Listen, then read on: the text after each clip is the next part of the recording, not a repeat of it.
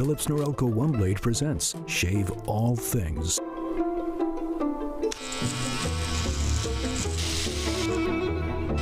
Your style made simple with Philips Norelco One Blade 360. Trim, edge, shave. Trim, edge, and shave with Philips Norelco One Blade. One tool for all you need.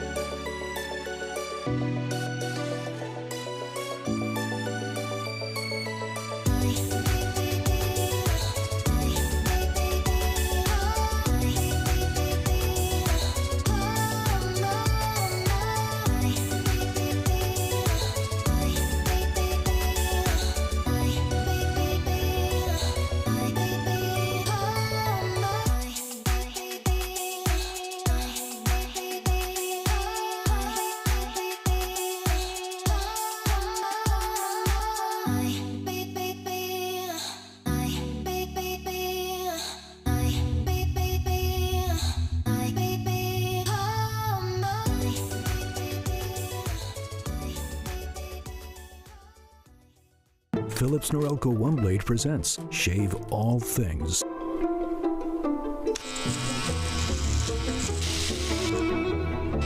Your style made simple with Philips Norelco One Blade 360. Trim, edge, shave. Trim, edge, and shave with Philips Norelco One Blade. One tool for all you need.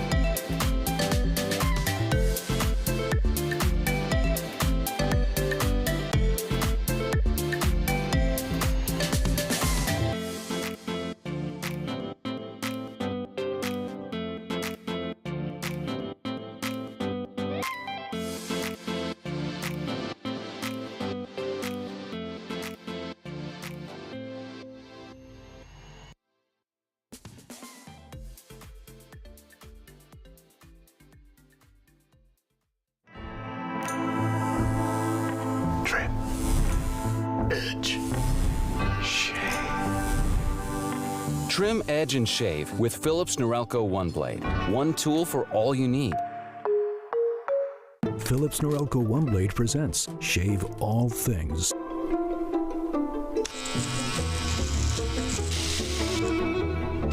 Your style made simple with Philips Norelco One Blade 360.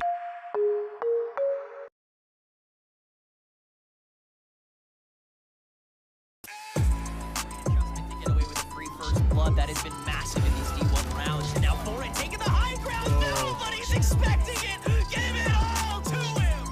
Seeing this, but if he only has one lineup to check, there's no telling. You can feel it happening, right? You can feel it happening. Xander is certain. Be the tip of the spear. You haul Calamity the touchdown. And multiple angles. He does it again from behind. And the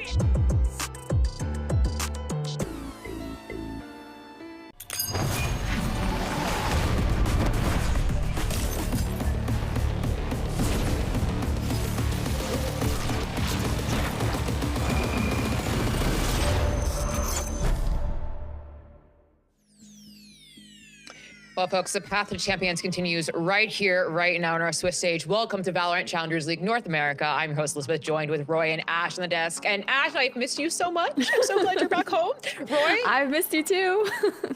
Yeah, Glad you're Roy's here, but that's okay. But it's okay because, friends, we have our Swiss stage to continue today, and these games have been on fire. Upsets happening, new stars being made, and here is our bracket right here, right now. You can see exactly where we are ending up. Roy, looking at this bracket, anything your eyes immediately drawn to? Yeah, I'm actually kind of surprised that Dynamo is 0-2. I feel like they were coming in, they were kind of cool. They're like a bit of an underdog team. Division 1, of course, is also 1-1. Those are the kind of the two underdog teams that we've kind of been of interest, to say the very least. But other than that, SRB 1-1, only lost to M80, not a big deal overall. It's looking pretty sane in my eyes, guys. Yeah, I gotta agree. I'm still playing a little bit of catch up here since I missed the first week, but overall, I think that a lot of these matches have gone just about how we expected. After stage 2 tapered off, a lot of these teams, like Roy was just talking about, finding their success into this Swiss stage, and the names that we're expecting there, right? Like SRB, like M80, Core, and Division 1 as well. I think it's kind of just, tale as old as time for now, but a lot of these teams are also still adjusting, Liz, I think, to the Phoenix meta that VCL is like finally adopting from what we've seen at the VCT level, and just general shifts to the meta with a lot of the changes that have come through.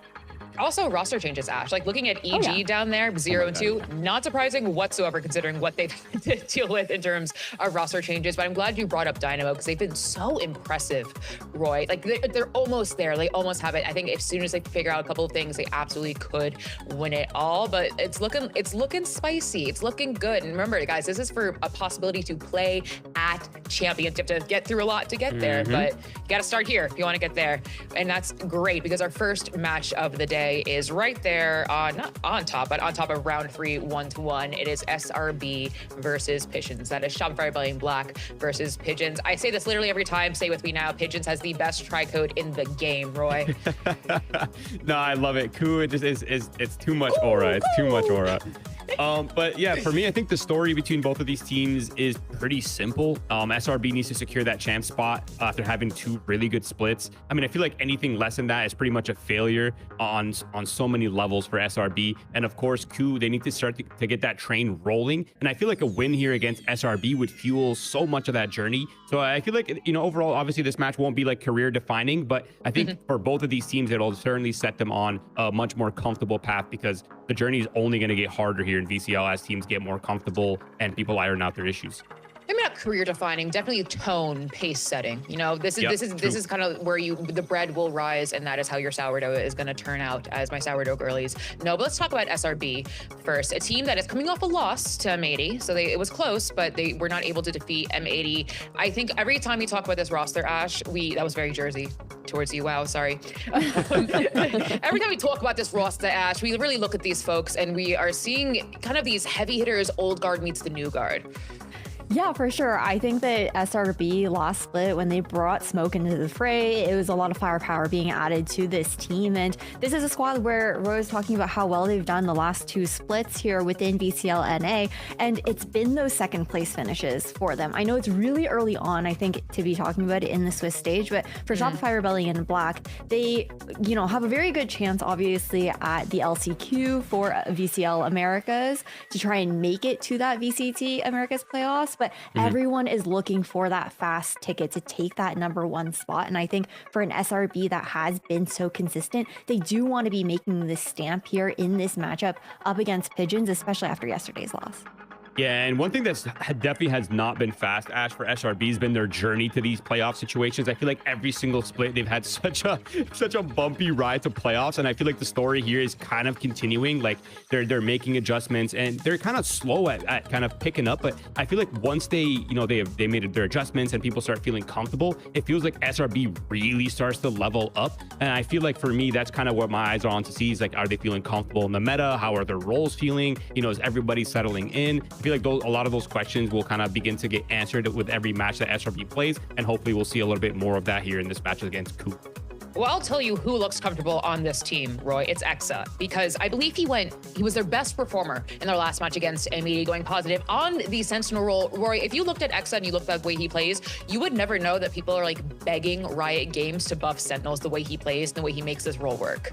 Yeah, and I think the consistency for me is what gets me. Like, yeah, he has a lot of pop-off matches, but it's the consistency of how many pop-off matches he has. And when you're watching him, it feels like he's so well-rounded. Like he's making really high-level decisions and his mechanics are super on point. And I feel like the fact that he's on this team helps SRB so much when it comes down to like shooting back against these like super crack zoomers that we're seeing now, where like everyone has like perfect movement and everyone's just like 10 out of 10 players. I feel like having people like Exa, who's really good at finding opening kills, space, but also really good in the clutch, helps a lot. It really does. I think he's just been so impressive with, again, what Roy's talking about, the consistency that we've seen from him. You need players like this that are going to be reliable here for the side of SRB, especially when they were working, a new duelist into the mix in the last split. But now I think expectations rise even more for this roster, and it's because of players like Exa, with the fact that over time now, with that last split, getting the opportunity to gel with Smoke, this is stage 3. We're expecting even more here from Shopify Rebellion Black. And I did the math really quickly. He is 17, so technically he has that zoomer aim. Us old folks here don't have that, but you know who also has that aim? Pigeons, for sure. Best tri-code in the game, COO. They're a team that has kind of made themselves, Ash, like a staple of challengers. We can always look forward to them playing. And I'm also looking at, I don't know if the Spurs won. Did the Spurs win? Is that, I don't know anything about basketball, but they're coming off of a win to EG, over Evil Jesus Academy, Ash.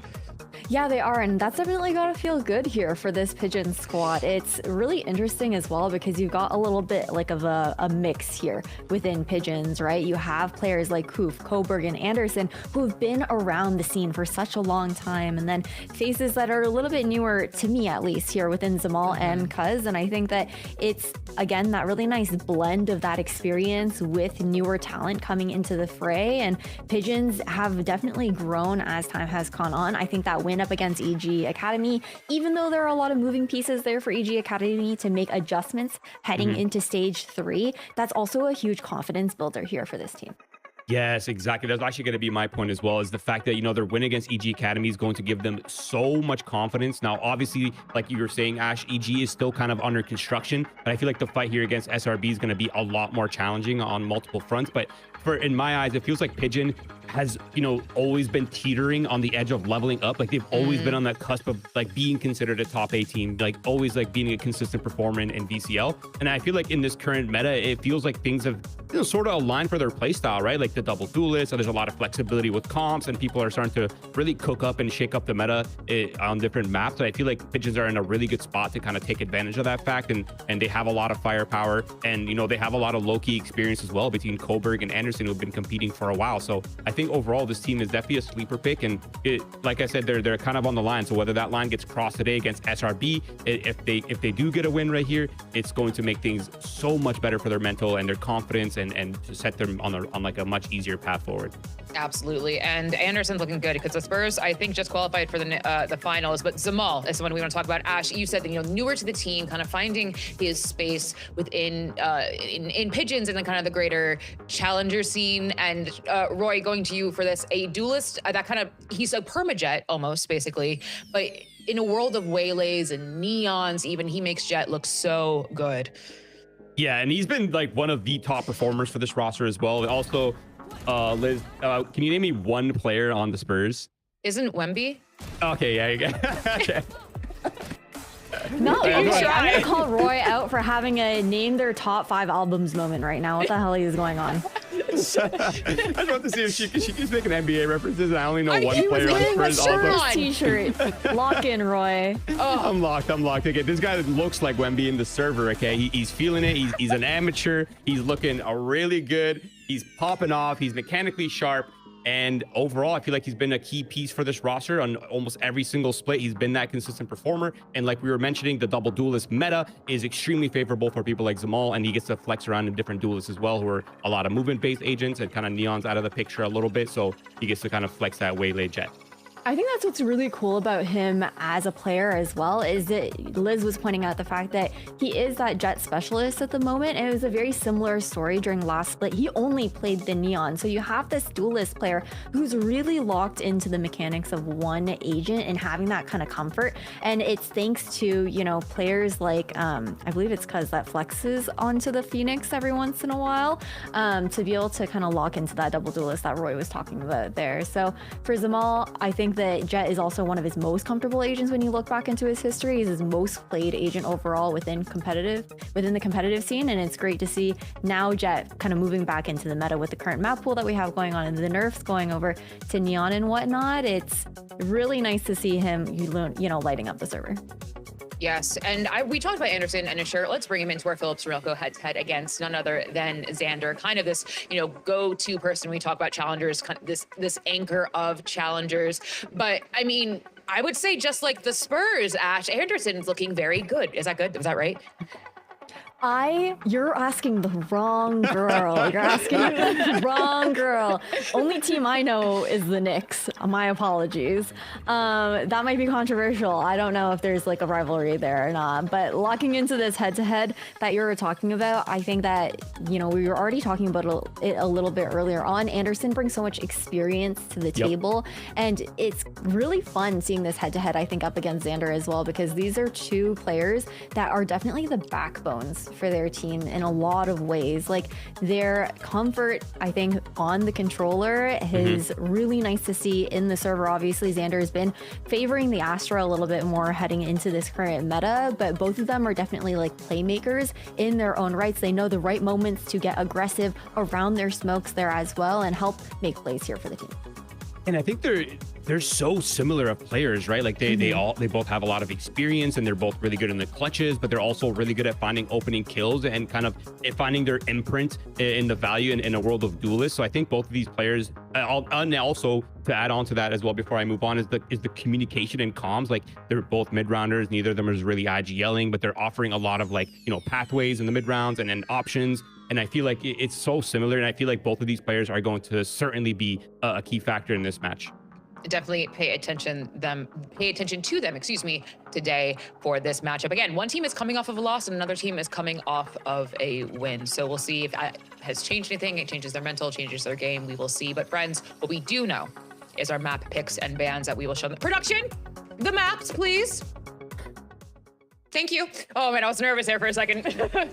Ash, you haven't been here, but that is my new thing.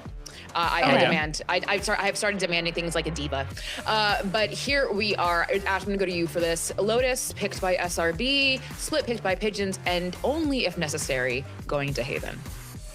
Okay, I mean, taking a look at this general pool, I think it does make a lot of sense. It's a strong map pool for both of these teams, realistically.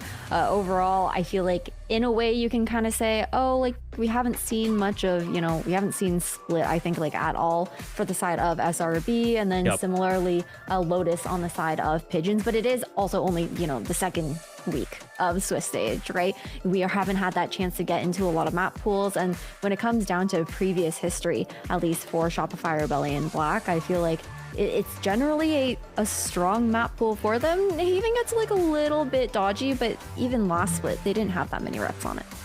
And I think the odd thing, and this is kind of like beginning of Split things, but Lotus is an unknown factor for COO. That, you know, there's COO's a bit of an unpredictable team, right? So if you're SRB, you're a team that likes to prep, you're a team that likes to come in, you know, knowing what, having some kind of like quantifiable aspects to the opponent, right? And I feel like that's kind of missing on Lotus, and kind of same thing for going into Split, where you don't know how SRB's approaching that map and what they've pivoted to. But we've also seen a lot of matches recently getting lost on that attack side of Split. So I feel like there's almost so much pressure on that first map and that first half of Split, where SRB gets to choose their defenses. But I feel like if you're COO and you can get past that, I mean, you're going to have a pretty nice go at this map.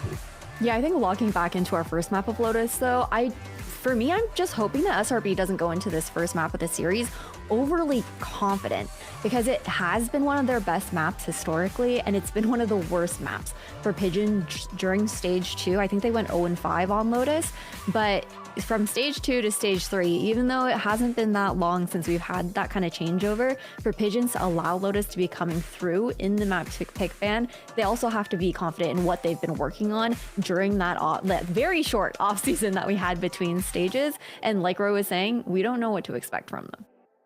Well, something I do know is our predictions that we have. I believe there's only one person who's the odd person out of the broadcast predictions, and it is Shio, and he cannot defend himself. So we can just talk about how much we love SRB and believe in SRB. I mean, Roy, I do think there is a reason most of us, went SRB, and it's because of that, you know, consistency from them they've displayed both in stage 1 and in stage 2.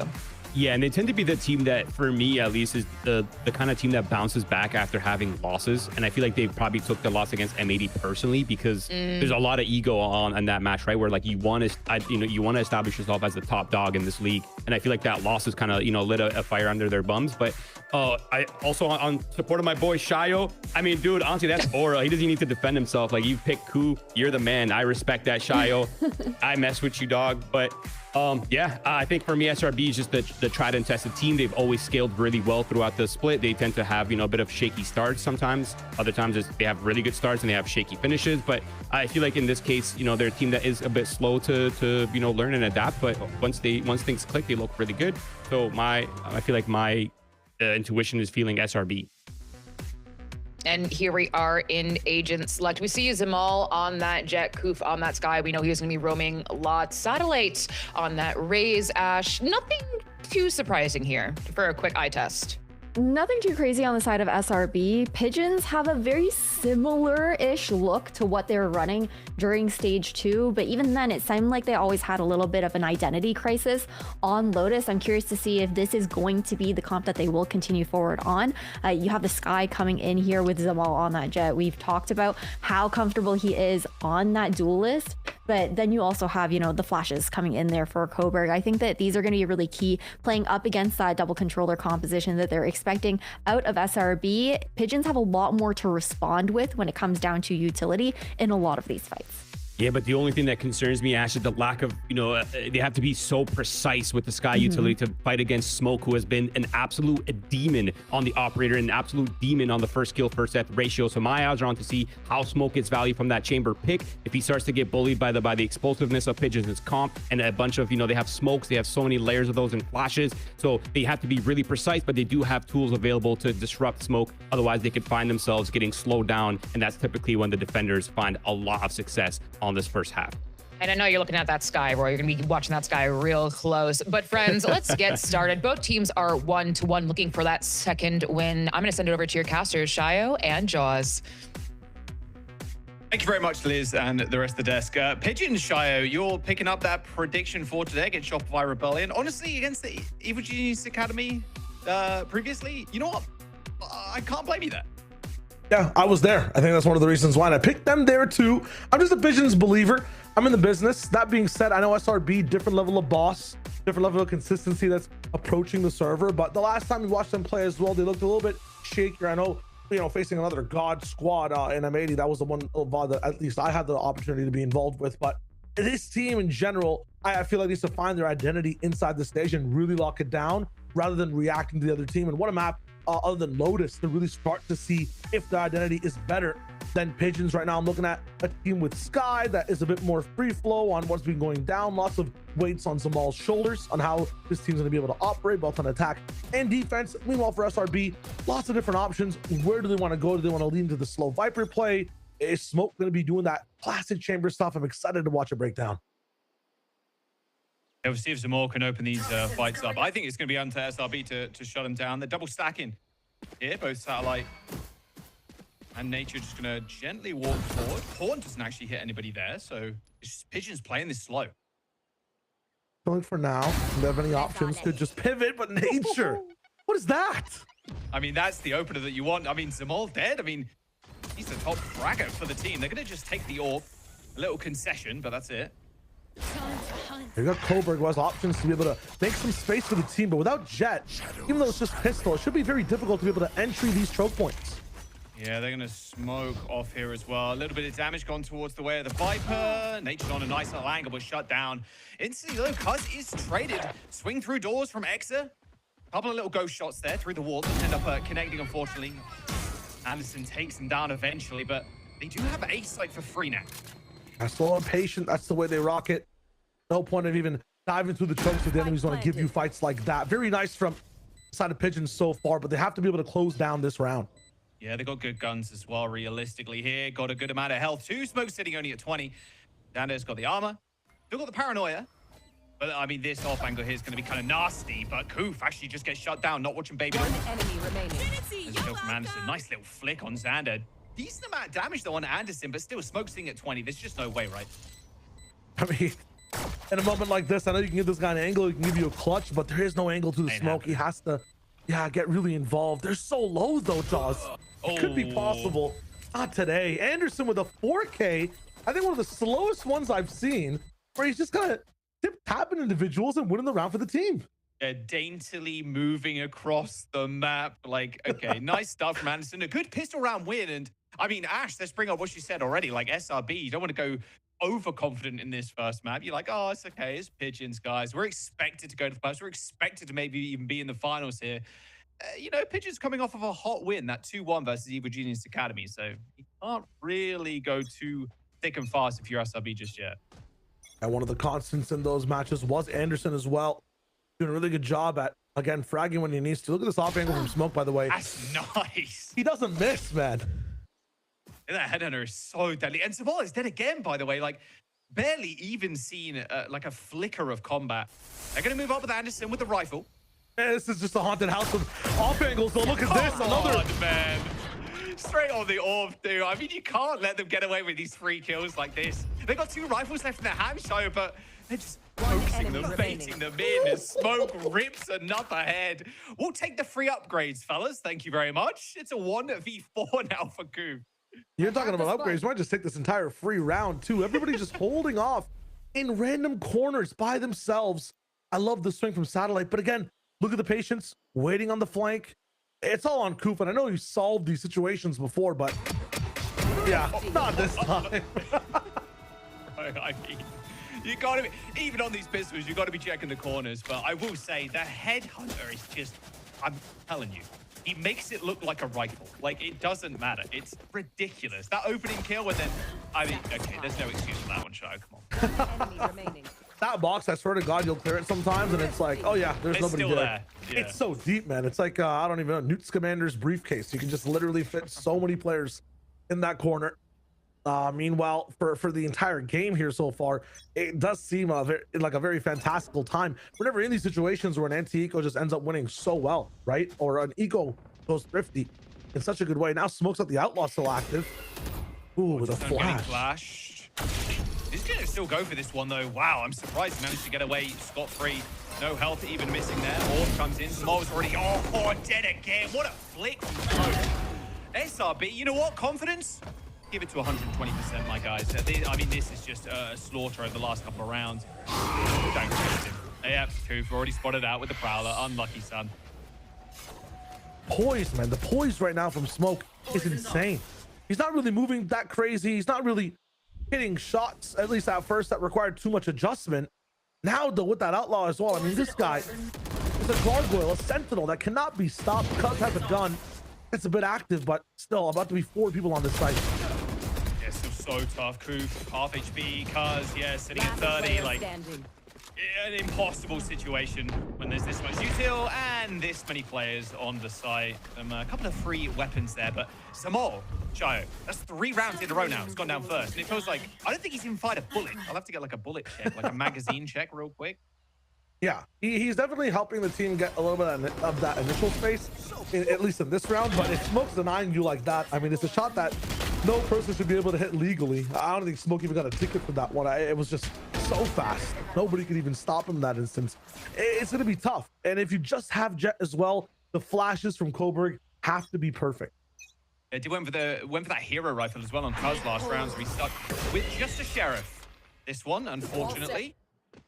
You're gonna slow this one down though. Zamal, respecting the smoke angle, has already used dash to get across rubble, so that's not going to be here for a C take or a B take, and all the other Utah on the map is still up. SRB has all the options in their arsenal to defend this map. Cover going out. I got the Omen just anchoring right now. Xander's going to put the one way out. Just a little jiggle peek. You might just want to flash this. There it is. Just going to hit the smoke. But Xander takes down Anderson. Just a random spray. TP's out too. Signals to the rest of his team. There's one player rotated now. Satellite. So good with timings. They might just try to force the pressure here. Nade and Trailblazers are used. Nobody actually pushing in off of it. Second tier Utah what a comes in. paranoia. Yes, Anderson's just going to swing this corner, get a double kill, double spray, and the spike is down. Wrong side of the map, unfortunately, here for Pigeons. SRB picking them apart like an orange right now. This is Cuz trying to stand up in the 1v3, but I mean, Pigeons just going to save here, Shio. There's no chance you get the spike back. I was just wondering why they didn't push the pressure a little bit more while the Trailblazer was actually active. Nobody following that left. Dog, letting these guys get a bit of a sense of the round and their feet on the site on the defensive side makes it so much harder. Paranoia as well comes in late from Xander, and it just ends up working now, saving it. And SRB going up 3-1. Doing disaster for Pigeon's side, but SRB are looking really nice on their defense. Yeah, I mean, 10 seconds left. Second round really put a dent in their wheels there. Unfortunate kill onto Cuz. It's just been what the single rifle saved here for Pigeons. Does that make it 3? The last time we watched SRB play, it just looked a little bit messier. They had chances for kills left and right. Sleeping. Close one there. And things were whiffing, especially on the side of Smoke, I feel like. Even though he was hitting some good shots, they just weren't as consistent. Now starting this map, I mean, you look at Xander's positioning, look at his sprays and timing, look at Smoke, and the just highlight reel he already has in the first 4 rounds. It seems like we just have a different poise of SRB again that are much stronger than what we've seen before. Yeah, I mean, this is a playoffs team, right? I mean, historically, they've done that over and over again. Like, we're expecting them to do well, but maybe Pigeons have a little bit more gumption. Little C's nade. Zamal is already in to rubble. But SRB just tucking in on that box again. Surely this time around they check it. Oh, Nature lying in wait like a kraken beneath the 7 seas. Nice little kill onto Zamal as well from Smoke. And yeah, this round is about done, although Anderson still ends up killing 1, but unfortunately, once again, it's all up to Koof. And Nature hits the 4K for the round. Visions are drowning right now, and it's off the same angles we keep seeing over and over again on either side. Just a vice grip on them, it seems like SRB has. That Viper roll as well is meant to actually thwart that angle that Nature's playing in. You can actually go all the way across, drop it down, and then everybody can face the same angle at the same time. You can spam out the box, so many options. It just feels like nothing they do is working. And I'm loving the change of pace from SRB. They were waiting in corners before. This time, sees nade, try it out, actually push pressure forward. So they've got a robust book as well. I'm expecting at one point to make an NBA reference to show up Liz a little bit, but I do not know ball either, to be fair. So Liz, you're safe. You're safe. All right, Satellite. Over the top. Hello, goodbye. Oh, he gets 2 as well. All right, well, that's good. Well, Samal's on the board now. Gets a nice little headshot kill onto Satellite. But, I mean, a double with the raise rocket and the spikes almost in no man's land. Xander with the double face there. Those Pigeons, you know what? Okay. They slow this one down a little bit more. Maybe they can make SRB think a little bit. Yeah. Just to cover our reference points a little bit. That's an and one from Satellite, if you wanted to know, if you want to make some basketball references. And I feel like right now, SRB, really good zone defense, you know, all across the map. So true, now we're covered. We're big chilling. This pivot, though, to Smoke. Let's see if he's actually got it consistent. He should not miss here. Wait a minute. Open first. Oh, he takes 1. Surely knows there's other players. Whoa! Oh, and then teleport out as well. Takes a lick of damage there, but still sitting at 70 HP. Wall's going to get deployed. Double smoke for the Jets. Them all in. Oh, Smoke still hits it. There's no way. This guy, highlight reel after highlight reel, and kills Anderson too. My goodness. Welcome to the Labyrinth of Lotus, except it's not a Minotaur, it's Smoke. What? With a headhunter for a face, man. If you look at him, you get shot and you're lost. It's insane right now, forcing a timeout out of the Pigeons. Miss the op, switch to the pistol, get the heady, and then after that, go back towards Astra and get another. While he's getting door optioned, I mean, this is insane. I mean, he's a freak. He actually might be a freak. Like, that was ridiculous. Like, I'll tell you what they're talking about in the timeout. This is what it is. All right, guys, listen up. Absolutely. Let's find out where Smoke is. Let's go to the other side. Yep. Very simple. Facts. Yeah. Facts. There's been players historically in Valorant that have just melded maps in a way to where you have to just use your information, figure out where they are, the CNEDs of 2021, the Vukashus of China, and then you go the other way. You send it the other way. Do not come to Smoke. Now, issue with this, Jaws. He started up on A. Now he's holding up on C. Where do you think Smoke will pop up in the next round? Let's see if you can even dodge him. Dude, it feels like a dice roll at this point, and a dice roll that Pigeons will lose. It will be a pair of snake eyes. Yeah. Maybe a little B pivot here. At least he's walking that way now. But yeah, this timeout is brutal for Pigeons. Take a look at the double. I mean, starting off the round like that as well is just so nasty. Yeah, these options from SRB randomly getting aggressive, knowing that, you know, they've conditioned the side of Pigeons to be a little bit slower, a little bit more thoughtful. Then suddenly they're the ones to make the first move. It's kind of disgusting. How do you deal with this much pressure if you're Pigeons? You have to just be that much more decisive. They're on another eco now. I think the third round with their force on pistols in the 6. Well, they found the site without Smoke. Luckily, there's 4 players stacked towards this way. They're just gonna rip the ult. The Nightfall like insta, just trying to push out onto Mount here. Seekers are gonna get popped too from the side of Coburg. So it looks like maybe a reset here straight towards A. There's been a lot of presence and push up here from Cuz to maybe catch somebody straight through doors. Oh, he's in a god angle, but the rest of his team might just crash in the smoke here. Got to be very careful. How much can Cuz find? Got to at least get one here. Oh, it doesn't land the headshot as the 2-player swing from SRB is going to be good. And Smoke still manages to kill Coop there. Yeah.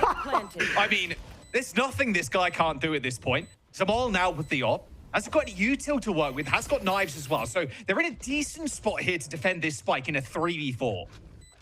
Drop the up to one of the teammates, pop those knives if it needs to, but it seems like for SRB, they're taking their time on this retake. Yeah, straight through tree here. 3 players lined up. Small gets one already. He gets shot straight in the side. Nice execution from Exa, pushing out at the same time. The Sheriff is good for 1, but it is going to be Exa that shuts down the round. Defuse for SRB, making it 6. Exa's underrated right now. Every one of these rounds where Pigeons actually makes it on site, the last time we saw it on C, got a 4K. In this one, Operator in Zamal's hands. He's the one able to, you would say these are easy rounds, but actually find out the solution to some of these problems when there's a gap in SRB's gameplay. That being said, it's not just all him. We're seeing value from every player on the team, even in the most dire of circumstances. How is Smoke getting a no-scope? That wasn't no-scope. That was a filthy shot. How is Cuz, who has such a god-off angle, dying to Xander, who then picks up Coburg as well? Everybody is setting their value. Exa is the eco, like absolute just defender. This team is really locking this map down. Oh, they're big chilling for the rest of this round too, or this half even, I should say. Double up. I mean, Smoke's chilling. He can just rip the ult if he wants to as well. Zamal's going to try and best him here with the op, so he's got knives. We'll see if he can get on the angle appropriately. He sees the head, hits the shot through the terrain. So again, Smoke escapes alive, most importantly. Glad a chance to have a voice in this one. Boombot and Prowlers, 2 of them invested into this one, and they haven't really found Cuz for the moment. He's using both the defender's wall and his own to be able to scale this one in a really nice way. They actually had to advise ulting B for the pivot, but they always come back over to A or go through that mini room. Coburg's in, and everybody else can follow. Rotate. Yeah, Spike's gonna plant here. There's 1 player stuck in the rotate right now. They're gonna have to try and save him. SRB launching nades in, and they just try to run in versus 2 and just get short to the face. Oh, the no-scopes don't look too good if it's not in the hands of Smoke, unfortunately. Door's getting spun here. They're getting gently collapsed on through Baby Door. Got the Odin too. Good shot from Samal, but quickly shut down. The trades are decent here for Pigeons, however. And now they're going to try and explode out of this main, but Pigeons are now on the ball for their 2nd round. They managed to get the spike down, and they did play that a little tentatively. Plus, they got Smoke off of the line really early. Yeah, they tried to go for some of those first few fights. weren't able to lock it down, but the rest of it was just going really well off the positions that they had. Lots of things used on those eco rounds to be able to secure the stuff down for SRB. They had that Nightfall. Would have loved to see it there as well if it was possible. It was just used in different places. It just feels like in this one, the fights weren't won, even though positionally SRB were in good spots. That being said, for Pigeons, it takes a lot. It was a bit messier. I want to see them locking it down here and making sure they're not as stressed. Smoke up online again towards the A side. I just feel like Cuz has been so good at being patient in this one. He dodges another Prowler. Oh, gets away again. Dodges the Prowler, but now the position is revealed. Pigeon's trying to set up that op in B main. Small little trip there for them, of course, but it's not going to get triggered until Zamol steps an inch closer. Oops, daisy.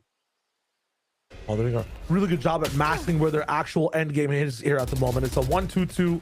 Flashes being sent mound. You have an Opper online on the B line, and then look how far that allows this A line to get. Nature is that first pressure point that Cuz has to solve. And Bud doesn't spot anything, but Nature's not going to fall for the bait. Yeah, they're Crazy two off players angle on Pigeons. Yeah, it's going to be really tough for them to cross this. They're going to need to deep check that angle. And then Smoke's also waiting on the site as well with the TP.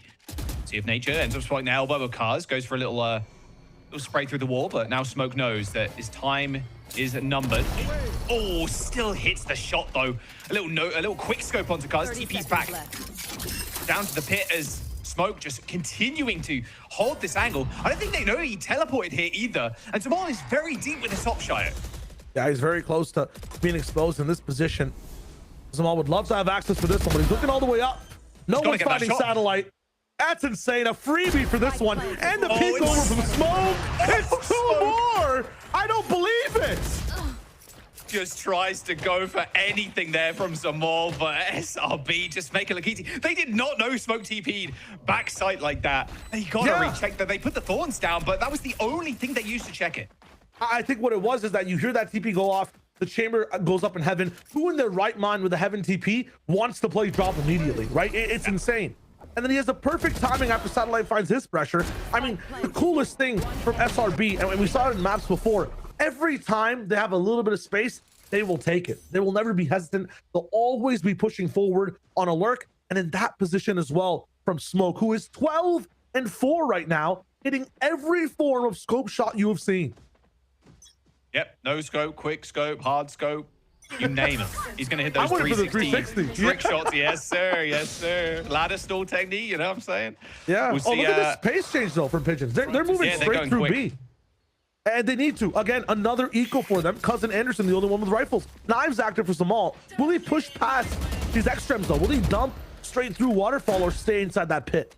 Yeah, they got that pit down as well. Okay, this is how Pigeon is winning that second round of theirs, was just executing really fast onto B. So many players grouped up into pit, though.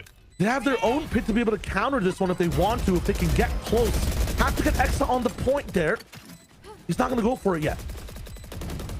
Spray and pray not going to do too much there as Zamal is B-hopping through the pit, ends up getting hit by the Prowler, goes a little bit blind, but still got knives out. Spam comes in, Koof down now as Smoke tries to get active inside the pit, but gets flanked. But SRB is still finding these trades. Pit collapses as now a 1v1 ensues. Satellite versus Coburg.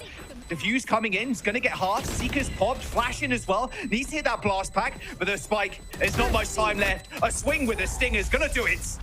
As Coburg makes it Pigeon's third. It was a thrifty round. Everybody goes down though, but they are clutching at rounds at this point.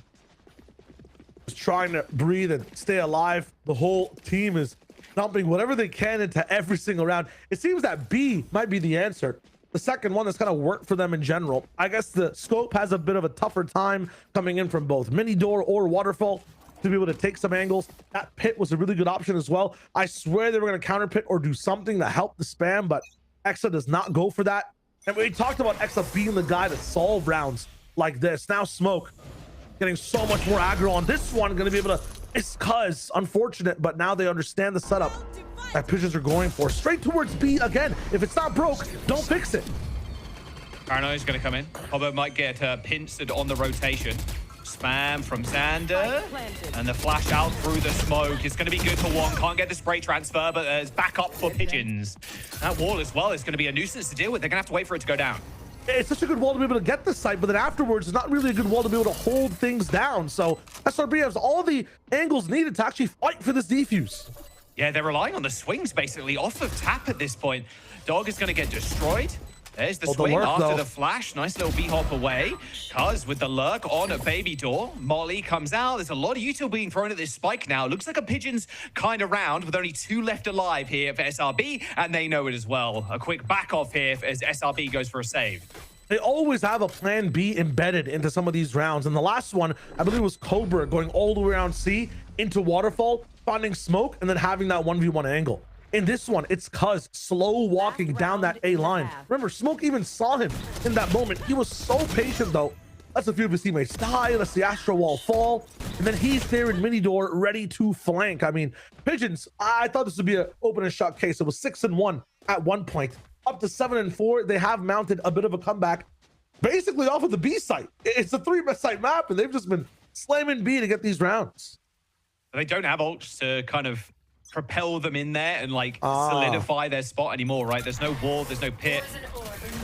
Little Haunt, little Thorns really early on, actually, making sure there's no pressure coming in.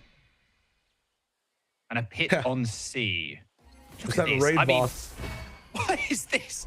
Push out. Zamal's going to get spotted here. Paranoia through this wall too. Okay, it's actually going to hit a couple of players as Smoke just rips the head off of Koof. Good to see this guy's FKFT this game. I mean, he isn't getting so many first bloods. C is locked down because of the pit. The pressure for Smoke is here towards the C side as well. You have to lock into A, and for the first time, Cuz does get that first blood on the site. Got A site for free, so it'll be extra rotating, let that pit diminish. Realistically, you're getting a plant here for Pigeons.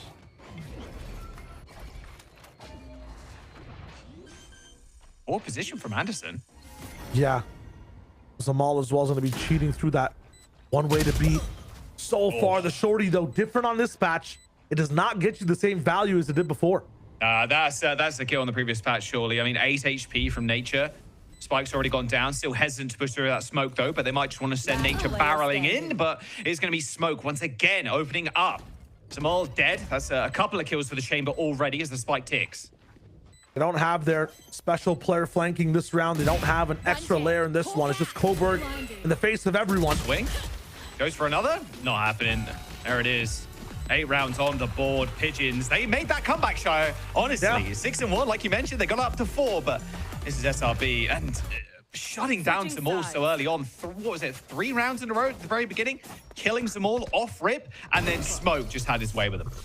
Brutalizing their economy as well. I think that was like 5 different Thrifty rounds played by the side of Pigeons on just the half. We don't see that many per team, even if it's going back and forth. They were really locked down because of losing that first anti-eco. Now for the side of SRB, giving them 8 and now pushing them over towards attack. I understand they've got Chamber, but Smoke on the lurk as well, and Smoke just being able to just be faster than the rest of the team or half the players on the server. If he's hot and online, it's going to be a dangerous time for SRB. Pigeons really need to win this pistol and, more importantly, win the rounds that come afterwards. Flash out. Gonna spot Nature. Maybe a little bit of exploring a Koof. Oh, Anderson takes down Exa. Okay. The problem solver taken care of. Yeah, 4K in the first one. Gets the lurk long range pick in this one now. From Pigeons, it's a group death ball type beat all the way towards the B side. They see nothing, but will they flank together? Okay. Pigeons that stay together, they're strong. Rest of the team locking into C. They flock together, they're strong together. They're going to get seen by this trip, though. Trying to slowly jiggle peek here. Okay, Thorns end up coming up. Nature now stuck. Nade's going to do a little bit of damage to Koof here as he goes for a wider swing angle. Sees one on Mound, actually just goes straight for Satellite backside. And so getting paranoid, but that's going to wear off. Thanks to those Thorns there, there's no extra push. Small gets another through the door as just dashes towards his doom. All right, well, Smoke gets him, but that's another pistol round there for Pigeons. Yeah, they're looking really good in these rounds where it just feels like there's more mystery involved, where they have a chance to be able to sow some doubt into the enemy team with their positions, where economy looks even as well when it comes to just pistols in general. I feel like Anderson is just buffed on around like this. And their positions overall are also a little bit more cohesive as a team. Now translate that into a round like this one. Previously, unable to solve some of the angles that SRB were cooking on the A site. Now it's about stopping a bit of a push that might be coming in. I think scary in terms of an angle to clear, but they might get overwhelmed by some of the guns coming at them. Ooh, no shot from Zamal. Doesn't connect, but yeah, they don't want a repeat of what happened in that first half. Gonna take it easy though. SRB moving up towards A. Anderson, no spots there, so plays it safe. Gonna go for jump peek. Okay, there you go. Lots of info. That's like what, at least 3 seen at least on the minimap. But of course the Viper moves. Zamal's already holding down the C mound side, and they found where Xander is. So that should be bingo for now. It's all these A guys to be able to hold this down. The util does all the talking. Vice wall pops up, minute on the clock. They might be forced to go towards the B side. Flooding tree though. It's all on Koof.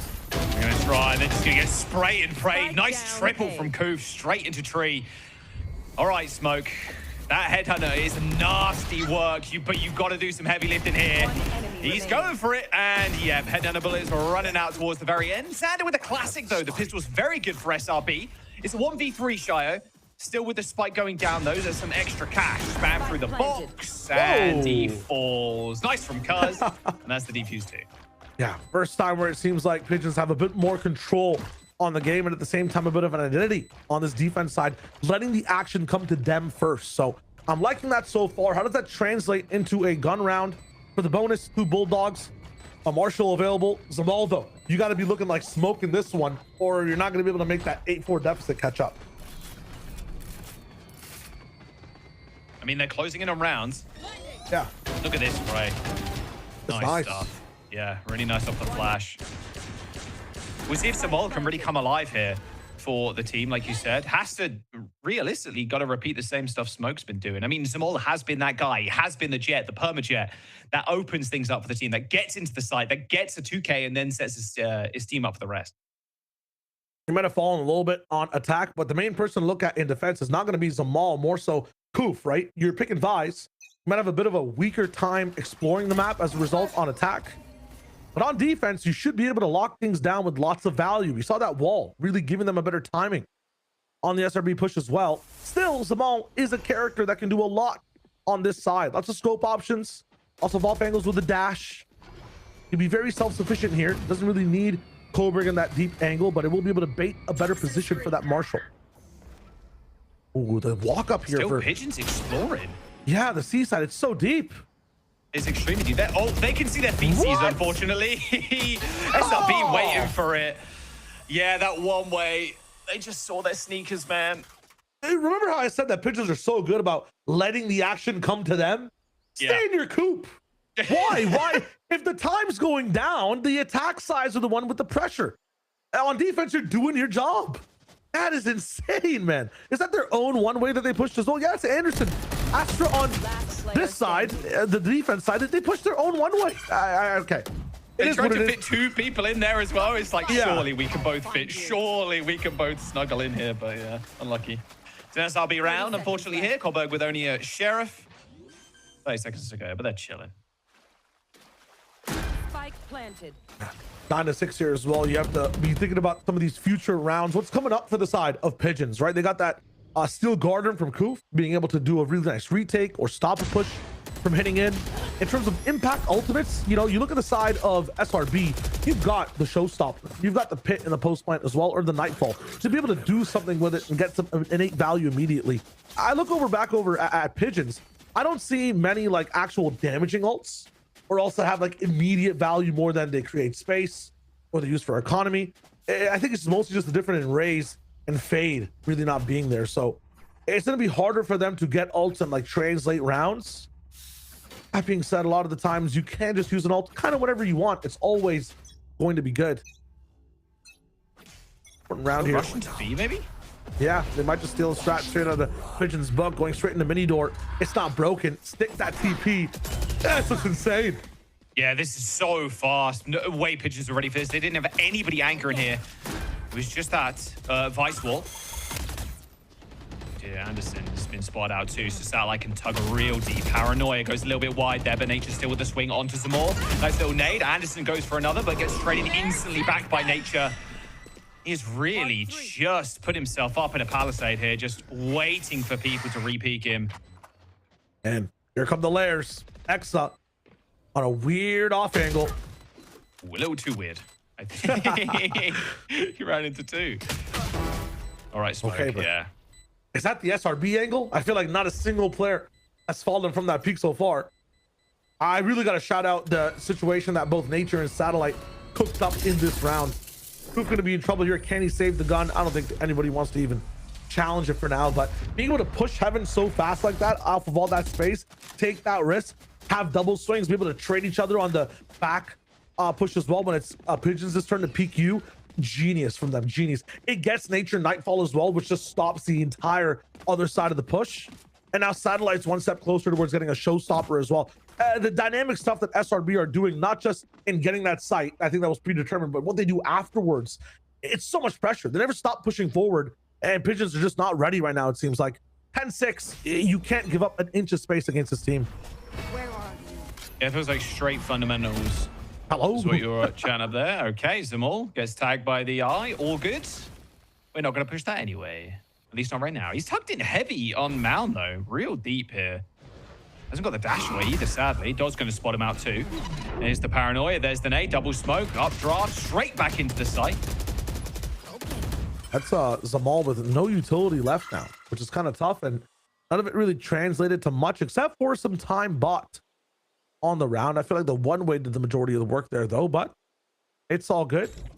Still locking it down on C. The Vise wall also tripped from SRB's side. They understand where the pressure parts are, tapping that door just to hopefully get Thorns proc. But this decision from Koof, he does not actually send those Thorns. That's insane. They have an even better hold on A, and Cuz is finding value on C.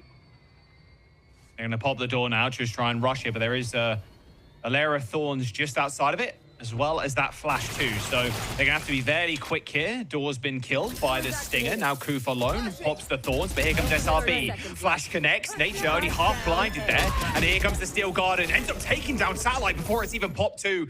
So a very lonesome Viper now on the site, stuck in with a shorty, hoping, praying someone gives them a free kill. But it's looking unlikely. Smoke on the other hand, go for the lurk, and shut down completely. Exa can't solve this equation, sadly. Pigeons pick up their 7th. Supervised from Koof. I mean, like, this guy can see everything on the map and understands the push-pull, what to do, and when not to get too greedy with the util. I like on that first door rotation, he does not pop the Thorns. The second one comes in, and then he does. It buys the team like 10 seconds of time. As a second layer on it too. That kill on Satellite that you mentioned, crucial for him. He's 1v5 on that site, and he makes it work. That is just huge. For SRB, honestly, that's just a talented player dropping things down. You're playing the map pretty good now. This timeout, maybe just for the mental. I think the strategy is totally fine. Yeah, a little bit of recomposure for SRB. Still, though, you're feeling so good after that first half. Like, what, 6 rounds in a row? You end up finishing up with a couple more. Like, you are straight chilling. But, you know, Pigeons fighting back a little bit. This is closer than it feels like, I'd say, in terms of score. It's going to be a buy from across the board here, though, for SRB. So, going to go into this round with full knowledge. And also, you know, Satellite's got the showstopper in 1. Smoke close to that op. That Smoke on a scope, and it is finito. But I'm wondering what adjustments SRB come in with here on this round as well. Really looking heavy towards this A side. Again, I like the fact that Pigeons are here. I'm just wondering what they can fight with. They got 2 stars. They have to have Zamal just pop off with a rifle raw. They have no nade. Don't really have a flash to be able to work with that is as good. Well, I guess they have skies, but at the same time, it's just an acid bite. And their positions. Real quick here. Teleport interrupts down to taking a little bit of damage from that snake bite there. Tries to hit the paranoia and successfully done so, but Pigeons are just picking them apart here like a loaf of bread in a park as Smoke tries to walk through B. But not really anticipating the Odin on that deep angle there from Koof. So it's just going to be Nature now in the 1v4. I'm liking that. Again, I was confused as to what they could possibly have to be able to really have a hardcore fight to just lean towards their side. It was just enough getting people in the angles, getting the sprays. What SRB didn't have is space to be able to work with. I think the TP was easily predicted by the util. Satellite didn't really get too much value. And the rest of the team played that A take really, really well. Nature, not timing, not enough HP, and you have to have perfect aim to win that one. A very nice round from Pigeons, and it seems like SRB now are becoming a little bit predictable, Jaws, right? Smoke on the lurk has been solved like 3 times now. Their fight has been read well by Pigeons as well off a timeout. It's only 2 rounds away off an 8-4, and this map looks a bit too close. It was 6-1 at one point. Yeah, exactly. It feels a lot more one-sided than it actually looks. SRB, that gap is closing with that 8th round for Pigeons. Still now you've got the high impact ults. They got to switch things up though. Like you said, just that lurk has been solved. Like we're ready for it, say Pigeons, as there's going to be a 5-player stack from SRB towards A. Okay, so this is the one round where SRB have kind of found the gap. A Stinger and a Spectre though might not be the best to be able to fill that gap. Usually there was a Visor as a stoppage. There was a fight here as a hindrance as well. This time nothing. Insta smoke over to heaven. Door opening, no thorns. It's just some all. It's just Samol, and still with the showstopper in hand. Leaps straight over it, straight back down to Earth, though. Samol needs to pick up this kill, but ends up going down to Satellite anyway. A good push in from the Stinger player as the spike does go down, and Shio, Pigeons, all 3 of them lurking up in this heaven site as SRB fully alive. 5 players versus the 3. Yeah, they're not taking that lurk timing this time. Drop down backside though, all on Coburg. Trying to pick off Satellite, but missed timing there. Util in hand, Nate comes out from Cars, stomping around as Satellite stomps on his neck. And now it is a 1v5. Koof, you just got to save the Odin. Nope, Satellite picks up the 4. The flawless round from SRB. You'd have thought last round was the round that they took the timeout, but now they finally clutched up. Yeah, it feels like it was mask off for SRB before, mask on now. Completely different identity for them where they're just locking it down as a team, not taking the lurk timings, keeping it fast, furious on towards that A site, and yeah, Pigeons cannot even drift into the right angles there on that one. No Vise, and I feel like this time you really have to be able to put Koof on the A site just in case this happens again. Viper does a really good job of delaying the C space as much as possible. The Astra one way too buys so much time. The pit is here this time too, so it's going to be tough to be able to do anything towards the C side. Meanwhile, a bit slower, actually a lot slower from SRB in the take towards A. Yeah, they don't have that showstopper anymore, but Satellite did earn half another showstopper. Has already got 4 little check marks there on the ult. Ended up putting some Vice Usil on A. Good retake utility there from Pigeons as well. They've got Cosmic Divide if they need it. But again, guns, right? 1 Spectre in the business from Anderson. Gonna be hard to gunfight this one. They have so much stall with the Thorns that Zamal can play off too. A is not the solution. The B pivot might have to be the wave.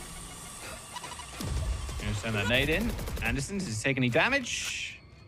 Here comes the spam on to the doors. It looks like it's gonna be a baby door hit, although Zamal just peeks out though.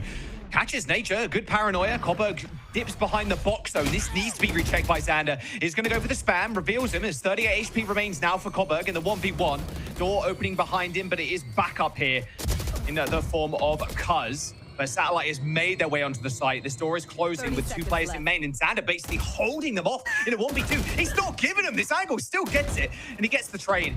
Exa now solving that equation as Andersons were going down, and with only 10 HP remaining and a backside lurk for Zamal, he ends up going down to Exa. Really is just a linchpin for this team, Shio, and now Coburg in the 1v2. So many layers to this round, but the peaks from the side of SRB are so good on attack. 1 off angle and an up down from a deep distance there from Smoke as well. Both players on the same angle right now in such devious positions. Oh, and it's enough with the spray as well. Exa challenges it.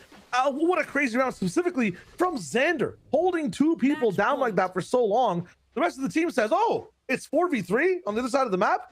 We'll take that pivot. Yeah, we'll jump into A. It's so good from him playing that patiently, just going for the peaks. And now, yeah, Pigeons realize that's like 3 rounds where there's been different gaps in our gameplay. Let's solidify it down. 4-round game to OT. I'm not sure if they have enough in the tank to do it. And those 2 rounds, Shio, they were won very differently too. SRB went super quick with that showstopper onto A. And then the previous round, that was a slow hit. They were ready to just make sure that Xander gets on his lurk timing, and then Pigeons were tripped up. Best time to take the timeout here. SRB now on a map point in the 12-8. And Smoke, he has the op as well. I mean, Oh, I'm scared. I'm super scared. I think an ult dump here, maybe from Pigeons, is required. They've got Seekers, they've got wards. So Martin got the knives to use, and he's going to have to here. No money to buy a rifle. The one thing I haven't seen in a long time from Pigeons is that challenge round. They've been allowing SRB to come to them on these sites. One of the coolest rounds, their comp shouldn't be able to do it, was the one where they just kind of 1-4 the map, 4-man defense A fight with Jet, Sky, Viper, and Astra. They were able to make it work. Again, another round where they're kind of spread on their own equator of the map. They're not really going past their half to fight. And as a result, if SRB just choose the right site, it will be on them to just win the game. You don't want that to happen. But maybe that is the play. Gonna pop the ult, get smoke on the line. Has got a rifle for backup. Gonna be a testing on C. Heavy Vice util here. Both Thorns, Flash, and Wall.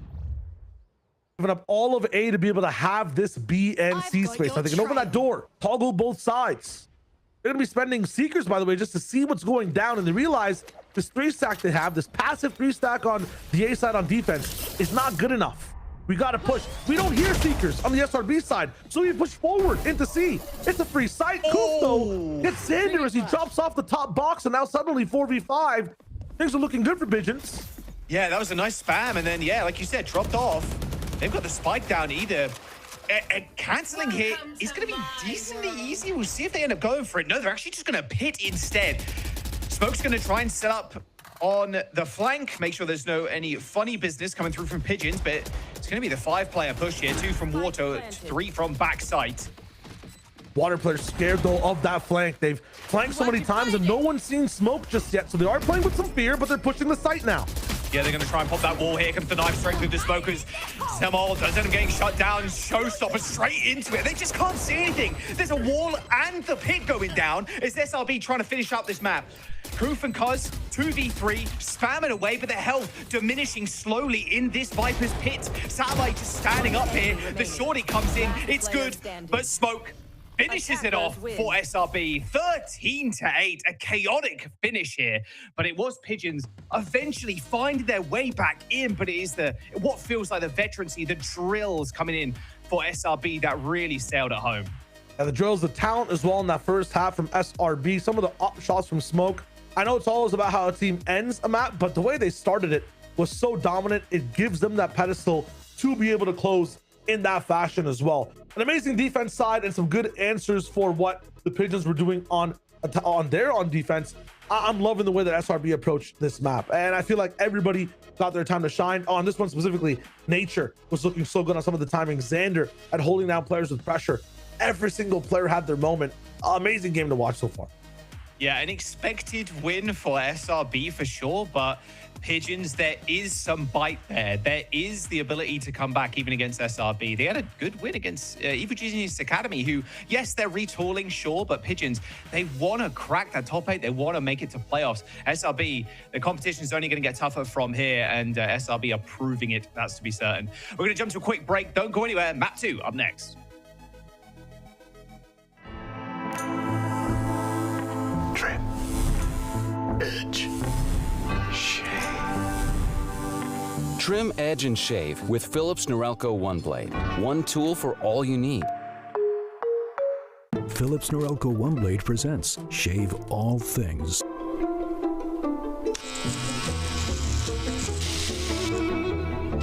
Your style made simple with Philips Norelco One Blade 360.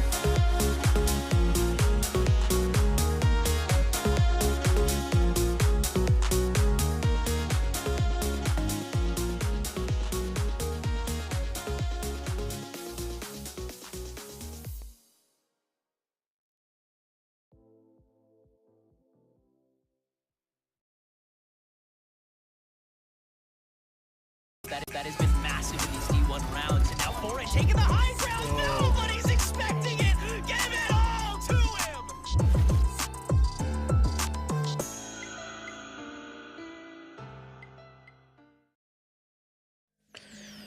Well, folks, both teams are awake. No gas, no breaks. All Shopper Rebellion Black take their map pick of Lotus. Welcome back to Valorant Challengers League North America. I'm your host Elizabeth, joined with Roy and Ash on the desk. And you're just joining us. I'm gonna go to you, Ash. That was a little bit dicey at some points. There was a moment where Shio's prediction was looking correct. Yeah, I didn't like that. I really didn't like that, guys. Shio being right, no thanks. I think that it was really dicey, I think, towards the second half there, when it looked like Pigeons was starting to make that comeback. They looked really confident. I feel like overall, though, Shopify, Rebellion, Black, on the defensive side, though, they were firmly in that driver's seat. It really felt like Pigeons didn't know what their plan was. I feel like there were really great moments from SRB where they were able to, get those flash floods back onto site, just very successfully hold things down, and everything kind of started to fall apart, Roy. I feel like during that second round when SRB managed to win out the eco up against Pigeon's anti-eco, they don't check that box corner close by Baby Door here over on that A side, and everything kind of fell apart and allowed SRB to really get the momentum early on into this map. Yeah, and I mean, if you're cool, like the way you're feeling, there's only two ways you could really be feeling, right? Like you were thinking, okay, this game would have been a little bit different had we won that pistol in the first half and we had a little bit of a cleaner first half, because towards the end of that, the first half, oh my God, it's a lot of first halves. They were actually coming back. Like they were looking good towards the end, and it kind of felt like they were finding their stride. But you have to wonder, okay, you allowed SRB to get 6-7 rounds in a row, and then they... Nice. I actually did not believe me. I did not mean to say that. But yeah, overall, it kind of felt like KOO was finding their stride. But yeah, like you were saying, Ash, they they got smoked. They literally got smoked, and it pun fully intended. He was such a monster. We talked coming into this first map about how much of a problem the attack side becomes when you start to slow down against the chamber, and we kind of saw it in full effect, right, where they were respecting the defense so much, and he was applying so much pressure, and they were having such a hard time figuring out where smoke was, and he just got so much value. Ash, I have a question for you. You said before when the maps came out, you said you didn't want SRB to be too confident going into this match. Did you see some of that, like, too much confidence in this match just now? No, I think it was the perfect amount of confidence. Perfect amount? I think when I said that, it was more so the idea of I didn't want them to necessarily underestimate Pigeons, because I was expecting a little bit more from Pigeons. I feel like we talked about it a little bit, how they kind of had that slight identity crisis on Lotus during the last split, where they didn't really know what kind of comp was going to work for them. They kept changing things up. And then I had a bit of an expectation for things to be a little bit more solidified. And unfortunately, on that attacking side, it felt like they really were struggling to find the answers. And up against the smoke, that Roy's talking about him being that immovable object here. But once those guns come out, like for Pigeons, they win both of the pistol rounds going into this map. But when it came down to those rifling rounds, and then also just the snipers coming out, whether it's the outlaw or the operator there from smoke, you have two agents that have flash abilities in the arsenal of Pigeons, and it felt like they were still continuously having trouble of pushing him off of a lot of those angles, which is something that really shouldn't have been an issue when you have their kits in consideration.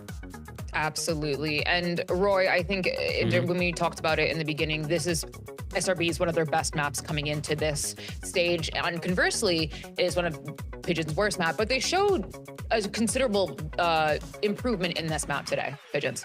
Yeah, especially considering they're running a bit of an off-meta comp too, and they still they made it look competitive. Like there was a lot of back and forth. There was a lot of moments where this game could have been a little bit closer towards Pigeons, but overall, I feel like SRB, this was a great display, and I don't know about you guys, but I'm really enjoying the satellite duelist smoke kind of on the chamber opera role. I feel like that it makes so much sense in the current state of the map, and it makes a lot of sense in the current state of the meta. And yeah, just overall look phenomenal. And we saw a lot of a heating up happening from satellite as well towards the end, which is honestly it's kind of a bit of a red flag for Pigeons, because you don't, like Ash was saying, you don't want SRB feeling too confident in this early on in the series. And I feel like off that win, despite how bumpy it got on some parts, it still felt like SRB was in full control, and now all the players are starting to heat up. I feel like we would be remiss if we didn't mention at one point Smoke was 12-4. And some of the shots he was hitting, you saw in our replays, were absolutely incredible from him. So if I'm Smoke and I'm just SRB in general, I'm feeling very, very confident going into the second map of Split. This is Pigeon's pick though. If this is any consolation to our Pigeons fans out there. SRB starting on the defense though, where is there a world where, Roy, where Smoke goes chamber and just absolutely destroys them once again on Split? There is a world. I don't know what the percentage of that world is, but there definitely is a world, or at least some version of it. And maybe it could be the double duelist, or I don't know. Split's kind of weird where like there's just so many comps that people are playing on this map at the moment. I don't know if they're going to lean into the Vice or they're going to lean into the Cypher. It's kind of unclear at least. But overall, the one thing that I definitely do not want to see in the second map is I don't want to see Pigeons respecting SRB too much when SRB is on the attack side. Like SRB is not the type of team that you want them to run their script, right? They're the kind of team that is very structured and they're very, they're very strict with the way they play. Yeah, there's room for people to make decisions and make plays, but overall there's like a very clear set way they approach the maps. And typically when you're against these types of teams, you don't really want them to run that script. You don't want them to be able to flip pages on their strat book. Like you want to imprint yourself, you want to disrupt them, you want to force them to make decisions they haven't really been making as much in scrims and in practice. So I want to see Pigeons being a little bit more active when they're on the defense sides and kind of avoid the same mistakes they made on Lotus. I think what I'm a little bit worried about here going into Split was even though they found that win up against Evil Geniuses Academy 13-11 just the other day, they're still running that solo duelist composition and it's a very passive comp. You have that Sage, they're starting out on the attacking side first with the double controller, and for Lotus, the attacking side that we saw, it just didn't really feel like Zamal had the support that we needed to see for him to find that success in those opening picks. Meanwhile, SRB, now taking a look at the composition finally revealed for this team here on Split, they have this ability to be a lot more proactive, especially into the defense. That could be something that definitely plays well maybe into the hands of Pigeons when you're expecting them to have a bit more of a slow attacking side, very defaulty with their composition considered. So there's a world where SRB can play into their hand here, but it's also going to be a great comp, I think, for those retakes as well. A lot of dynamic ability here for SRB. Yeah, and my eyes are on that double duelist. Despite it looking like a very aggressive comp, it is also so defensively strong with Jet being able to kind of float wherever she wants, and with Smoke being 4-0 on opening kills in that first map, he's going to be an absolute threat. Pigeons, they're a very explosive and chaotic team. I want to see them heat up early on, find that aggression. Don't let SRB's economy get too out of control in the beginning of that defensive side. And so my eyes are on Coburg to see how he's going to leverage that utility to allow themselves to get space and kind of push and pull to allow Pigeons to find themselves a comfortable finish on these attack rounds.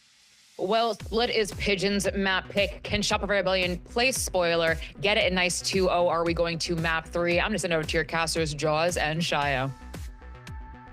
Yeah, thank you very much once again. Can Zamal get it done? Shio, can he open this one up for the team? Because, yeah, the first 3 rounds, he was shut down instantly, like straight up off rip. No, he really has to get hot, but at the same time, do you hear that? Something. It's a smoke alarm. It's a smoke alarm going on behind me. Ooh, that's crazy. SRB smoke on Jet. I mean, you got to be worried if you're Pigeons. That smoke alarm has to be going off at the same time. I feel like this guy is just insane at chamber. If he's getting faster speed now and a bit more pacing, it's about to go crazy on the side of Split. The rest of the comp as well from both teams, so many options. I mean, talk about the Sage from Cuz. This guy had amazing timings on that last map, some creative decisions as well. He can be the person positioned correctly, stop all that pressure coming in from SRB. But then you change those batteries, bro, if it's beeping that much. God damn. That's my bad. That's all. Yeah, yeah, that's fine. That's fine. Everybody check your batteries and your smoke alarms right now, just in case. Yeah, Cuz on the attack too, starting off with the Sage. It's going to be a little rough. I mean, look, we're expecting SRB to come away with the win. It's their map pick as well. Lotus was Pigeons. It's going to be a very fast exec onto A by the looks of things, but Smoke already starting off hot, and they've shut down the player with some of the most utility there. Colberg's already dead. It's not a good look. Pigeons have not changed the batteries. Look at this complete retake, though, of that ramp site with the snake bite. The team is active together, SRB. Yeah, it's just pure domination right now. Anderson's gonna sneak his way up mid, but that's a nice little upgrade there for Xander, picking up the Ghost instead. And Cuz in the 1v3 with 1v5 with the wall. That ain't happening. Oh, get legged as well. Oh, rip. Yeah, again, it just seems like we have another situation on this half. I think you were alluding to it a little bit with Zamal. Our first question, it all comes down to his shoulders again, right? If you don't have a double duelist comp coming in, you have that Jet Sky going on. Jet really has to get a lot of value. That being said, she has a lot of tools to be able to do so, right? Zamal, double cloud bursts, that dash should be able to work with as well. Jet can survive and can amplify Sky as well. As you jump in off the first Sky flash, the second one can come through your cloud burst and pop in really devious locations and help you actually entry up. It's just, again, he has to be the one getting the kills and making the space at the same time. If they touch a site, the stage can be huge. This time on the eco, we're going towards B. Yeah, probably just another fast one. It will be Zamal being able to get on site real quick, like you said, but Cobo got shut down so quickly last time. All right, Xander, just spray and pray through the smoke as they tap the orb and retreat. The value we're trying to get here is just orbs on both sides for the side of Pigeons. If not, maybe a spike plant. 2 kills. Steal it. Yeah. Thank you very much. Not today. It's going to be tough overall. This comp just has, I just don't think that much scam available on rounds like this either. The side of Pigeons and smoke on this angle. Does he miss? It's devious, it's devious. Well, the flash is definitely going to help him get off the angle. Still goes for the no-scope through the wall. I mean, your bro's feeling himself, and I would be too, to be fair. All right, Nature, shut down Kufa. They managed to make their way onto the site and get some guns too. Sheriff and a scope. It's a 2v4 with health bars not looking too healthy here. So it's not like could do some damage. Sitting at 50 shield too. Been a lot of Big way armor, here I should say. on the SRB side. Still pushing in though. Satellite. Gonna try. Satellite goes to the swing, spots one, but a double peek, double face from Pigeons. It's their time to get a little bit feisty on the bonus here. As SRB shut down completely. Oh, the timing. Oh, that was diabolical. How? It's the reverse of the first map. This time it's not SRB being able to lock in the anti-eco, but it's not the corner. It's not the unchecked angles. It's a little bit of that overconfidence. The desk was talking about it. Yeah, that was overconfidence on the first map. And we're on the second one now. I mean, come on, SRB. Okay. We haven't got the team names flipped, have we? We got to really lock it in. Here too, one more shot left for Nature. Can't really seem to find it, but just the straight up push in off of that flash and Viper wall. I can't believe it just works that easy for the side of Pigeons. Now, yeah, again, on the eco, SRB. Anderson going to try and use his ears there to get a little bit of information in Garage, but Zamal, tip of the spear with the scope. Come on, Xander. Go for the peak. You won't. I think I'm right. He won't. Nice, making a pretty cool off angle. Again, Exa might be able to swing off of it as well. The harder you scale up, you want to check over at Rafters, which is usually the second step. You might get checked yourself. He's about to be on the angle. Yeah, but a bit too quick on the draw, Xander. Can't really find too much off that position. Meanwhile, A side, nothing being done in mid. It's hard to be able to progress if you don't have the weapons. Yeah, they're putting their time down. They got rifles though, so oh, and that flash isn't going to see anything. So this could just be a re-hit onto A. They're just playing so close though, and that other flash does connect. Okay, so the dogs are going to come out too, just to clear hell. Time is of the essence now. 35 to go. Look at the rotation, show. And they found it onto B, and Cuz usually is going to be able to wall off and get through, but actually saves the wall. And now the retake becomes that much harder for the side of SRB. Yeah, not impossible, it feels like. It's honestly feeling like a die to spike type angle. Don't give the orbs away? Yeah, exactly. That's what I'm saying. Oh, this is a bit devious. Look at this. Leave a gap. These ice pickers on the other side. What the hell? Yeah, they're just mining away, looking for runite ore. Okay, well, Cuz is going to be in a dangerous spot. Nature with a dirty little swing there. Little heady with the Sheriff. So they're going to check this box. No, they're not. Anderson with a spray gets two. SRB still clean up, but his body's on the site and rifles in their hands. Goof does end up taking a little bit of damage there from the nade, but they are in hell. Anderson at one shot, basically. And actually some more. Careful to dip back in. The double face, though, around the corner. No scope doesn't connect. Satellite shut down as Pigeons That's the third round. Over to them, it's a 2-1. Successful on the board for Pigeons. At the same time, a little bit of happiness from SRB being able to at least break the bank from the side of their opposing team. 3 picks there, but armor taken off of the last 2 players as well. Really good pocket position from Anderson. Again, we haven't been highlighting his lurks as much because he didn't get the biggest opportunity on the attack side of the last map, but he really has been the solution to some of these rounds where things get a bit complicated. Now for Pigeons, what is the approach? How do you kind of tap multiple sides of the map and then really execute on another? It's been through some very slow play where they end up actually making a move at the 35-second mark. This time, high aggression. Slows on vent. Lots of damage. They're really pushing back SRB. Yeah, Kaz is so low. Just getting healed up is quite nice. The double heal, obviously. The doctor comp, yeah. Yeah, actually, yeah. The medics. The medics are online. TF2 mentioned. Now look at this though. On the B side, really pushed far back SRB on their setup. Nobody's on vents either. So it'll take away a little bit from the A hold. You have to push one A player onto B. You'll see Exa come over. And if the read is right here from Pigeons, they go back to A, understanding they forced them to make that move. So now through vents and through main, there will be pressure.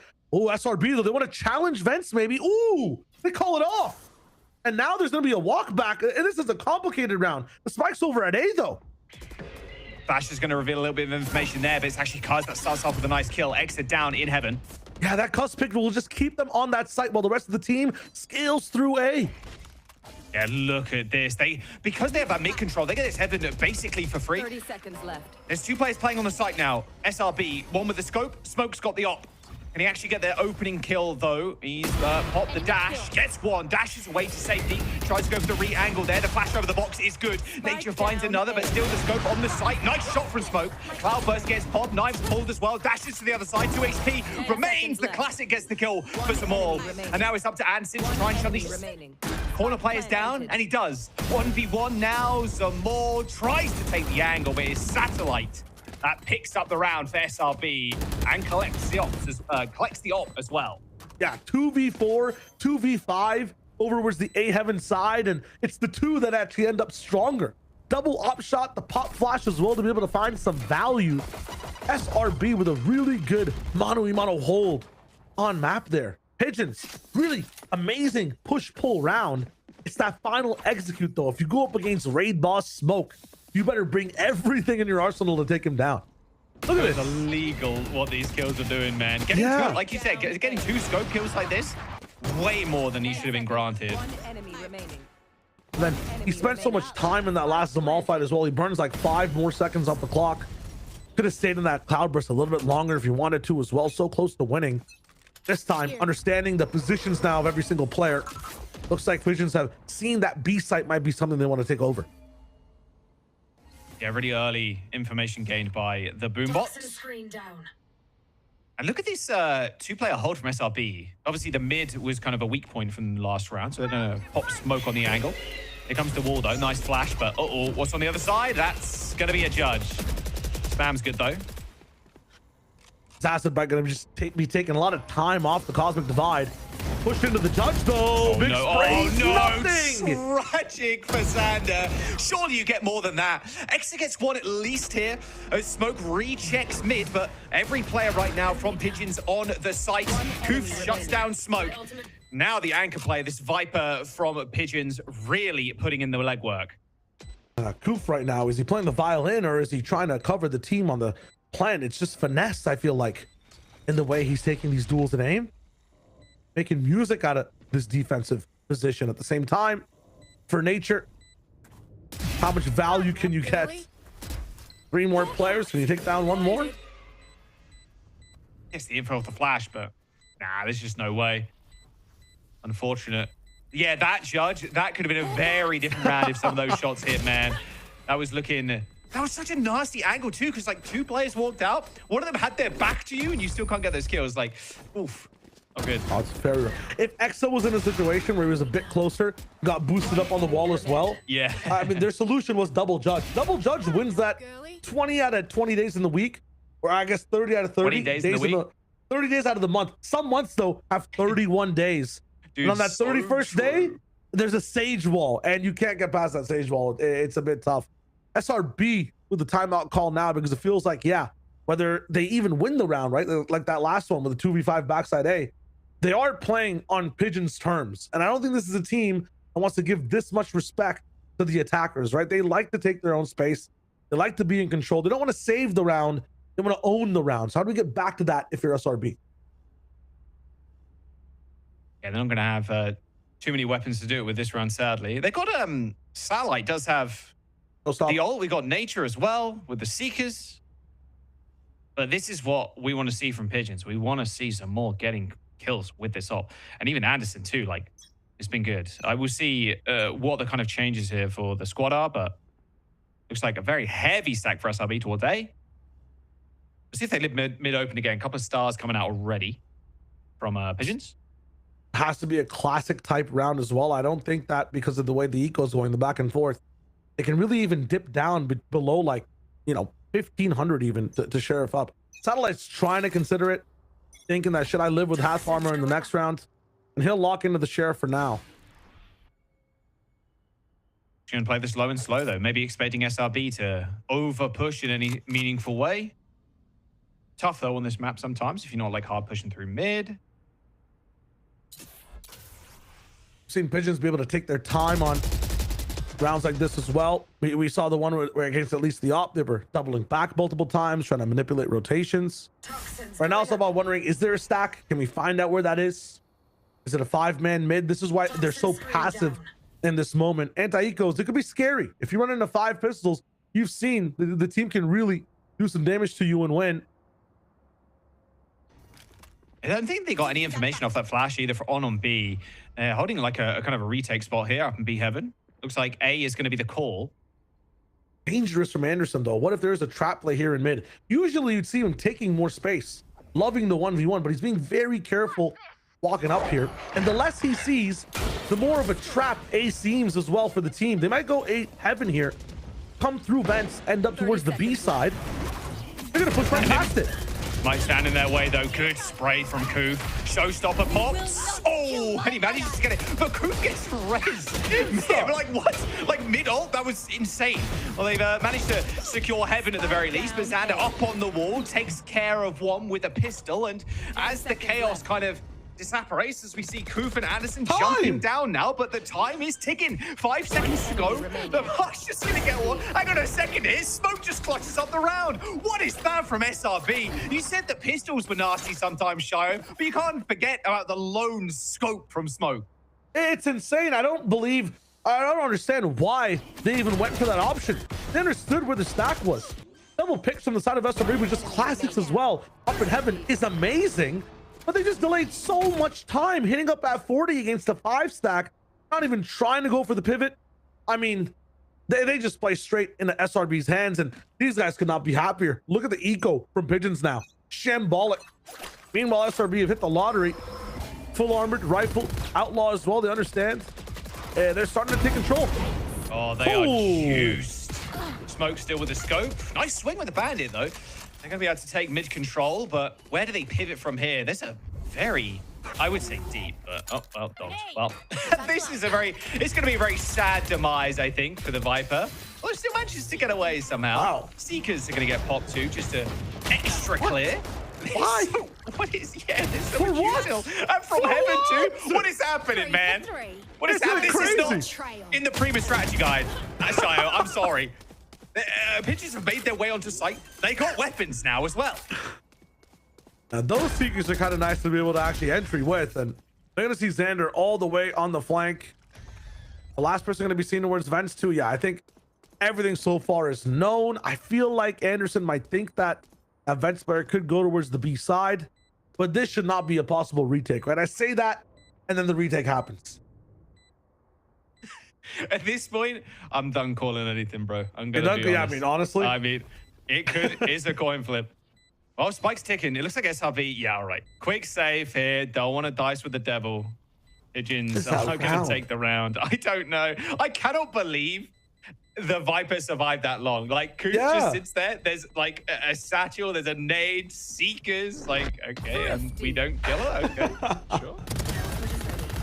Seeker's not really an ability you can be super aggressive with. What's happening, bro? Comedy. comedy from these players. They got to lock it in though and keep some of this game a little bit cleaner. Those ultimates can be a really good activator on some of these other rounds where you don't have information, where you actually want to brawl through a smoke like that on a retake.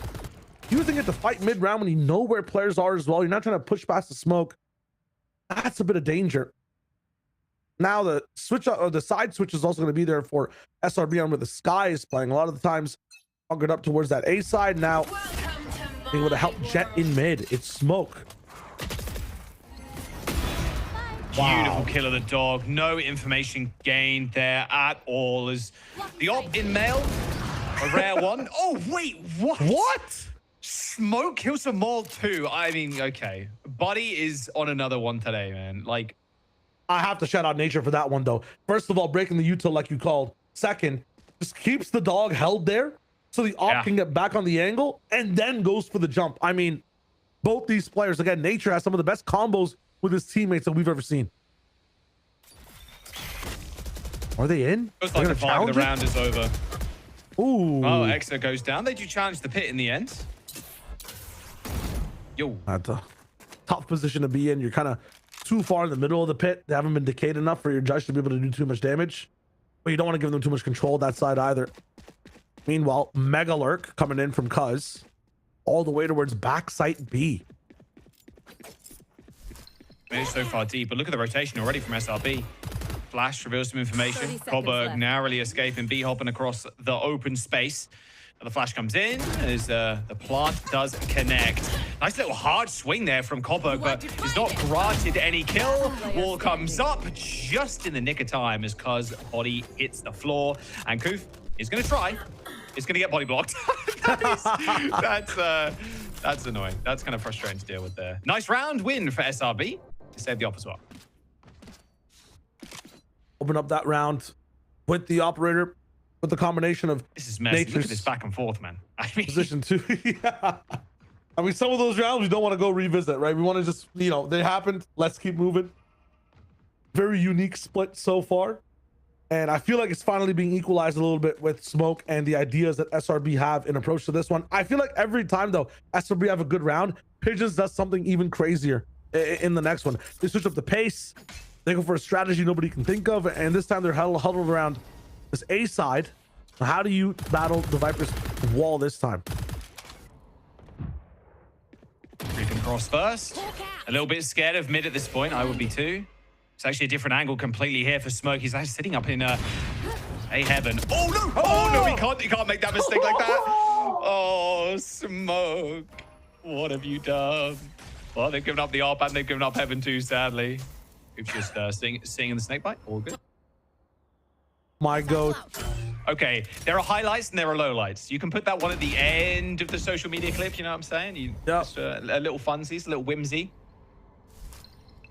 Dude, even satellite is not popping it. Okay, Nature. What is that? Hang on a second here. It's going to re-pick up a weapon as well as the push in heaven comes in. Xander gets shut down. Nature dead. Exa in a 1v3. Like a concussion round. Concussion map. I feel like these guys are playing so well on Lotus, landing shots wise, right? I didn't see a single whiff, I feel like, from the side of SRB. They were very clean. Smoke scope never missed, but at the same time, some of the lurks from Xander and Nature were always active when they had to fight.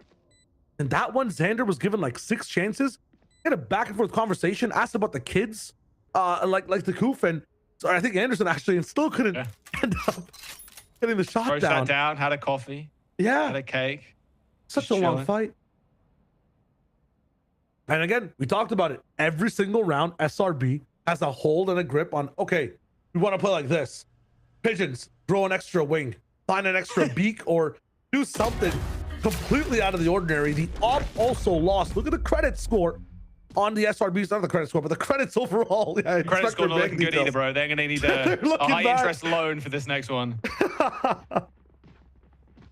Oh, damn. Okay. Can we get a replay? No. Give me the replay of the accent of Jet up draft. I mean, that was. We're not EMEA, you know. If we had the. Yeah, that's wait a second. They would play that back 3 times with slow motion. The Pitches with the lead now, 5-4. What is going on? This, I couldn't tell you. Look at this. Like from round 4, it's been one apiece, one apiece, one apiece, one apiece.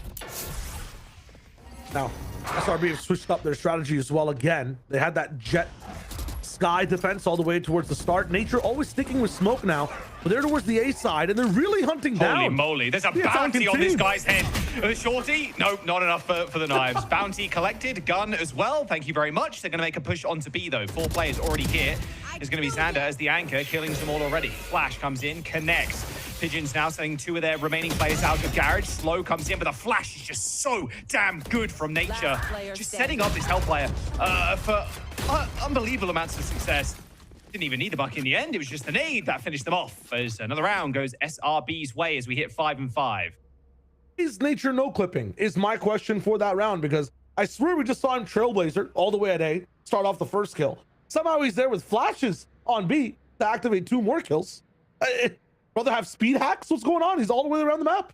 Through Ivy, that's been done a million times. What I'm trying to say is his impact, man. I mean, he is omnipotent with this util, and he was a part of almost every single kill that round. It's sick. I mean, in back-to-back maps, he's been so useful to SRB. Real fast hit now. Oh, good stun on Nature. Swing on to Satellite. Do they know? They don't know. YouTube thumbnail face, do they know? They don't. They don't know. Absolutely not. Nature's still just spamming through the smoke, sends the Sage very low, as the lurk from Anderson has been shut down by Exa. Good res, War comes in to stop the ropes push, but Smoke gets the 1 for 2. I mean, okay, sure. Smoke could just do it all. It just doesn't matter. If Smoke's on the site, you do not go there. We learned that on Lotus. Please relearn on this map as well, on Split. Exa wants to play. It's a bit whiffy. Bro, what is this game? He's found the kill, but it is Smoke that had the highlight reel in that one. A BOGO plus fries on the side, I feel like, on that site. What is going on in Split today? I don't know, man. They got a back-to-back round, though. W, curse is broken. Yeah. Let's go. I can't tell you. I don't know. There's red. Green feels like I'm listening to a Cortez song right now, but yeah, last map of the half. A 7-5 would be a big diff for SRB. They like having that lead. They use it to win out these games.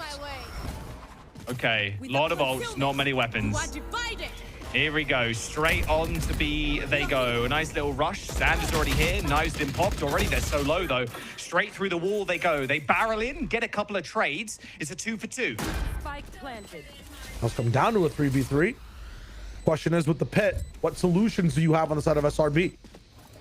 They've got Showstopper. I mean, that's the big one-hit wonder here from Satellite. Oh, look at the lurk really though. good. The wraparound. Surely. Wraparound from Anderson. Seekers are so good.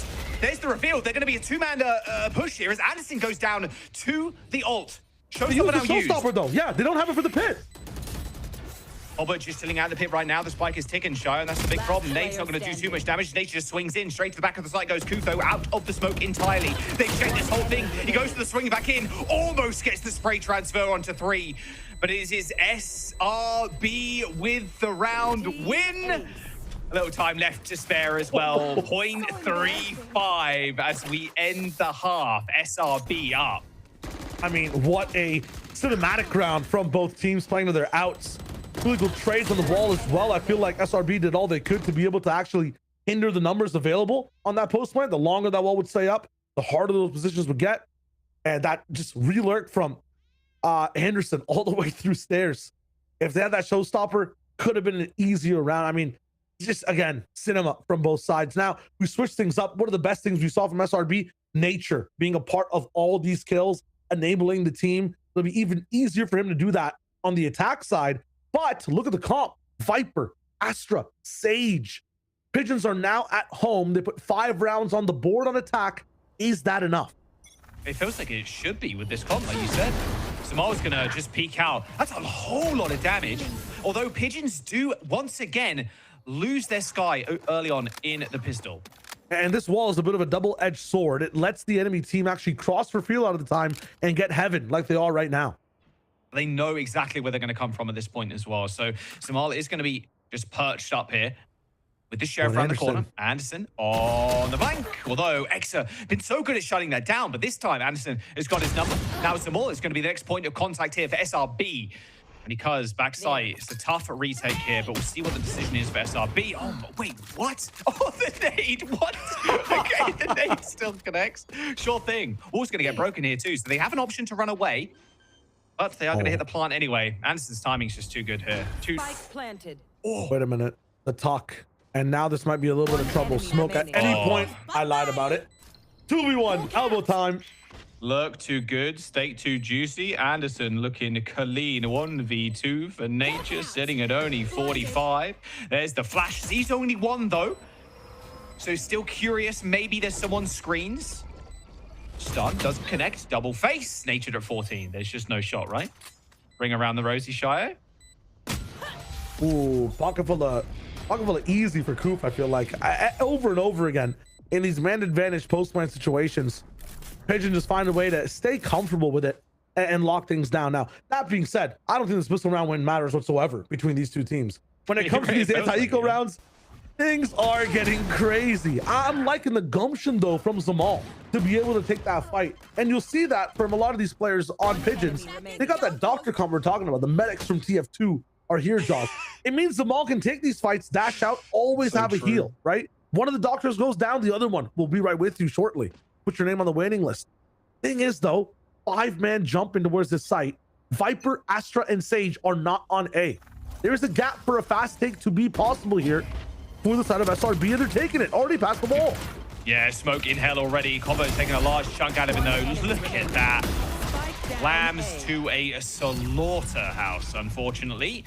Although, you know, I was going to say, bonuses have been a bit wonky for both sides, but that one was a very clean one. So they're going to go into this one with a whole lot of save. Yeah, this is the best bonus we've seen so far today, I feel like, where you have a lot of options, a Bulldog available. Nobody died either, so you get to save a lot of money on the armor from every single person as well. I think it's only Cobra that's the rock for the Bandit for now, and again, he's just useful for the utility, so it's totally fine. Key player to keep an eye on here in this one, again, Anderson. Some of the lurks he's been having against a bonus as well, or against where you have, you know, enemy teams with better rifles. Positioning matters the most. He's solo holding B for now, and all the team is really cheating space. The ball, he can pass the smoke. They are not respecting SRB at all for the moment. Yeah, insane disrespect. Careful, he didn't get double swing. Nice little kill on the dog. Cuz is going to chase this. It's going to be a little molly, but that is a gun upgrade. Same type of plays that Nature was enabling on that one. This time, though, as aggressive stuff happens towards the defense on A, the attacking side pushes mid. The disrespect is crazy, man. I mean, look at this as well. Anderson sitting in the smoke like this. They're going to end up pushing Heaven here. Zamal is on the angle, but it's going to get naded off. Anderson repopping that smoke as Koof just sits, biding his time, waiting. Hits the spray on like 3 people. An inkling of damage, but he needs more than that. Garage control now secured by Pigeons, as well as Sight, it feels like. Satellite sitting at 44 HP, Smoke with only 20. Coburg's Bandit is going to rip and tear through them if they're not careful. Beautiful stuff from Pigeons. They take the lead. One of the best lessons you can learn for a bonus round is to play to your outs. A lot of the time, team play might be the thing you want to do, but it's better to play for value from your own position. The double smoke from Anderson is huge. Could he have used the star to stun everybody in Heaven? Could he have found a way to be able to pull with the timing? This, that, my Excel sheet here, the play there. Sure, but just playing yourself, playing your position, your time, you find so much more guaranteed value. And I think every single person there too, Jaws, the running spray, getting everybody down to a little bit of less HP, the solo swing for the Bulldog and CT looks amazing. And now you get to see the power of Sage. Oh, you wanted a fast play with your double duelists? We have a character that can just erect a barrier wall and then also have a slow so you can't move past it. Nice try. Pick a different side. And on that side, someone's already walked down. It's Koof. Yeah, the level of disrespect, you've got to give it to him here, because maybe Pigeons are on the up and up here. Not sure if they spotted that player behind the box. Don't think it did. Zamal with the shots on Exa. Absolutely not. Oh, but it's crazy. Oh, a little painful. A little painful. We need more than a band-aid to patch that one up, sadly. Nice little headshot, though, onto Zamal. Knife's going to get popped as well. Anderson on the site. The knives are going to be good for another. A little refresh now. A 2v3. Is they going to try and go for a retake? Oh, smoke. Oh, He has to have whiff vision here, I feel like. Everybody he looks at just can't land a shot on him. 3 players in a row. Just miss, and miss. Is it the jet movement? Is it the aura? I do not know. Dude's got it. He's just got this. Okay, we'll ignore the player behind the box, but yeah, it's all day, every day, smoke collecting checks. Again, even on this one. And some of the chaos that's happening inside the round just favors the team that's causing it, right? Like, that shouldn't be a round that should really be possible. I like the setup overall. If we even get one more kill from Coop, it's a very different round from Pigeons. SRB slowing it down. Oh, the orb take. A little devious, but the wall's going to be there. I mean, this angle from Zamal is... with a scope, too. Impish angle, and yeah, Exa kind of sees it coming. Goading it, but the one time he checks twice, 3rd time's the charm, and now the off angle from COO finally activates. He jumps straight back into mail. Gets shot down already. Emergency orb, run and gun. Okay, doesn't matter. You don't need to stop and shoot here in Valorant. It's all good. Nature collects 2. 1 player on the site. Anderson jumps to hell. Surely they check this. The timing is unreal. That is just... What do you call that? Give me another word for unreal. Unreal, just out of this world. There you go, that'll do. We'll take it. Yeah. You asked for a word, I gave you a phrase. That's fine. Some of this stuff, though, man, I mean, it's breaking the rules anyways. It does feel like it. Yeah. Feels like Nature's playing with like an octane boost ability or something. He's taking stuff from different games and putting it into Valorant. He's got the He's jump just pad. running through B-Heaven with a neon sprint. It makes no sense. All right, Kuv, what you got? Because you best believe Zamal's saving that scope. Still a kill, but yeah, I mean, you're going to get shut down. I was like, guys. Oh, they found us, such a guys. shame, guys. I tried my best with the scope. I was really trying to help you guys. Sorry. Yeah, Looks like I'm going to have to save. Yeah. Were you that guy in hide and seek where, like, if you got caught, you'd be like, guys, they found us. Come out now. No, man. You would snake me out, wouldn't you? I know you would. No, I would not snake you out. We played Among Us together, bro. I didn't snake you out. That's true, actually. We were actually a good duo on that we're one. kind of going. Yeah. Look at this from Nature, though. What is this? I mean, that's what you want to see from Sky, right? I mean, I was kind of putting him up because he was enabling other players, but in that one, when he needed to just level up, he's pushing up flashes, he's pushing smokes. This guy's a every angle player. 22 and 10, by the way, on smoke. Again, just hitting the most absurd stat lines for the team. Now, the best things I've seen so far from Pigeons are a little bit of, I guess, again, just being proactive, right? Zamal with that earlier peak, knowing that he has the double heals, staying on top of that wall as well. Zamal's actually started off a lot of these rounds, giving Pigeons a bit of a leg up. My question is, how much investment are you putting into that? If your Sage and your Op are on the same side of the map, what do you have on the other side to be able to help? That's also proactive. Anderson, a bit of a passive player. Koof, always waiting on an off angle, right? Coburg is not playing as crazy as Nature, jumping into smokes. So I need to see a little bit more from the other side of the map too, from Pigeons. It can't just be Zamal and Cuz every single time. Whole heap of ults for Pigeons this round. Heavy stack towards A2. It's going to be the weaker of the 2 sites with only a single player in heaven on a retake gang. Yeah, this time a lot of their defensive repertoire is spread apart, right? You have Sage being able to lock down B, exploring it a bit more as well. Okay, we have B main from the side of Pigeons. And then Jet holding mid. We can just retake A if we need to. Have the Seekers to do it too. The continued levels of disrespect as well, having your Sage push that far up. As soon as you hear a kind of noise, you can, I reckon if you're Cuz there, you might just want to whip it around. So I'll go for a big flank. And the economy a bit different in this one, but the showstopper force on the left. Satellite not going to find much. Ramp, though, gained during this time.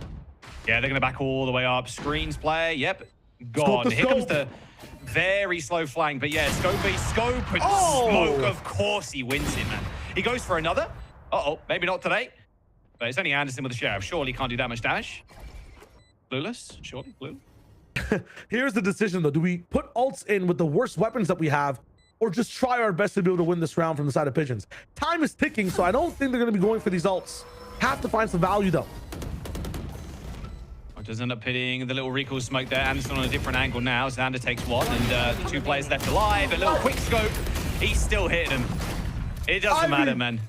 What game is he playing? We got a rushing sky, a jet that just, you know, has the prime time rust intervention mechanics going on. Like, it's insanity. They're not playing the same game, Jaws. They're not playing the same game.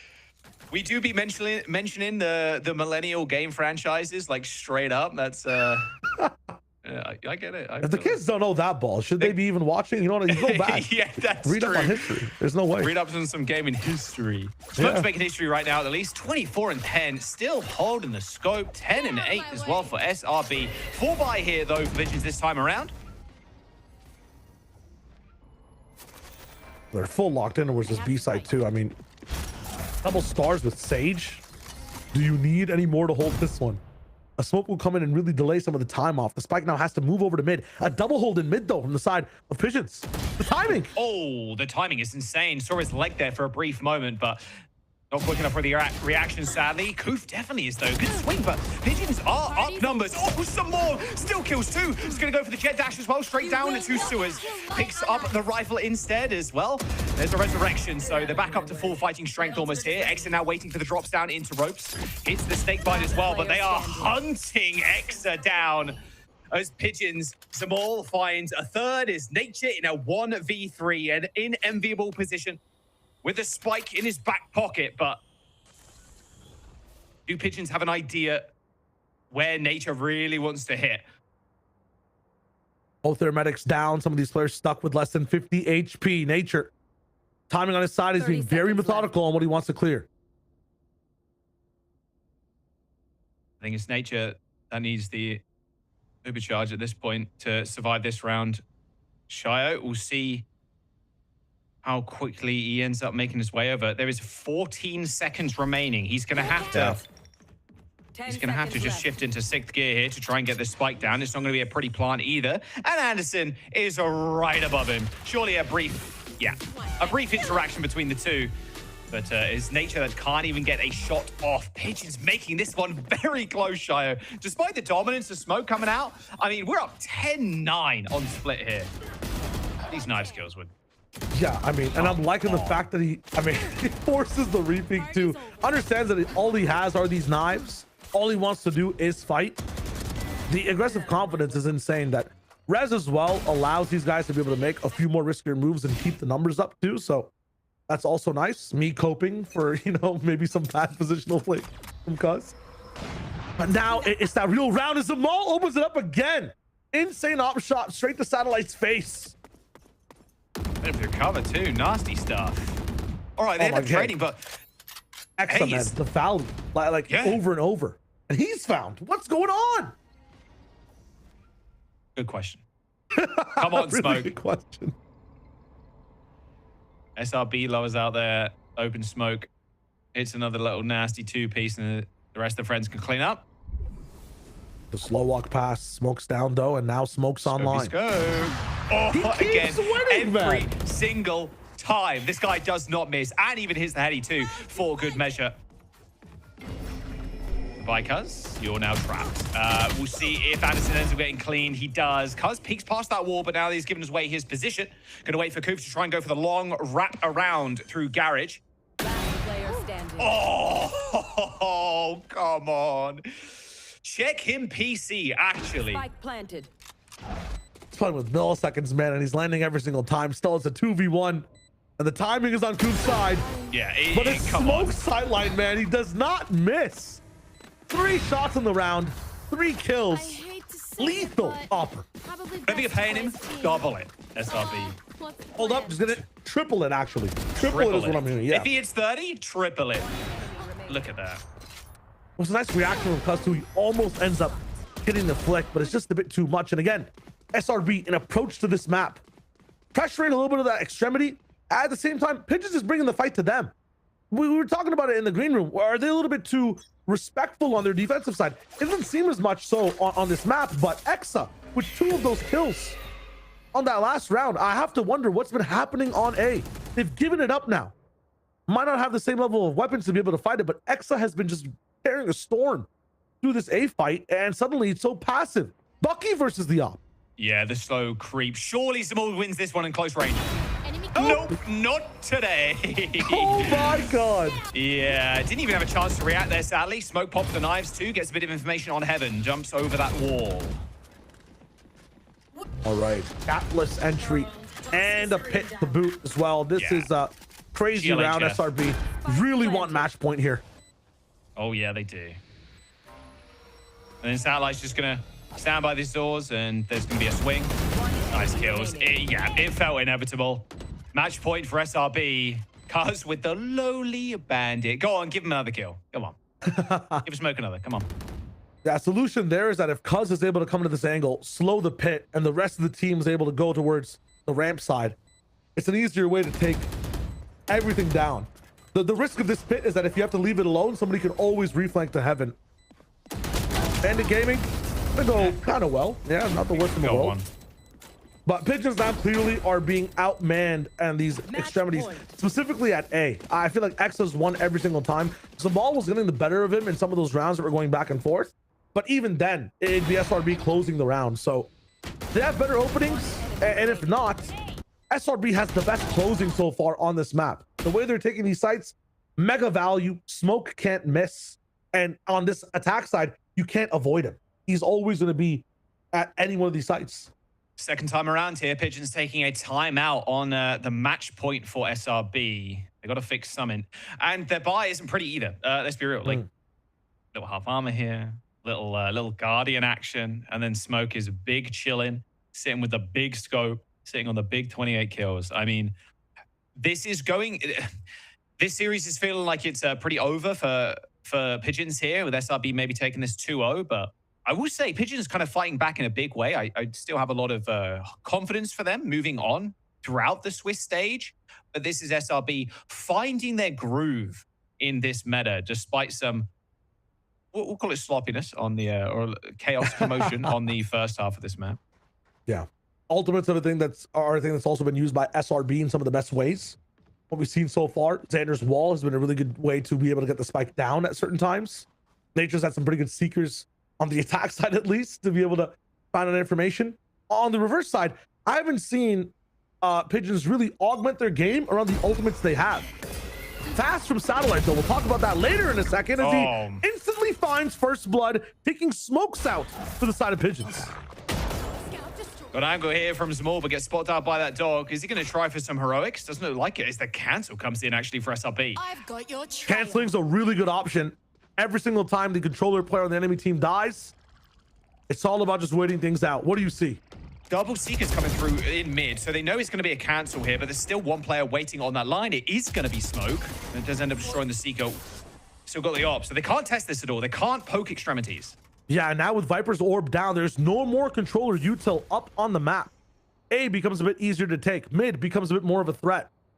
The longer this round goes, the more pressure, the more of a mental stack there is on Pigeons' head, with nothing to block any sightline. Yeah, not having that wall is just so nasty. Yeah, Cobra is forced to peek here in the two players. Yeah, and it's done. It's just not happening. Yeah, just winning the duels here straight up. Look at how far back Hoof has to play now. It's going to be Zamal. It's going to be able to back him up. Couple of shots coming in. A good flick onto Exa. And they still managed to hold this site down, but it's a 3v1. Maybe a 3v2 if the Reds goes off, but yeah, bro, it's not happening. Your duty Well, is the mix-up's not just too much. planted. Resin to be able to come in. 2v3, slightly more doable. The scope looking at Heaven, though, like... Oh, bro pulled out the bandit. Okay, I didn't know you like that. And Xander's got the flank too. The complete wrap here. They're going to tie this one up with a nice little bow, methinks. Oh, they've escaped them. Just going to try and get across. Oh, hello. He still gets away. I mean, the timing's just too good, bro. 6 rollies on their wrist. Every single one of them, the correct time. A nice little jump away there, but it's a Cobberg in a 1v3, and Scope has... Smoke has the scope. I mean, SRB with an unbelievably, what felt like an easy shutout over Pigeons there, Shio. They end up taking the series a little 2-0. Good looks for Pigeons, though, going up against one of the scariest teams here in VALORANT Challengers North America. But it is SRB moving forward with a nice little win. Yeah, map 1 was the tug of war, where I feel like Pigeons couldn't find their grip at the very start of the game. And in this one for Split, a different type of tug of war where they ran out of endurance, ran out of stamina, as the first person pulling the rope was Smoke with that op every single time, man. And he kept pulling to the point where SRB had such a crazy lead that was a bit hard to keep up with. Still, as you said, Jaws, really good things from both sides. And I'm most impressed again by the scope from SRB and Nature today, who I feel like was playing phenomenally, enabling Smoke and doing his own version of, hey, Neon might not be nerfed, and as switched to Sky Skin now, flashing through smoke. So I love both those players, but a big congrats to SRB for the win. Yeah, mad W. And look, SRB, there's a lot of things you can take away from this, but a whole lot of Twitter clips as well, I'd imagine, from a Smoke side of things.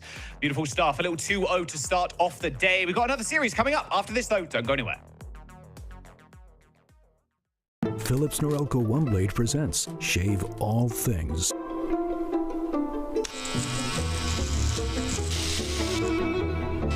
Your style made simple with Philips Norelco OneBlade 360. Trim. Edge. Shave. Trim, edge, and shave with Philips Norelco OneBlade. One tool for all you need.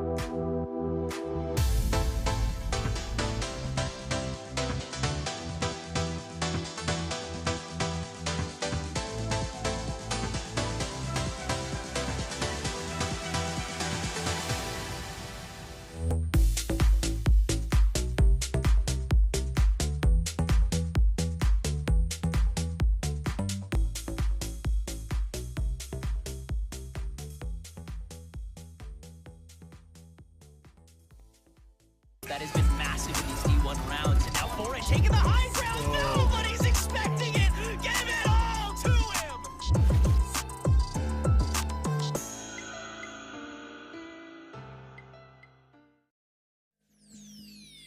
Well, folks, if you have any doubt in Shopify Rebellion Black, put them away because they have gotten their second victory in the Swiss stage, taking down Pigeons. Welcome or welcome back to VALORANT Challengers League North America. I'm your host, Elizabeth, joined with Roy and Ash on the desk. And I feel like, Ash, we're going to sum that game up. We're going to spark notes it, whatever the other things are nowadays. Smoke, period, point blank. It's so great. I'm out of focus right now. Valid.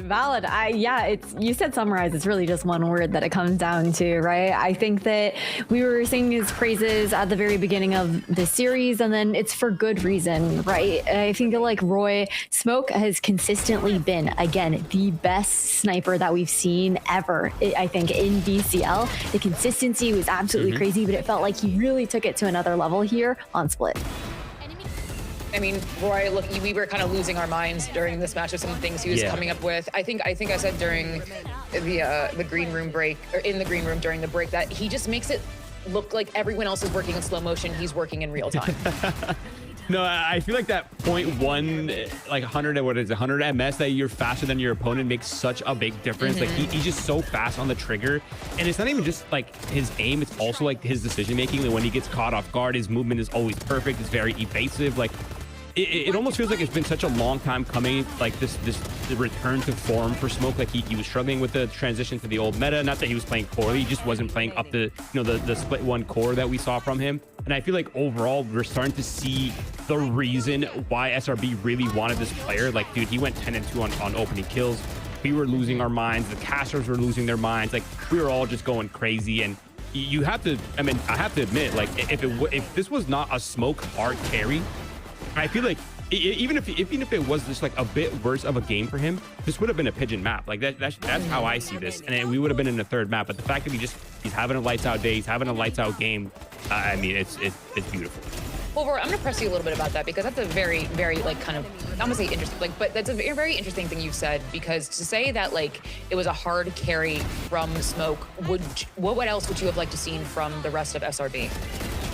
I mean, I'm not sure what the rest of the team should be doing, but it's just the fact that he's attack offing and he's making it look so smooth and easy, and he's just his decision making in the pulse plans, the amount of kills that he got, and he just bailed SRB out of so many rounds. And not only bailed, I think bailed's not the correct word. He just opened up so many of these rounds and made the rounds so easy for SRB. Like it's just madness. It's madness. Made it look so easy, did all the work to make it look easy for the rest of them. Ash, I'm gonna go to you next, talking about Pigeons. I mean, Roy said itself, like Smoke hadn't been performing at this level, that absolutely could have been a Pigeons map. This was a pretty close scoreline, just like the last map.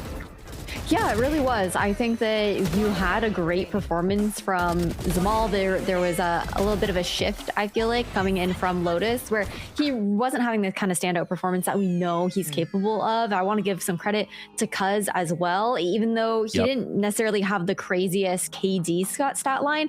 Going 5-2 on Sage is just wild, with most of that success being on the attacking side. I think it says so much about how those rounds were being opened up, because we expressed some of those concerns, right, about how that attacking side was going to look. They found that success here on Split last time up against Evil Genius's Academy, but that was starting out on defense with this very defensively strong composition. So to be able to kind of work things in a slower manner, a lot of those like lurk positions that were opened up, I think, for the side of Pigeons to try and find some holes in the defense there up against SRB were really nicely done, and the follow-ups from Cuz were very well played. And I think the wild thing for me is Pigeons, in terms of macro, looked so much better on Split. I mean, not compared to Lotus, but just compared to like general. Like it's very obvious that Pigeons are making strides in their macro and kind of getting everybody on the same page. Like as a team, it kind of feels like they're playing well. Like there's so many scenarios and moments that they were in that were completely winnable. It's so apparent that they're improving as a team. And obviously SRB is also doing the same. And I feel like the meta is kind of shifting a little bit more towards the SRB style, where like the double duelists are kind of running rampant right now, like they have in the past. But it feels like the Jet is kind of making its way back in, which puts SRB in a really good spot. And I mean, Zamal's Jet has looked phenomenal as well. I mean, despite the scoreline, Zamal went 6-4 on openers as well to top off Cuz's 5-2. Like, it's very obvious that Pigeons do have win conditions in these rounds. And I think we were kind of mentioning how this team has always been teetering on the edge of leveling up. And I feel like they're still kind of there in that twilight zone of like, is Pigeons becoming a really good team? Or are they, still going to be, bottom 8? It's kind of hard to tell. But I feel like they're very, very, very close to leveling up and finding that like higher, like raised bar, if you will. I think to your point, this was Pigeon's map pick, right? So they picked it for a reason. They obviously have, like you're talking about, you can see the decisions, you can see what they're doing, the machinations are there. But sometimes when you're up against a Jet that is 28-11 with a 353 ACS, there's not a lot you can do when smoke is smoking, if you will. Also looking at his, damage per round, Ash, and looking at his KD. To echo Roy's point once again, this was his game. It really was. That damage per round so close to being, the entirety of like 2 kills per round, essentially, right? And the KDA being nearly 3 is just absolutely wild. And it's kind of crazy considering the fact that he had such a great opening game on Lotus as well on that chamber, but then swapping to that Jet, I think being on this duelist pick that allows him to be a little bit more dynamic with his positioning, a very different play style while still having similarities to that chamber gameplay is, I think, what really helped Smoke come alive here on Split. His ability to really maneuver around the map as opposed to being hard locked as that kind of anchor style player there on the chamber and coming alive again. Roy, I think when it comes down to that attacking side operator that he's kind of coined as part of his identity, you can't make it look any better than that. Dude, he makes it look so easy. He makes it look so easy to the point where I feel like I could do the same thing he's doing. Like, he makes it look too easy. It makes no sense. Attack opping on Split is so awkward when you're up against the double controllers, and there's Sage, and there's just so much util, and the Sky util to re-clear and kind of push you off lines. Like, it's just a lot to get through, and the fact that he was just looked so smooth, round in, round out, making it look so easy, transitioning into an entry duelist. Like, bro had a phenomenal game. There's really not much more I could add to this at this point. He might be the GOAT. I don't know. Well, I'd love to hear from someone who has helped him become the GOAT. So for our Philips Norelco game face interview, I'm none other than the coach of SRB. Effies, sir, come to the front, take a seat. I have questions for you. Welcome, first off. Congratulations on a great win. Hi. The first question I have for you is I want to go back in time to the M80 loss. It was close, but it's just M80 is kind of this demon SRB cannot conquer. Can you talk to me about what you worked with the team and what you told the team after that loss? That wasn't that, it wasn't that big of a deal for us. Obviously we want to win every game, but at the end of the day, it's a group stage match, and we just felt like the veto is really hard for us against them in the moment. And honestly, so Pearl was Pearl, we got 13-0 by them, so at this point anything was gonna be improvement. Haven went very well, and on the Lotus we literally just misplayed a couple stuff. I felt like we didn't play like we normally do on Lotus, because Lotus is normally a good map for us, so we were very happy about it. So there wasn't much anything crazy to say. We just look back at the Lotus game and we just misplayed four big rounds, and then that was it. The game's over after that. No pistol, you misplay 3 key rounds and the game's over. So it wasn't anything crazy, So it wasn't a big adjustment this time. It was just fix those little things, move on. Exactly. It was not a complete identity crisis. It was more we just didn't do these little things right. And then we can be so much better on Lotus. It's a good map for us, and we just like I said, we just didn't do small things. We lost both pistols, and that's how Valorant goes sometimes. Sometimes that is how the cookie crumbles. I really want to interrogate you about Smoke, because I think my next dream interview is to talk to him, but I really want to talk to you about working with someone as just innately talented as him. He has the reactions that can't be taught. He has the game sense that can't be taught. As his coach and as a former player, how do you work with someone like that who just has so much raw talent? Honestly, these guys, when you have these guys like that, you try and play to their strength as much as possible, which is probably not something we did very well in Split 1 because we had so little time. So this split, we're really focusing on making him comfortable and making him and just play more to his style. And it's he's insane, so you have to do that when you have players like that. But it's also a lot of team effort. A lot of people are we do a lot of rounds where we set him up and we play much more to his strength. So I think this split is going to be much better for him than the last one, where this last one we just kind of slotted him in and really just we didn't have time, So this play I expect to see much more performance like this one. But it's it's a team effort. Nature now does a really good job at calling around him. We have Satellite making a lot of space for him, and it's just it's a really team effort. And then when you have a player like that, I think it makes sense to just try and set him up as much as possible for every round basically. When you say play to his style, can you be more specific about his style, like how he likes to play? He's just a very slow and methodical player. Like he just likes, like he doesn't like to like rush things. He likes to just take his time. Like he's cutting every, like he's speaking every angle like his IRL life depends on it. It's like he's gonna die in real life if something happens. So like he's very, very slow. And we just had to adapt to that, you know, like, and sometimes, like most of the times, like, you know, it's just like a matter of like repeating it all day, like every day, and be like, okay, like this is the pace he's going at. We have to adjust to it if we want to get the max value out of him. I think that's so interesting that you've had your entire team adjust to that. You've had, luckily, you have these 4 folks who are able to adjust around this one player and make it work. How has it been working with those players to make sure that Smoke finds success? Has there been any pain points there?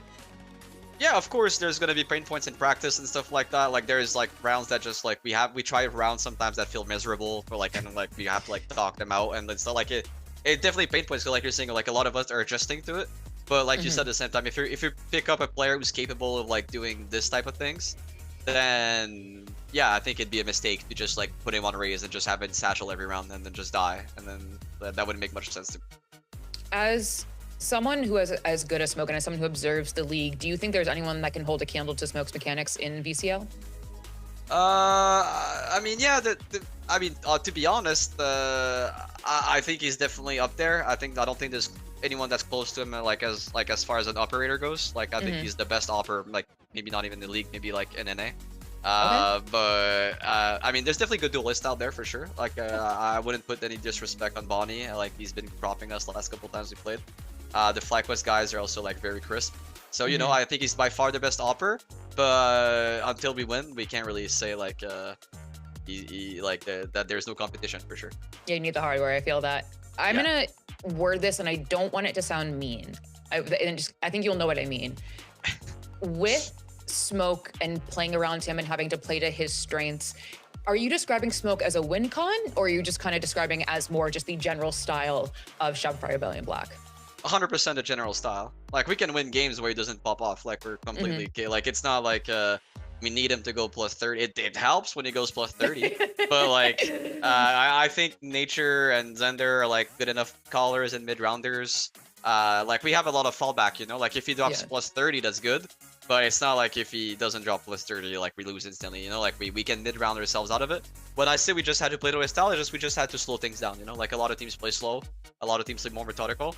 And that's the only thing we had to do. But if he doesn't go plus 40, we can win games for sure, yeah. Well, I love to hear it, sir. I will let you go, Loic. Congratulations on your win, and go celebrate. Have fun. Woo, be safe. Have fun. Thank you. Bye. Bye. I gotta be real, guys. My spline op does not do that, but maybe it will soon. But stay right there, folks. We're gonna take a little bit of a break, but it is NBG versus Team EVX next. Philips Norelco OneBlade presents Shave All Things.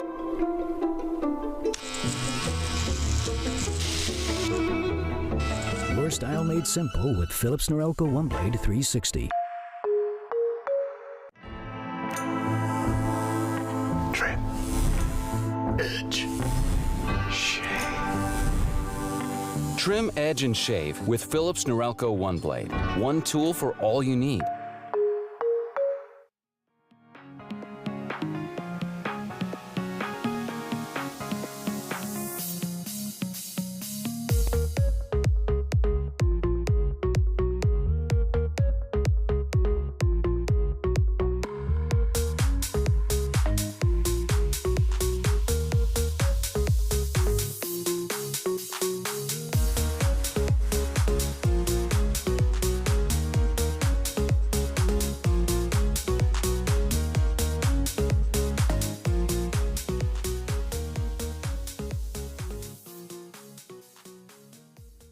I'm just saying.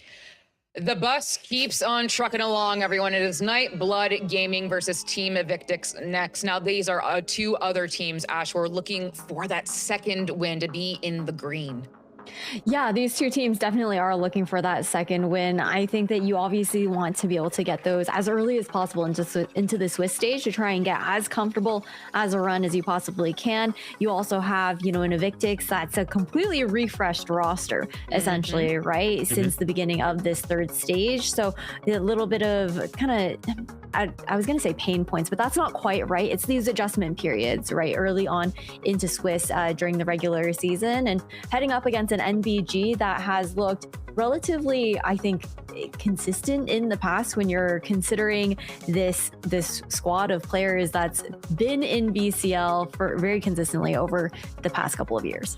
I think, the way you can describe it is like when you work on a muscle, right? You work out, it gets stronger, right? You have to keep on working out. You have to make sure it heals properly. There's nothing bad about that. It's just getting to that progressive point. But let's talk about NBG for a second. A team that has, in Challengers, looking at this, has made such a name for themselves. I've kind of been this awesome dark horse with Stellar here as well, Son of Car, who I've been on the Son of Car train for literally years, Roy. And this is a team that I think if you're not careful could absolutely be a huge problem for you.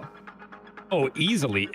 This roster just looks scary. Like it actually looks terrifying. Like Son of Cars, he's been a pretty standout duelist player for a while. We saw what Sana did with EG Academy. Tuzi has been, on the radar for controller players for a while. Zeke has been an incredibly good support player, and of course, you're bringing in one of the most, one of the most experienced IGLs that we have in the league. Like he's been competing for so long, even before Valorant came out. Like the guy has a ton of experience. He's still he's a shooter as well. He's a clutcher. His brain is extremely wrinkly. So I think overall, if this roster can get on the same page, you're absolutely correct. This is a terrifying roster. If they're not careful, they can be absolutely lethal. But let's talk about Tuzi. You brought him up, Roy. I'm going to go to Ash for this, though. A controller that I think, let's just repeat what Roy said, right? On the radar of a lot of folks. If you're not careful, he will destroy you. He really will. I think Tuzi's just been such a consistent player in BCL overall. I feel like the way he plays in the server, again, kind of similar to how we were highlighting Anderson and Xander in the last matchup. There are those moments where he will take those more aggressive kind of play styles, and then also the fact that he does like run that Senti every once in a while as well. That flexibility for him has been really nice to see, and I think that again we've touted it so much, that adaptability throughout multiple metas as this year has gone on. It really has felt like this flexibility in roles has been so important for many of these teams that we are seeing in Challengers League, and Tuzi's one of those players that can do it all. Yeah, and I feel like he's such a strong mechanical player as well, on top of his, his controller IQ and kind of his flexibility. And I feel like whenever you take players like this in these off roles who are mechanically strong, and then you put them into an environment where everyone on the team is mechanically strong, it always feels like they level up to that. They never get outshined. They end up being, they step into the spotlight. They ended up leveling up, and I'm kind of expecting that from Tuzi throughout the split. People in the biz like to call range, but he will have his work cut out for him because today they're facing Team EVX, a team that I think kind of the same deal, but even more so, that have some true, you see some folks that you recognize here. My eyes immediately go to Fair, who we'll be talking about soon, Ash, but absolutely a team that, again, I'm gonna repeat myself to the broadcast. No.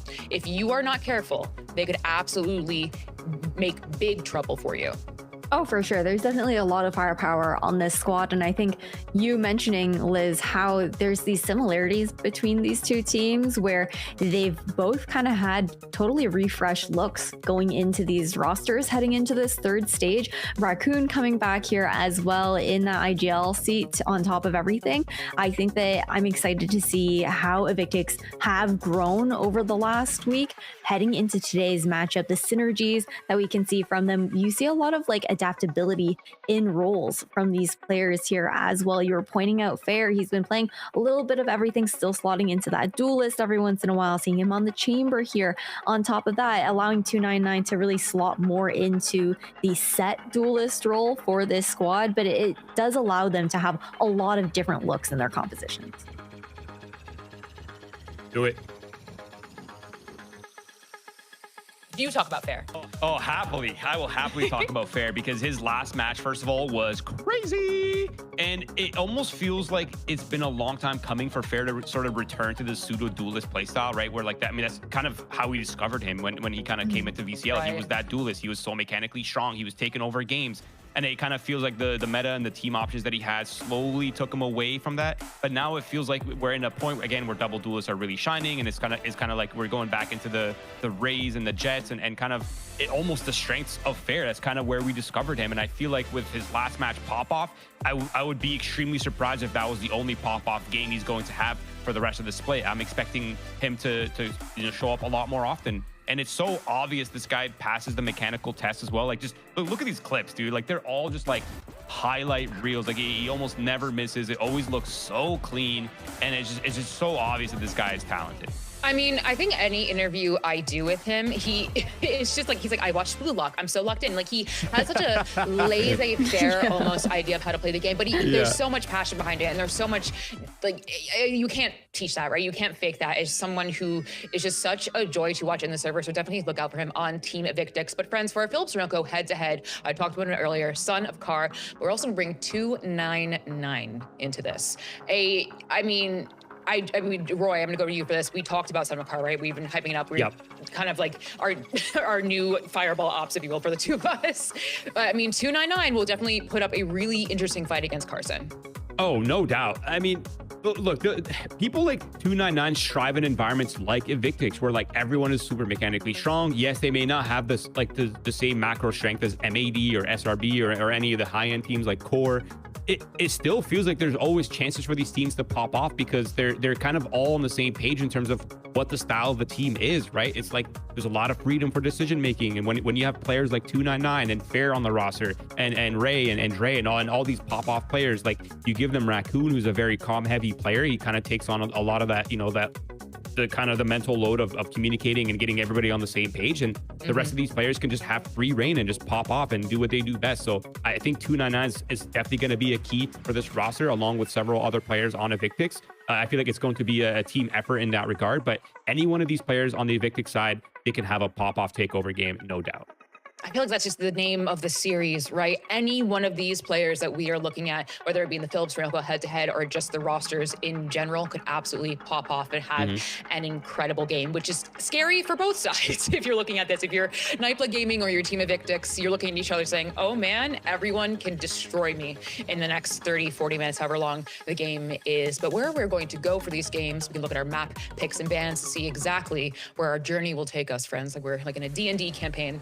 Oh my God, Fracture, I've missed you, picked by NBG. Roy, Split, picked by EVX, and only if necessary, we'll be going to Lotus. Yeah, I love the Fracture pick. I'm a big fan of Fracture. I know it's a controversial take. A lot of people don't like the map. I like it. I think it's really cool. I think it's really cool for IGLs. There's a lot of options in how you want to play, and the pacing and the tempo that you can play at. It feels really open on this map, and there's also so many alt orbs available. And I feel like, having set alt plays is kind of in line with Stellar's strength and those set pieces. It's really always been kind of up Stellar's alley. So it kind of makes sense to kind of see the Fracture pick. Of course, it is an awkward defensive map. We've seen a lot of teams struggle on the defensive side, but I think NBG is one of those teams that will figure it out on the defense side. So I'm excited to see what they got up their sleeves. For sure. I think it's just such an interesting kind of map veto as well, because you're talking so much about that Fracture, but it's also something that we haven't seen from either of these teams, at least within Challengers. So a little bit of an element of surprise, and I think that's also what's kind of fun about the early stages of Swiss is we're gonna figure out a lot about like the identities from multiple teams, because not always are we gonna see your entire map pool come out in that first week, and then heading over to Split, another unknown quantity, at least on the side of NBG. EVX looked really comfortable on it in their matchup against Alliance Guardians, 13-4. So no surprise there as far as the fact that we are going to see them taking to that map. And for things to be ending out on Lotus, where we have the most information for all of these teams here between NBG and EVX, is going to be super fun if we go to a map 3. Well, if we go to a map 3, let's see exactly where we think we're going to have for the score line. I believe it's me. I'm the only odd one out. To be fair, hard pred. I want to make it very, very clear, hard pred, and I'm not going to ask any more questions. We're going to agent select. I don't care. Thank you, production. Moving on into our Fracture agent select. 299 on the Jet, Fair on the Rays. That nice double duelist inside of Team EVX, Ash, and Son of Gar still on that Neon.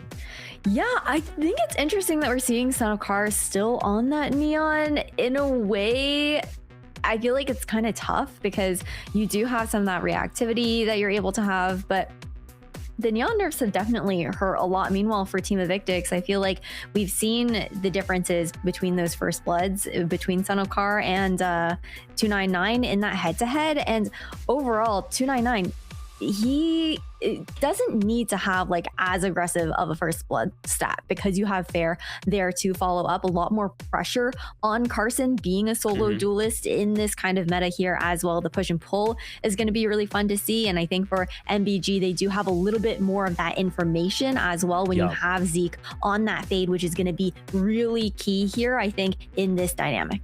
Yeah, and I think the info is going to be name of the game because Evictix don't have that info initiator, right? So there's a lot of pressure on Ray to be very clean and very precise with that Cypher utility and the information he's relaying to the roster. But overall, they have the double dive with the breach. It's very explosive, very chaotic. And I feel like Team Evictix is not the team you want to be feeling mechanically. So I feel like for Nightblood Gaming, the name of the game is to bounce back, answer ASAP, come in strong, hold it defensively, and see how many rounds you can pull off on this defensive side. Well, both teams are looking for their second win of the Swiss stage, and as Ash said, you want to get that now rather than later. Let's end up to your casters, Jaws and Shio. Yeah, thank you very much, Liz. Yes. Now, rather than later, please, a win here for Nightblood Gaming. We'll put them as a 2-1. Same with the Evictix. Both teams one apiece right now. And Son of Car picking up the Neon here, even despite the nerfs. Shio, how are you feeling about that? I feel like a lot of teams are going to be slotting into what they know. Neon can still find some value with the slide. The thing that I'm concerned about from both teams here is the breach pick. Talking to TMV earlier today, we were talking about stats. Do you want to guess what the breach non-mirror win rate is just across of all of just tier 1 VCT? Non-mirror. Non-mirror. So when it's not breach versus breach. So like breach's value as an agent against, other comps. Oh, I feel like it's going to be lower than I think. It's lower than 50, but give me a guess, random guess, quick. Give me a quickly guess.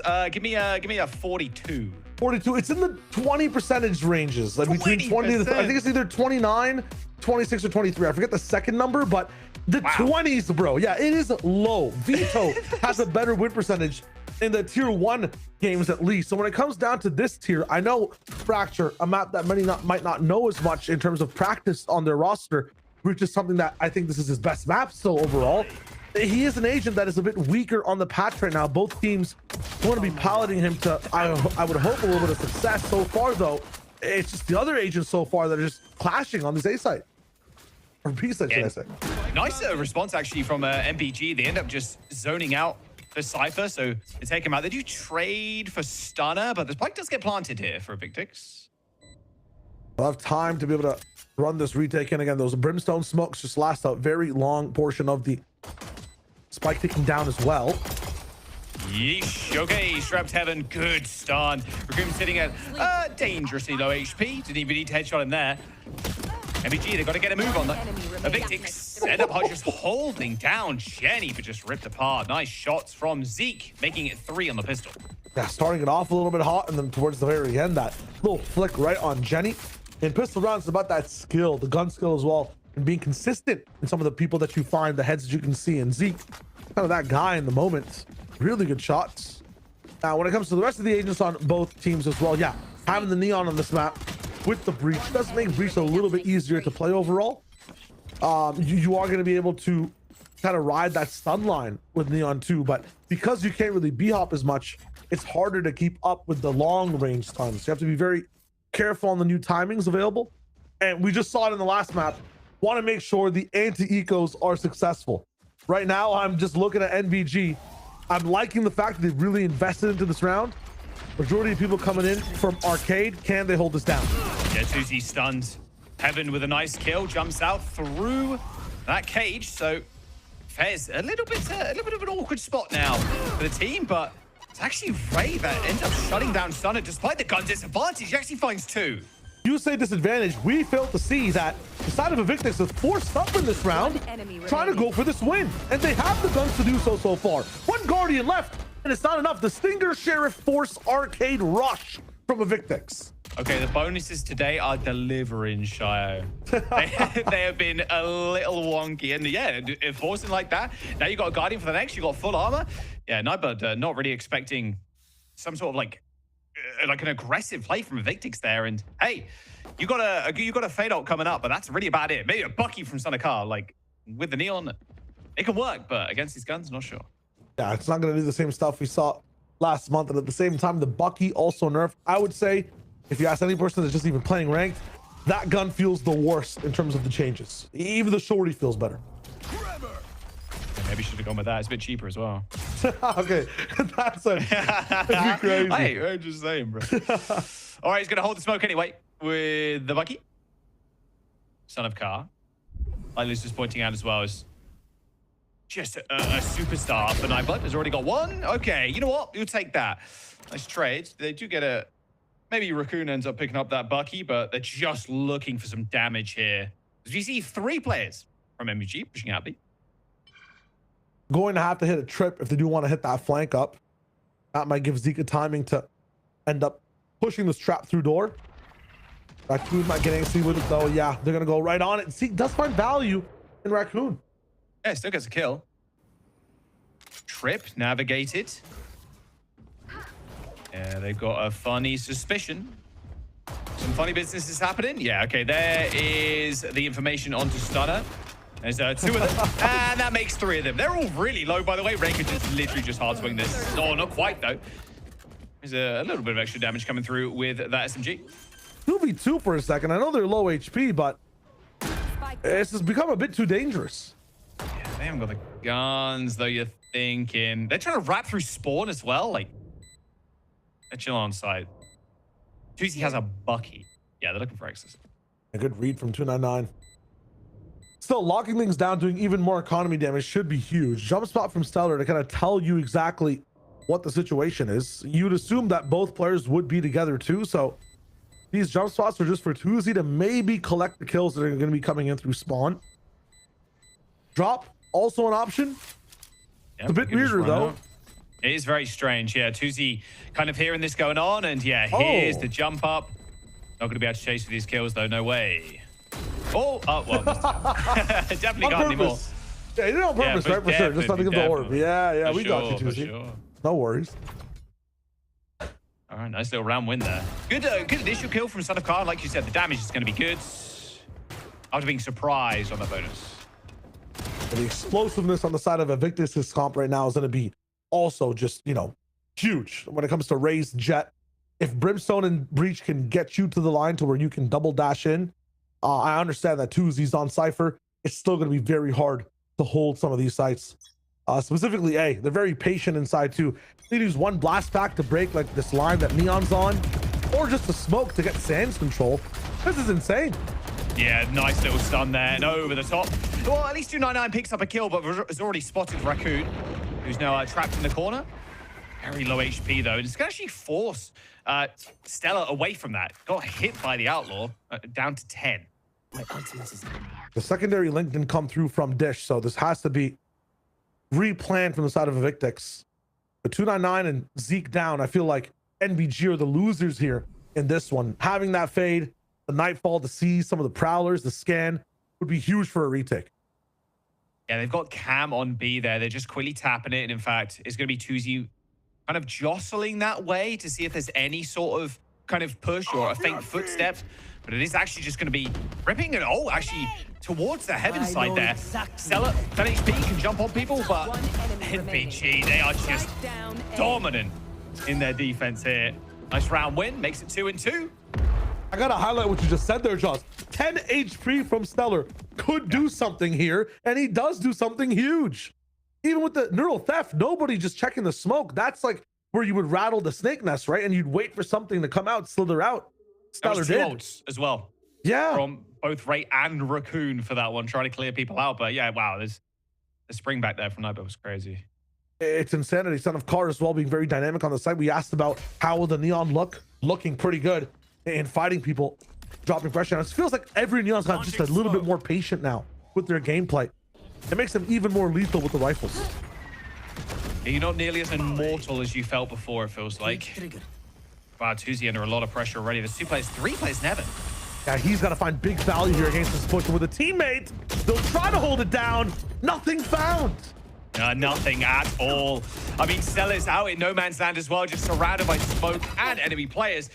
A very different looking round from Evictix here as Zeke and Son of Car looking to kind of replenish this round, but no, it looks like it's going to be a save from them both. That was a very quick exit from Invictus. They got 3 players up in that heaven site, like so fast. Tuzi couldn't react. Yeah. Would you say that this double duelist comp from Invictus really good at hitting sites, right, with the double duelists? So this might be a little bit weaker. There might be a gap in some of these extremities. You've got double initiator from Nightblood. I want these guys to either be fighting extremities or giving up these sites and going for retakes with the util. They don't have as much to anchor down, right? Cypher, cool agent. You ain't Vise, little bro. You ain't KJ, little bro. You don't have guaranteed stall util. It's like, you know, pseudo smokes and tripwires like my mother does not even respect anymore. Like she's also going right past them, you know? It's Sentinel so sad for Cypher. weeping right now. I'm just saying, bro. Valorant tried to sneaky buff him. They tried to let him, you know, shoot with his camera, and it was a bug. It was a bug at the end of the day. He's been disabled. But I honestly think that just trying to anchor so far is not the wave. You got to be going for some crunches. Let Cypher maybe solo on the A site while the rest of your team fights the other sides. You can't give this much respect over to the side of Invictus. We got a trip up in heaven from Tuzi again, just kind of holding that rope. Got the cam there too, in fact. So yeah, knows that has been a bit of a weak point. It's still on this round. Everybody's just waiting. No ops in play either defensively. This is Invictus's game. If they get arcade here, which they might give it enough time, they'll just end up with a crazy exec. It's just Tuzi on site. Zeke's on an impressive ang here, though, and there is a potential he could sneak up behind them. There's a tripwire, of course, just jiggle peeking right now. Now they make their move, slowly but surely. Tuzi's still sitting in heaven. No one else has moved. Timing here for Tuzi. He has to watch 2 different angles right now. Has to get a good shot off here as well. There's the arcade push, and Stella gets shot down. Tuzi at least trades, but 299 with a 180 shot onto Tuzi. Picks up 2. This guy, absolutely lethal in every single angle that's available. 299. Crazy coverage. Now, Stunner in the smoke. Not going to take the timing. No, not going to. They've broken the tripwire as well on that flank, so this Zeke position is going to get shut down by Dre, and 299 makes it a 3rd here too. That was a round from Invictus there. Felt like they were in pure control, even despite like a little bit of sauce being thrown, a little bit of spice being thrown in with that flank there from Zeke. It didn't matter. They're too clean with it on this B hit. Yeah, they have a high like Scoville tolerance, Jaws. That flank is not spicy enough. Those ghost peppers on the regular. Yeah, honestly, it might be like what's higher than ghost peppers? I don't even know. They're on the last hot sauce from Hot Ones type B. They're on that nuke sauce. I don't even know what it's called. No. The one you're thinking of is Da Bomb. Da Bomb, yeah. No, that's not higher than ghost pepper. Trust me, bro. I know. That stuff sucks. It sucks. That stuff's horrid. But like what I'm saying is, it might be worse. Taste though. They can't be playing this like completely spiceless defense, and here is a bit of hot sauce from them, actually pushing an extremity and gaining some space. Now they have a retake. They've got Nightfall. Even though they don't have the guns, I like the strategy this time. Oh, my brain can't stop thinking about Da Bomb now, bro. I can't lie. The taste of that, it just sends. I got nightmares from that sauce, bro. I can't. I'm gonna be real with you. All right, 5 players here from Nightblood Gaming pushing that spot. Look at this. That stun was ridiculous too. Any swingers, maybe? Little Tuzi was around the corner, but it's all Invictus all day. 299 with 4. Invictus make it 5. That was an insane aggressive push there from Invictus. Just Nightblood Gaming all grouped up in that heaven place. Hey, you talk about spicy plays. I mean, these guys just elect to go for the push first. They're saying, oh, NBG, different round from these guys. They're actually pushing us on one of these sides. They're not going to be ready here inside spawn. They might not have the best guns either. Let's push it over. And Roy talked about 299. You can't ignore this player. Hyper aggro, very lethal, very accurate. 4K from him. And we're allowed to celebrate it, Jaws. Those are Guardians. Those are not just classics. See, earn those kills. Saying a cool 11-3. That gives him permission to hit the operator here. He's got the knives to back up too. We'll see. Again, very slow now. They've changed the pace up completely. Yeah, and the slow pace now might get tripped out by a difference from NBG's setup. Lots of ultimates for retake instead of car with the op. You have to be careful walking around the map when that Neon's got the scopes. You can easily reposition from one side to the other. Car, though, is deep B heaven right now. Zeke took a shot, is down to 5 thanks to that op. Doesn't have all this dish space, can look up into rafters in heaven as well. 299 waiting on a timing, 1 minute left. They have so much to work with, but there's so many retake ults on NBG side.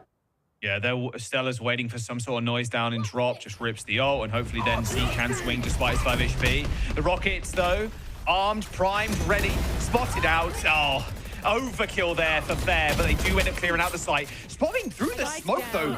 Stella takes down Raccoon, but they've still got site control. Disaster a little bit from the side of NBG. Rolling Thunder used, and your Nightfall player is gone as well. Zeke away, 2Z in the fray. Son of Kara's made it all the way to this side, though. Stray hits the classic right click on 2Z. Wall ends up coming up, and there's the shot from Son of Kara, shutting down Dre. What a round win. Yeah, the Neon can still sprint. She can still leg it from B heaven all the way to A. Good stall, and you mentioned it, Shayo, from Stella coming in, even popping through the smoke, picking up a kill, making a Victix think twice. Looked disastrous at the start of it.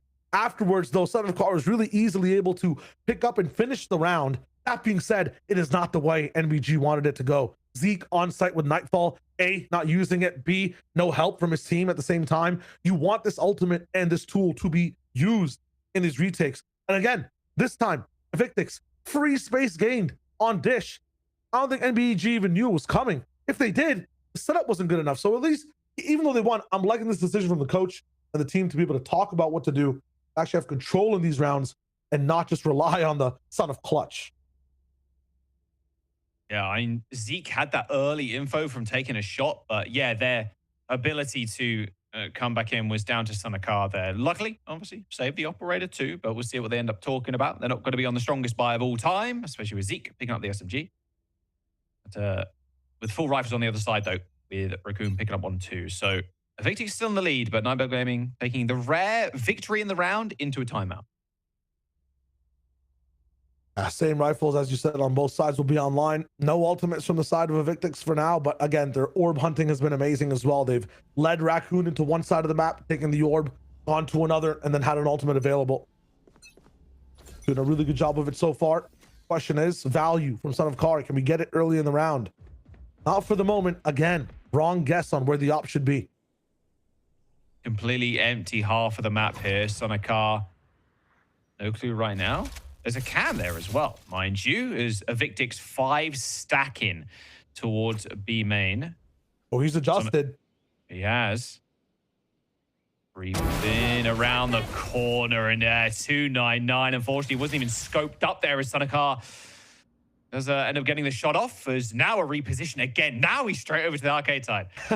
That being said, this slow type of play, you can see how easy it is for Son of Kara to be activated with it. He missed the shot, though. And Zeke ends up going down. So a casualty there, unfortunately, for Nightbug Gaming, but at least spam through the smoke from 2Z is going to be good for one. Smoke ends up coming in, bisecting the site as that Molly gets sent towards kitchen. Well, Son of Kara's in an odd spot, but it's 2Z in this round doing the heavy lifting with 3. Yeah, Son of Kara easily just evening out things for his team and then actually gaining them an advantage overall with the pressure. It lets 2Z walk around the site, understands he only has to deal with 2 or 3 players, gets dynamic with his positioning, and his tripwires are both still up. So you can see a little bit of Victix playing into the NBG game plan. It's not going well for them. They've got to get a bit more explosive against this op. They have to use a little bit more utility and risk something before they hit a site. That still being said, they have the lead. Left. Eco reset for them now. Ray's going to be able to save the op. Yeah, at least they managed to clutch their hands on that one for sure. I mean, look, at the end of the day, you can still rely on 299 at least picking up an entry kill with the operator, unless Son of Kara beats him to it. We'll see if Son of Kara also ends up pivoting too. It's a heavy B presence that round. Yeah, if he goes over towards the A side on that angle, which we saw with the rifle he was playing so well. And good call, Jaws, yeah. All the way through. The one cool thing about this, though, from a Victix, they have this nasty play where they'll actually smoke off the op and go straight to Sands. This goes here. So Son of Kara is actually waiting over at Sands instead. Knowing that play has happened before, they're switching things up. They're not going towards the A side, though. They're about to run into his operator. Okay, they're just escorting Cypher around. They're messing with me when I'm trying to look at where the pre-round's starting. They will go straight into this. The Son of Kara will try to play ahead of that smoke. Basic's here in the door, though. It's going to be Ray with the op. Yeah, they're not going to test each other here. There's not going to be any kind of movement from NBG or Son of Kara. I mean, this is awkward. Ray has to get off the scope every like 10 seconds to check his cam. Here it comes, though. There's the cage. Cage. They haven't heard the door close yet, so they know there's still somebody on this angle. Yeah. And already, oh, the bullets are flying across the map there as Raccoon takes down Stella, but a good swing from Flare, and yeah, rightfully pointed out, didn't hear that sound cue come in, so they know there's someone there lurking around. Should be a fairly free sight now, with Stun the only one close. We talked about using more utility to scale onto the site. Those Cypher cages were perfect as an adjustment from Evictix to just be able to thwart that operator. I mean, they've got ults, like, they got a whole 3 of them. There. It's just going to play this thing. Okay, they end up swapping for the operator instead. Okay, well, I mean, you have to kill the eye, I suppose. They got the double operator right now as Stunner walks through the door. Trying to kind of tease it almost for the close, but yeah, this round long gone. Oh, that was close. Oh, Stunner still takes a shot, though. Unlucky, all good. Back off. 2 operators in hand, though, for Victix. It's a double loss from NBG on this run. I feel like it'd be okay if they lost a round and saved the op, but to lose that scope as well, very big win con to get them rounds on the board. Now, Overdrive, getting close for Son of Car, doesn't start with it. Will these guys take a risk and crunch anything on Fracture? This is the first time I'm watching this map, and not a single crunch has happened yet from this defensive team. I feel like at least one of the rounds on defense to try, at least on the eco as well. This is tough. I know they had that arcade rundown, but nobody was on the other side of the map for that one. I need to see something proactive. Both duelists on the side of Victix ripping this ops as well. See if Son of Car can get on an early line. Walks past this. Well, Smoke's going to stop Raccoon from walking all the way through for free. Oh. Can't be testing Son of Car like that. Got the spike. Now, the ops on this attack side gain so much value when NBG play this round so slow. They can easily creep up and clear every angle with so much confidence. They have dish space right now. They procced A a little bit, and look at the angle Fair has. All right, Smoke's going to stop the advances. NBG actually try and find a kind of a devious angle, but it looks like they've read them like a book here. Evictix, though, Drake does end up going down. And Son of Car picks up 2. Fair's going to go for the peak with the op, but ends up swinging and missing. Zeke and Son of Car are going to get out of there. They actually, I was thinking maybe Son of Car just stays inserted, but 2 operators left against this. That's a puzzle that I don't wish to solve. Oh, straight over the edge. Yeah, does not want to bother with saving it. And again, NBG didn't start at the start of the round, but the time they get proactive, where they actually push empty gaps to the map, take the risk, that's where they find so much value. 3 kills on that flank. Gonna save one of the up. Nope, they're just gonna chuck both of them away. They're saying, okay, that slow strat was cool. We're not doing it again. I want the rifles not back. Even tempted to do it again. Oh, they're gonna recycle the rifles of their teammates, so at least they don't lose money completely on what's going down. Nice, but clearly both teams have learned something. Evictix want to play faster. High Blood Gaming again have seen that. Okay, if we do push extremities, if we get that timing first, it means a lot for us. So what does it mean for our final round of this half? We're getting that 6-6 scoreline. Will NBG find another way to get proactive, or are Victix going to be too fast in hitting a site? Still holding these ults as well. NBG, they have this neural theft on for a little while. Same with Stunner's ult as well, to be fair. I've been doing fairly well at these kind of fast hits over towards B, but there has been some adjustment here as well from Tuzi, where he's placed the trips.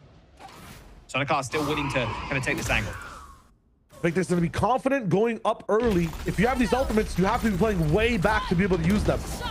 Sounds good. There's the ultimate, though, from Son of Car. The stun is actually immaculate. Ends up taking down 2 in a blink of an eye. And even 299, who was holding that door angle, he just gets isolated for the rest of the team because the Brimble ends up isolating him completely. So Son of Car picks up 3, and just like that, Victix, who have found success with the fast rounds, get the card stand on them. Son of Car, Zeke, Tuzi, all these players dropping crazy kills in these rounds to actually confirm them, but the 2 invisible players who've been doing the most right now, Stellar and Stunner, their utility, some of these Brimstone smokes, the ultimates right there as well, the microwave combination at A. They've been consistently playing so well, and somebody find Ray a corpse, man. Yeah, who's spamming that? You can see where the X is. It's like just around the corner. That's so unlucky, actually. They're going to try and make these Tuesday an things angle. work, though. It will indeed. Oh, nice information gain. In fact, it's got the camera there, too. Does end up getting destroyed, though. We can stall for so 4v2. long. Yeah, he has deep trips, so they don't actually encroach on his position. He's actually out of there, too. Nice little long-range stunner. Wow, the angle through past the cage. And now 1v4. Not the position you want to be in on round 12, that's for sure. 15 seconds, and that should be that. Son of Car with 4 kills to end that round. 6 and 6. Seems like he had much more impact overall. Yeah, 15 and 6 for him. 6 and 6 score overall. I mean, this guy opping all the time. When he doesn't have the op, is able to entry for his team as well. A bit of a rockier start, but I'm liking the way NBG made that comeback. The stun was so good, and then isolating the kind of the follow-up there, so Sonicart gets another free isolation kill was real nice. You take that. All right, the double duelist. I mean, how is this going to work out now on the defense? I'll tell you. It's they don't play defense. That's the idea. You're playing attack. You are looking at this map and hitting crunches every single round. Rely on Ray just to hold it down if your crunch misses. That's all it is. See how aggressive they want to push out. Both duelists right now looking over towards Dish. Nightblood Gaming have other ideas, though. Arcade is going to be the play. Ray spotting that dog. Knows there's at least one player over here. There goes the cam. Have to fight through a trip. 2 players as well who have a lot of util to stall. A lot of people using that ladder right now. There's the flash stun as well, like you mentioned. So Sonicart sends out his one as well. Nice little connection there onto Raccoon. Completely stunned up, but here comes the reinforcements for Evictix. 299 taking down Stella on the flank. That Bluetooth connection from Breach's stun sometimes does not hinder well for the agent. Dre though with the timing. But Stunner hits him one better. Look at that. Nice little duelist lining up for me. Thank you very much. Pistol round win for Nightblood Gaming. Yeah, Stunner stone cold there and just drops this enemy team on the mat. It's unfortunate really when you gain a bit of momentum and then the pistol round is, if you've lost it a bit, a chance for you to get confidence and bring it back. NBG able to switch up the way they pilot their composition, get into more of a death ball mode, and really take these guys down. Such nice shots there. Repositioning is absolutely amazing.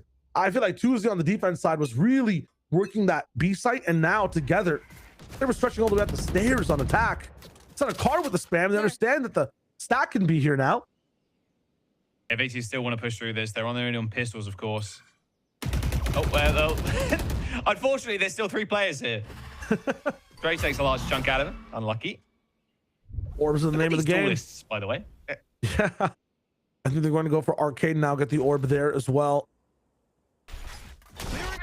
Who's going to be in? But they have a perfect idea of where they are. That Sheriff from Tuesday not quite hitting. Down to 20. Here comes the push. Oh, Tuesday. No. Don't let him go down like this. Not a classic right click. Surely not. Little swing. Oh, nice flick from Tuesday. My God. Arcade control. Perfect for Nightblood Gaming there. No weapons really, of course, for Evictix. But hey, Tuesday still styling on him. Again, I think pound for pound, NBG producing a little bit more consistency right now across the board. Evictix, again, I'm liking the idea. I would love a little bit more velocity with their compositions and their positions right now. I say compositions, I just mean their agents overall. I feel like they have the, idea of stacking going well together, but it's fracture. I feel like you have to fight. You have to be pushing past these smokes. If you're on an eco and someone smokes off an angle for you, that means you get to get closer for free, right? Like, it's the whole thing. And Dre trying to find value in this one too. Fighting a bandit, not going to happen. Zeke's been lethal with these pistols. It really has. Nice little round win there for Nightblood Gaming. Up to 8 after that half. That was a nice little flick. But yeah, what is the rifle round now going to look like for Evictix? Like you said, just heavy aggression on the defense with the double duelist. They've been paired up a couple of times in a row here. Around 13 and 14, both the Rays and the Jet. But now they're splitting up. And the unfortunate thing with Breach here is that, like, if you're not going to be pairing up with your duelists, you're not going to be able to enable anybody on your team. And if you are paired up with your duelists, it's like the other side doesn't have too much to be able to work with in terms of stall and scan. 299, this off angle where he hit 180s, going to be diffused this time. kind of dominated by Sanakar there. Went for the swing. 299 up on that high ground. Sanakar does get shut down. A lot of those bullets getting used well there by Ray. I mean, at the end of the day, he's pretty low anyway. And just a spray through the cage just like that. Wow. Big thorn on the side Ray is playing right now. They still need to clear him too. He's not even moved off this angle. Like, okay, jump spot, gets another. That's 3 for Ray. Just in the neutral round. He's just insane. And I talk about it, it's close. There with the save, but that's off the work that Ray did there, man. I mean, locking things down defensively. And just 3 kills straight up. Spray through the cage there was real nice, good timing, but unable to be moved. Like, come on, you can't be getting away with this. And this one here too, just a nice swing. Enemy remaining. They'll go back some adjustments from NBG. Yeah, I feel like, again, you have to be able to move with the util that Breach is putting down. Tower, going to be a bit of a troublesome problem if nobody's pinching with it either. Both these teams allergic to 3-2 splitting a site. I feel like it's been 4-1, 4-1 on both sides all the time. Bring them Oh, doesn't actually end up hitting Ray, so he goes for the swing on Zeke. He's going to try. They're going to double swing him again, I think. Yeah, all right. Zeke loses that little scuffle. But it's keeping 3 people on the side. They're expecting maybe something devious coming in from Arcade. They know that Tuzi loves to stay there and manipulate that northern side of the map. Nothing for now. Even Breach is kind of mesmerized by this for the moment. Wow. The attack side Zeke play is insane. Oh my God. You said you wanted him to play kind of aggro, you know, pushing and making sure that, you know, Nightblood Gaming are kept on their toes, but you're running into Zeke like that. I mean, he lost that first little, like, oh, I'm going to jiggle the corner. Takes 1 bullet, but jeez, picking up 2. I'm so confused. It's like, why are you doing that now, though? Why didn't we start the round with that level of confidence into peeking somebody, right? Like, this is the most gentleman's fracture I've seen so far. Oh, sir, you can peek first. Oh, take the A-line, of course. Oh, we will fight you, tower, one at a time. No problem. My side anchor, Ray. Where's the scrappiness? Where's the action? Why am I on a black and white movie where the subtitles play every 3 seconds on a large card? I want to see the Michael Bay booms. That didn't happen, buddy. I don't know what to tell you. Slow gentleman warfare. It's gonna be tougher right here. He's just gonna go for the save, of course. It's gonna be another round for Nightblood Gaming. Oh, come on. Freaking out. Oh, okay, yeah. I was ready for Salah to say that kill. 5 bullets left in the mag, but it's all good. They're chilling. 9 and 7. Sanakar as well, sitting at a clean 20 and 9. 299 Kane kind of outpaced almost now. Look at that too. Swinging at the same time. Oh. Slow walking. Strolling apart. Actually. We gotta get active. Again, willed them to give so much control of EVX, I think, to the side of NBG. They had dished that round. They had an Arcade player, never adjusted. The Cypher trips and cams haven't gone down unless the spike's being planted on the other side. This time, a little bit faster on one of the sides. Defused by a breach stun. Yeah. They're going to be able to kind of take a forward position here, but they haven't got the guns ready to fight with. We got a hero rifle from Ray and a scope for 299. Ray sitting up in heaven. Honestly, the perfect person to have the rifle on, to be honest with you, the way he's been defending so far. It's going to be a Victix trying to make an aggressive push, though, as Nightblood Gaming try and just grab around and make sure this doesn't bite them in the ass. Well, we'll see if Tuzi ends up going for the swing here. Nice shot, though. Body shot from the Marshal straight into the classic shots. Takes down Tuzi and drops the gun on the ground. Need somebody from the B stairs to be able to push this down, though, and put the pressure on. Oh. All the way on the backside. B sprayed. He's not cleared. No, come on. He's not cleared at all. Surely he doesn't get away with this kill. No, there we go. Oh, my God. They painted bullets around him like they were painting the Mona Lisa, man. It was a masterpiece, but he still couldn't quite get it done. Unfortunate. Oh, it's such a insane round. You can paint a painting, but you're not allowed to hang it in the museum when you're Raccoon there. Unfortunate. And for the rest of things, yeah, Ray still has that rifle.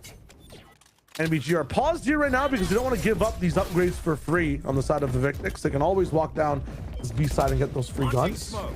The Caterpillar smokes and we end up on the site. Hopefully easy plant. Yeah, absolutely. Spike They're going to hear that spike go down, and here comes the rotation. It's a 3-on-3, and again, Ray does have a weapon here. They can use the Neuroth there too to get some information. That's exactly what they're going to do. Another rifle acquired, as well as the showstopper. Showstopper, yeah. That's the biggest thing. Got to be careful here. Fair could win this round. That's a really early rip of the showstopper. Don't even try and clear these corners here. It's going to be a point of contact. Sees a body, but misses it completely. Goes for the straight line shot. Stunner jumps around the corner, hits the stairs, straight through the smoke. Stella gets taken out with a classic, but Stunner in heaven, trying to defend this fight with his life, but he's all Ray all day. As the Victix pick up the round. I love the bait from Stunner against that showstopper. You would think that he's a bit too slow to run away, but he wants to get that rocket shot at him. He escapes with barely any damage to his body. That being said, the rest of the team kind of falls over, playing inside smokes against ecos instead of the site. I mean, the risks you're taking are rough when somebody can just walk over and right click you. I'm surprised this position also held no fruits. He missed the classic shots. He got 2 off, man. It's so rough. enemy remaining. It is. I mean, right this here is a thrifty round too, Shio. Don't forget, like, this was a long round. They had rifles at the very end, but Man, it didn't start off like that. this time, because of the loss, little bit of economy problem. Not really, actually. They could have forced up into a rifle, but Car wants to use that overdrive to push in. Yeah, there's the K-Sugar. Car shut down, though, instantly by the Odin spray. I've seen this Straight on a from Raxmoon before side. as well. Yeah, I mean, it's so tough to deal with. All right, they're still going to try and put pressure on this B side. Despite Car going down. Again, Ray is just a nightmare to deal with. What does he see? He's waiting for it. On the other side, both the duelists still locked in, So thinking that slow. A could be a possibility. They play full retake pretty much, but they're allowing these guys to move up. Get the pickaxe out. Oh, no. I actually got the pickaxe out, bro. He's trying to get that mining cape, man. Yeah, that's what the box player looking for. Up top in There's heaven, the we also stun. have more util out. And this Again, time, Ray doesn't gets find it. another. Come on. Enemy remaining. Nice shot through, from Stunner through the smoke. Has been the savior for Nightmare Gaming a lot of the time, picking up at least 2 a round over the last couple. Sniper Gaming clutch up and take the 10. I mean, just straight up winning gunfights and disrespecting space. NBG, again, both these teams are getting active at the very end of these rounds. They're really letting this clock dwindle down. And then with the pressure of time and understanding a bit more about where everybody is, that's where they feel more confident to fight. It's a very interesting strat I've never seen go head to head against itself. Yeah. Half This these approach kills. just walking in. Didn't even guy. stutter. Didn't have his gun out. 2 guys. Everybody got shot in the side of the head. First dish fight we're seeing back and forth. And a crunch, actually, coming in from a Victix. Yes, the crunch. Here we go. Okay, Sheriff in hand. A little damage. A dash away. They get 1 at least. Okay. But unfortunately, on the other side of the map is Zeke that has claimed the site. They've had better guns. It'd be easier to hold that push back on dish. They're just trying this because of the economy diff happening on the team. Found you. Tripwire destroyed. Pushing very closer over to match point here for NBG. I still feel like the Victix are, playing well to have a voice in this server, the way both these teams are playing. Oh, man. And their ults seem to be on the back line as well. Yes, we have Rolling Thunder, but you would love to see that showstopper, that orbital strike from Dre, available soon. Look over at NBG. They've got a way to chain these last 2 rounds. Rolling Thunder for Stellar, if you want to do a very fast A take in the sand, like we've seen before. And Stunner has that orbital strike coming in. Tuesday with the neural theft, so if they got to pick, understand where to go. There's lots of finishers available from NVG. Yeah, I needed a couple more rounds. Yeah, I like the way you put that. Yeah, just rolling these ults in, quite literally with a Rolling Thunder, but just making sure we use 1 a round, get an advantage, and just play off of it. Yeah, the Play biggest heavy pressure retake right if now. they want to. Can just slam a site. It's only Raccoon that can solve things right now with the Rolling Thunder himself. If you want to stop an ultimate, you got to have an ultimate. But again, you're on the wrong side of the map. It's going to be a tough one. Another Nightblood Gaming timeout. Again, winning a couple of rounds back to back. Going for a timeout, regardless. Just saying like, hey, look, we can, and we need a couple more minutes to kind of think about how we end up securing the next couple. 299's got up though. That could be what does it for them. Yeah.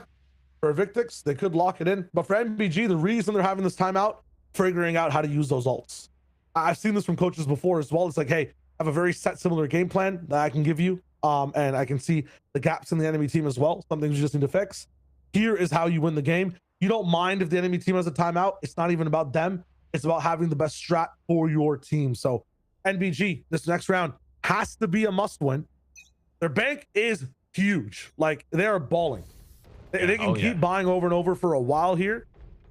Meanwhile, you see Victix, two of these guys already running broke.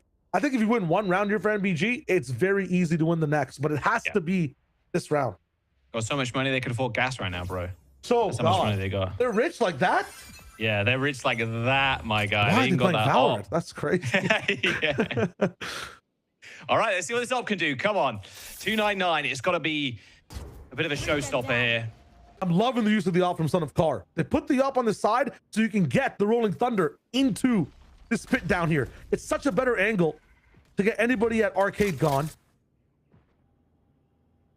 On the wrong side of the fight as well here. They've switched up their Cypher positioning too, so this site's a little bit more free for Nightblood Gaming. Sonikar peeks through the smoke, insta-kill onto Raccoon, and Raccoon's ult now not being able to be used now. NBG, they're just going to go for some nice trades. And they're all theft, and everything is revealed. This is just such a tough spot to collapse in on now. 2 players through spawn, and Fair is on Jet. A very good patience from the side of NBG as well to let that op keep working. 299 versus Son of Car. Smoke finally down. Draw! Need something big. Not gonna happen. You needed a pick there for 299. In fact, you probably needed to secure this round. Oh! See you later, Fair. And see you later, Economy as well, Shio. You just teed up the round by saying, like, look, at the end of the day, if they do end up going down here, they losing this one, they are looking a little broke going into the next couple. And it feels like Nightblood Gaming might just take the map off this. Yeah, an update on the stock ticker for their Economy as well. I was checking things out when they weren't finished buying. I saw 3 people still with money. I look back at Evictix now. 4 of these guys are running on broke. They do save 1 op. Raccoon will be able to buy a rifle, but I mean, we have knives as well. It's not all hopeless. That being said, 299 is their opper. If they want the maximum economy value, he's not going to be able to op. Now, we've seen Ray hold on to this gun sometimes, but oh, he just peeked the smoke. You're insane, Son of Car. He's just got it like that. Yeah, I mean, this is talent. They got a couple of guns and some pocket lint. I mean, that's about it. Let's see. Okay, so op on Ray. I'm just seeing there's a switch up. No, he's by himself. He's solo opping A. I guess he has some help from Breach with his trip. So interesting setup there. Very fast. Yeah, they want to try and just make the use of this these knives, the Bulldog, and just try and get Raccoon in a position where he can get close. Yeah, they push these guys into the op side, into the flash side. That's around the corner. They're going to actually, okay, they're going to flash each other there. Judge does well. Close range, door now shut. Very interesting strategy. They were holding the door open so the op had a far angle. The Judge covers close. Now, Rolling Thunder here, available to cover the spike.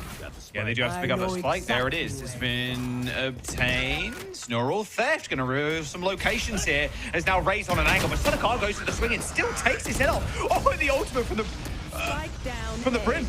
It's going to trap them in here at this point. And Tuzi now is just able to swing. It's a double for Sonikar. Make that 2 for the Neon. And a 3rd. It gets stunned, but it looking a little cosmetic initially there. But now it's all on Tuzi. The wrap up for Nightblood Gaming. What an unbelievable last couple of rounds there. Just being able to pick apart their economy and then just had ult after ult that they could just dump on in. Map 1 goes Nightblood Gaming's way. Both teams fishing on Fracture to try to find some information. It's Nightblood getting the bigger catch on this one. More value, better Son of Car. And overall, even in that last round, you can see the last round spells out the whole game. One team trying to play for info. They find a few fights. They realize the fights are going their way. Forget about the site. I want to keep fighting. And Nightblood really did, and they kept winning these fights over and over again. The players with ultimates on the side of Evictix dying over and over too. Smelled a little bit of disaster, and they ran away with that lead. Yeah, beautiful stuff from Nightblood Gaming on our first map. It was a little scrappy in the middle section of that one, but we'll see if map number 2 can fare the same. We'll be right back after this.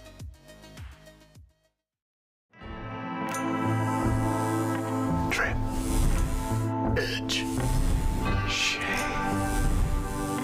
Trim, edge, and shave with Philips Norelco One Blade. One tool for all you need.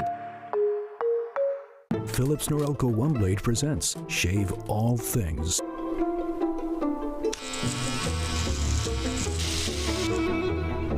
Your style made simple with Philips Norelco One Blade 360.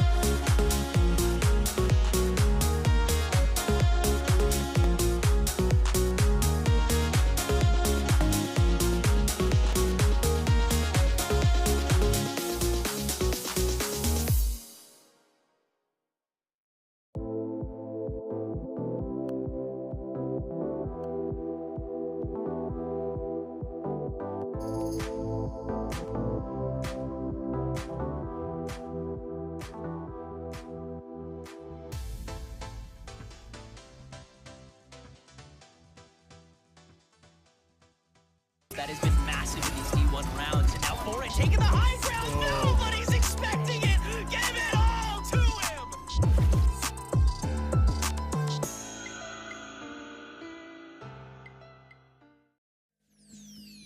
Welcome back to Valorant Challengers League North America. I'm host Elizabeth, joined with Roy and Ash on the desk. And Ash, I'm gonna go to you right away. Nightblood Gaming, truly some gamers on that team. We were gonna talk about Son of Car later, but absolutely a dominant fracture from them, especially in the second half. I would say mainly in the second half. Things were a lot closer on that first half, ending off 6-6. I feel like it was a little bit concerning for me at the beginning for NBG on that defense. It felt like we did see some of like the protocols coming in where they were, you know, pushing a little bit more aggressively, taking a little bit more of that space over towards A main, over a dish. But then they kind of would just like kind of stop and hold there.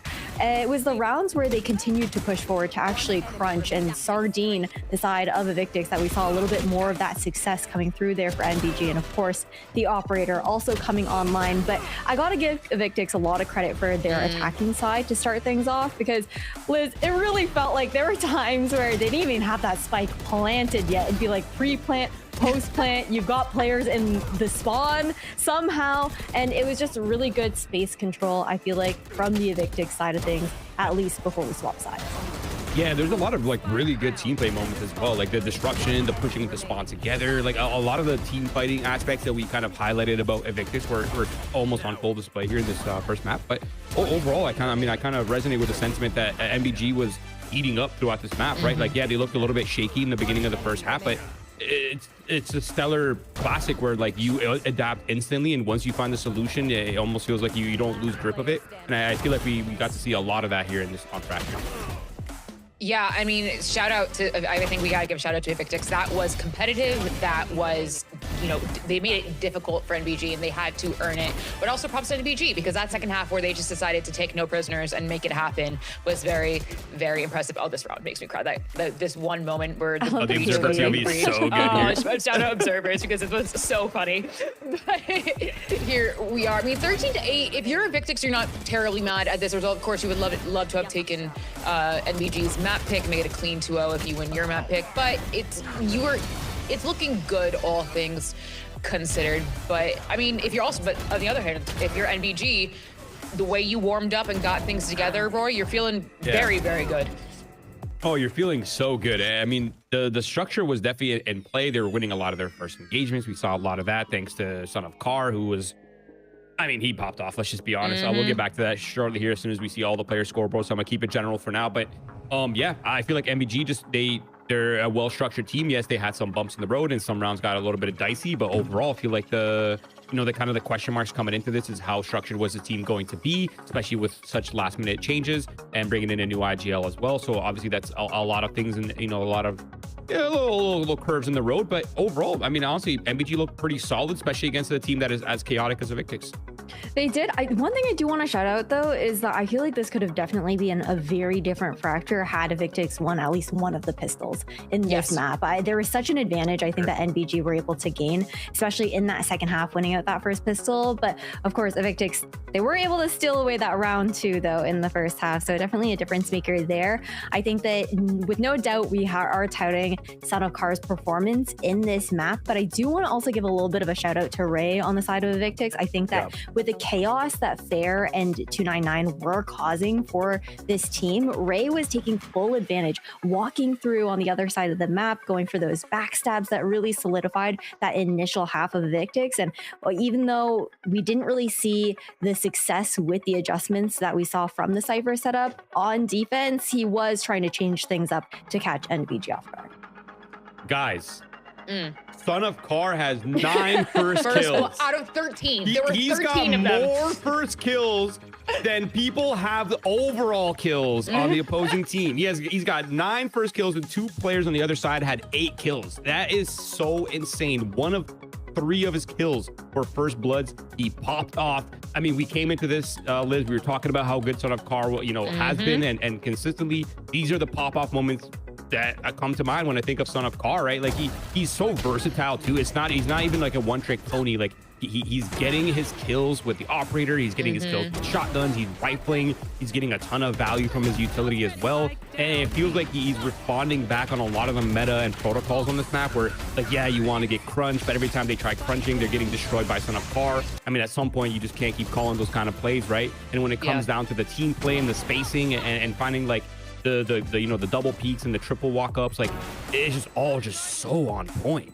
Listen, I'm no coach, right? I'm Elizabeth. I'm the host. I'm not even an analyst. I don't think about this, but I do struggle to think of the adaptation of just being diffed by Son of Car. Like what can you do at that point with someone who's just so mechanically good, and no matter what he touches or what he uses, he's just going to kill you, especially when he finds his moment and kind of finds that momentum that he really, really needs. It is so exciting to watch. And since Roy and I were right about Fireball Ops, maybe more people should just listen to us about Son of Car. But friends, that was only map 1. We are going to map 2 of Split, which is EVX's pick. Ash, I'm gonna go to you for this.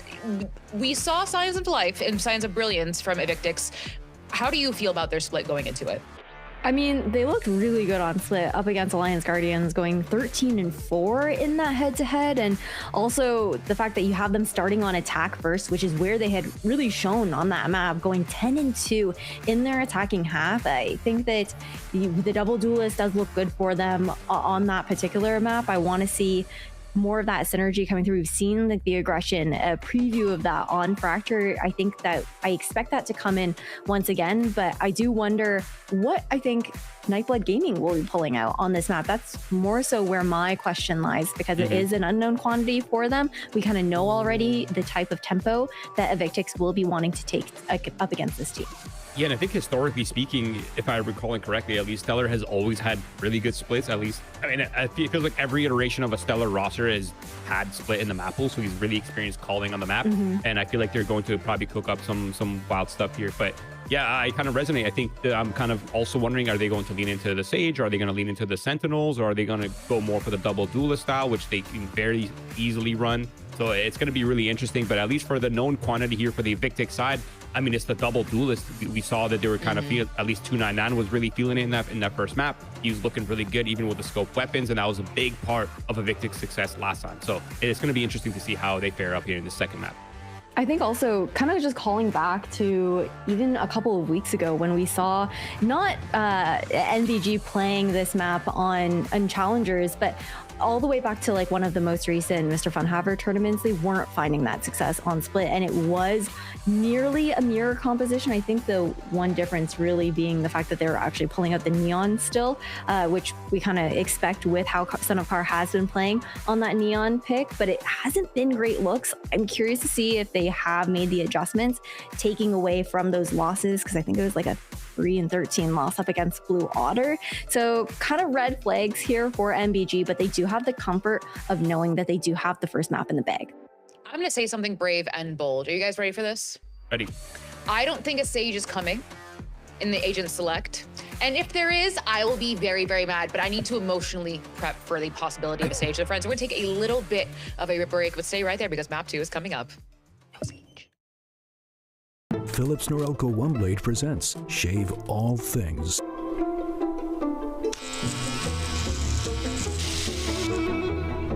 Your style made simple with Philips Norelco OneBlade 360. Trim. Edge. Shave. Trim, edge, and shave with Philips Norelco OneBlade. One tool for all you need.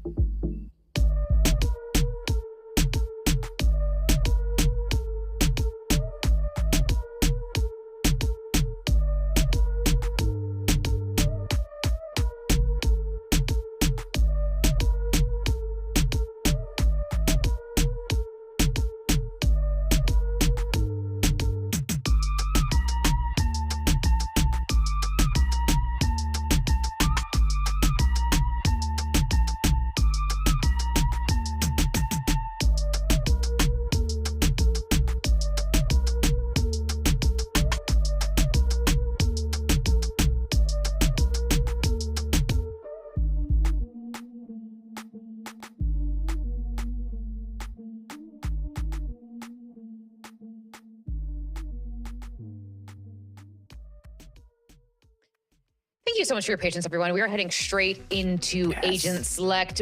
I'm going to go to you, Ash, first. I know I heard Roy say yes, but you got to hold on because we were asking about the Phoenix in the green room. We're like, are we going to see a Phoenix? Are we going to see a Phoenix? And Ash, look on the side of Nightblood Gaming. There's a Phoenix. There is a Phoenix. Roy's prayers have been answered, guys. I think Team EVX, there's no changes on that squad. Nightblood Gaming, we were questioning whether or not it was going to be the same kind of look as what we saw in those other third-party tournaments. They make the switch, but not just that, actually. You've got also Stellar swapping roles with Zeke as well. Maybe a little bit more comfort on the calling to be able to play alongside Son of Car in a lot of these engagements here, Roy. Yeah, I mean, it's a common take that it's just so much easier to IGO when you're with the pack, right? It's a little bit harder on the lurk, especially on this map where you're on the A island on attack most of the time. So makes sense to me. But yes, I'm just more happy than seeing the Phoenix. I'm excited to see Neon not being played on this map. I feel like she's a little bit awkward on here, and it's so hard to get value. But Phoenix is in such a good spot, and his non-mirror win rates, like Shia was saying behind the scenes, is really good. So I'm personally happy to see the Phoenix. I think it opens up a lot, and there's also a ton of ultimate plays, and I'm sure we'll be seeing a lot of that, especially if Stunna's feeling it. So my eyes are on to see what they're going to be cooking with the Phoenix. But on the attack side for Evictix, the Jet, the Raze, it's so easy to get value for Evictix with players like the ones they have. So a lot of pressure on this defensive side for Nightblood Gaming. But folks, double duelist meets a different kind of double duelist. Can Team EVX win their map pick and bring it to a map 3? I'm gonna send over to your casters, Jaws and Shio. Thank you very much, Liz. Yes, Shio, yeah, let's jump right into it. Let's bounce off what the desk was saying there. A little Phoenix action from your boy Stunner. Yeah, I've seen enough. NBG win. Let's get it done. I mean, Yeah, Phoenix is He's a golden already. ridiculous agent, man. I was talking about it. So, like, round 1, pistol, he can not interact with anybody and be halfway to his ultimate. You get orb, you plant the spike, you die. 3 out of 6, you're done. Next round, you can do the same thing. Or even if you get 1 kill, it takes an orb and a plant, and you have ult to be able to scale with. This agent is crazy, getting off 2 to 3 ults a half inside the game, even more if you're better. And teams have been using this ult scaling meta to keep winning rounds over and over again. Phoenix lets you do it, lets you solidify anti-ecos and Jaws. You've seen some of the bonuses and the anti-ecos. It's getting crazy today. Yeah, it is, and it's going to continue, I'd imagine, definitely. I expect this Phoenix to be lights out. It is double duelist, like Liz said, a double duelist versus a very different kind. Early information with the Flash pushing Tuzi offline. Phoenix is going to be towards mid here, actually doubling up with Raze. Tuzi a bit of a role switch as nobody really plays hard Sentinel with this composition. And Ray getting so many more letters to his name. Okay, Son of Car will not stop. That's what, 10 first bloods on the day? Oh, yeah. Yeah, what was it, 9 and 13 last map? Like, yeah, gross stuff. Tuzi trying to lock this one down. That was a nice nade. In the dog animation, nade thrown straight towards him. A shot from Zeke. Nightblood Gaming with a very trivial pistol round. You can't count out Evictix though yet. I feel like even in that one there, some unlucky duels left and right. Nice for Tuzi to wrap it all up, but they had a nice inkling of what could have happened in that round. That Raptor fight goes well, you're able to trade in CT, you have momentum to keep fighting. It was a well-fought round from both sides. Question is though, on that last map, we saw the Force. I'm seeing some people auto-buy some Stingers really fast. I'm wondering if Evictix goes back to that Force again. Yeah. I mean, okay, biggest difference. Last map, they had a plant down so they could Force, and you have a lot more money to work with for some util. But this time, yeah, no plant, no Force. Yeah, Stunner quite literally didn't see anybody or do anything in the last round, so no ult point shy. Unfortunate. Okay. Very fast ramp push. It's going to be met with a little bit of resistance. As a flash through the wall and a nade, fair stuck behind the box. Easy kill for Stunner Car as they go for one more. And there you go. Okay, here's the ult scaling here for Stunner. He's already got 2 kills. And it's up to Ray in mids. Unlucky. Nightblood Gaming with a flawless round. Money for Son of Car as well is a very big thing. He's saving up a bit right now, but getting what, 2-3 kills there, an extra 600 creds. Look at him ever closer to that operator. 4,200 bonusing on the Sheriff. You know it's coming. Oh, 100%. If they want to play aggro here out of B or out of A, try and grab one of those orbs, like Stunner's going to be ripping that out in no time. Already 2 out of 6. Holding down top A ramp still with the most power they have on the map. B is full retake. You have C's, nade, double flashes, able to fight in ramp. Prowler will come in. You do not have to blow all the util now.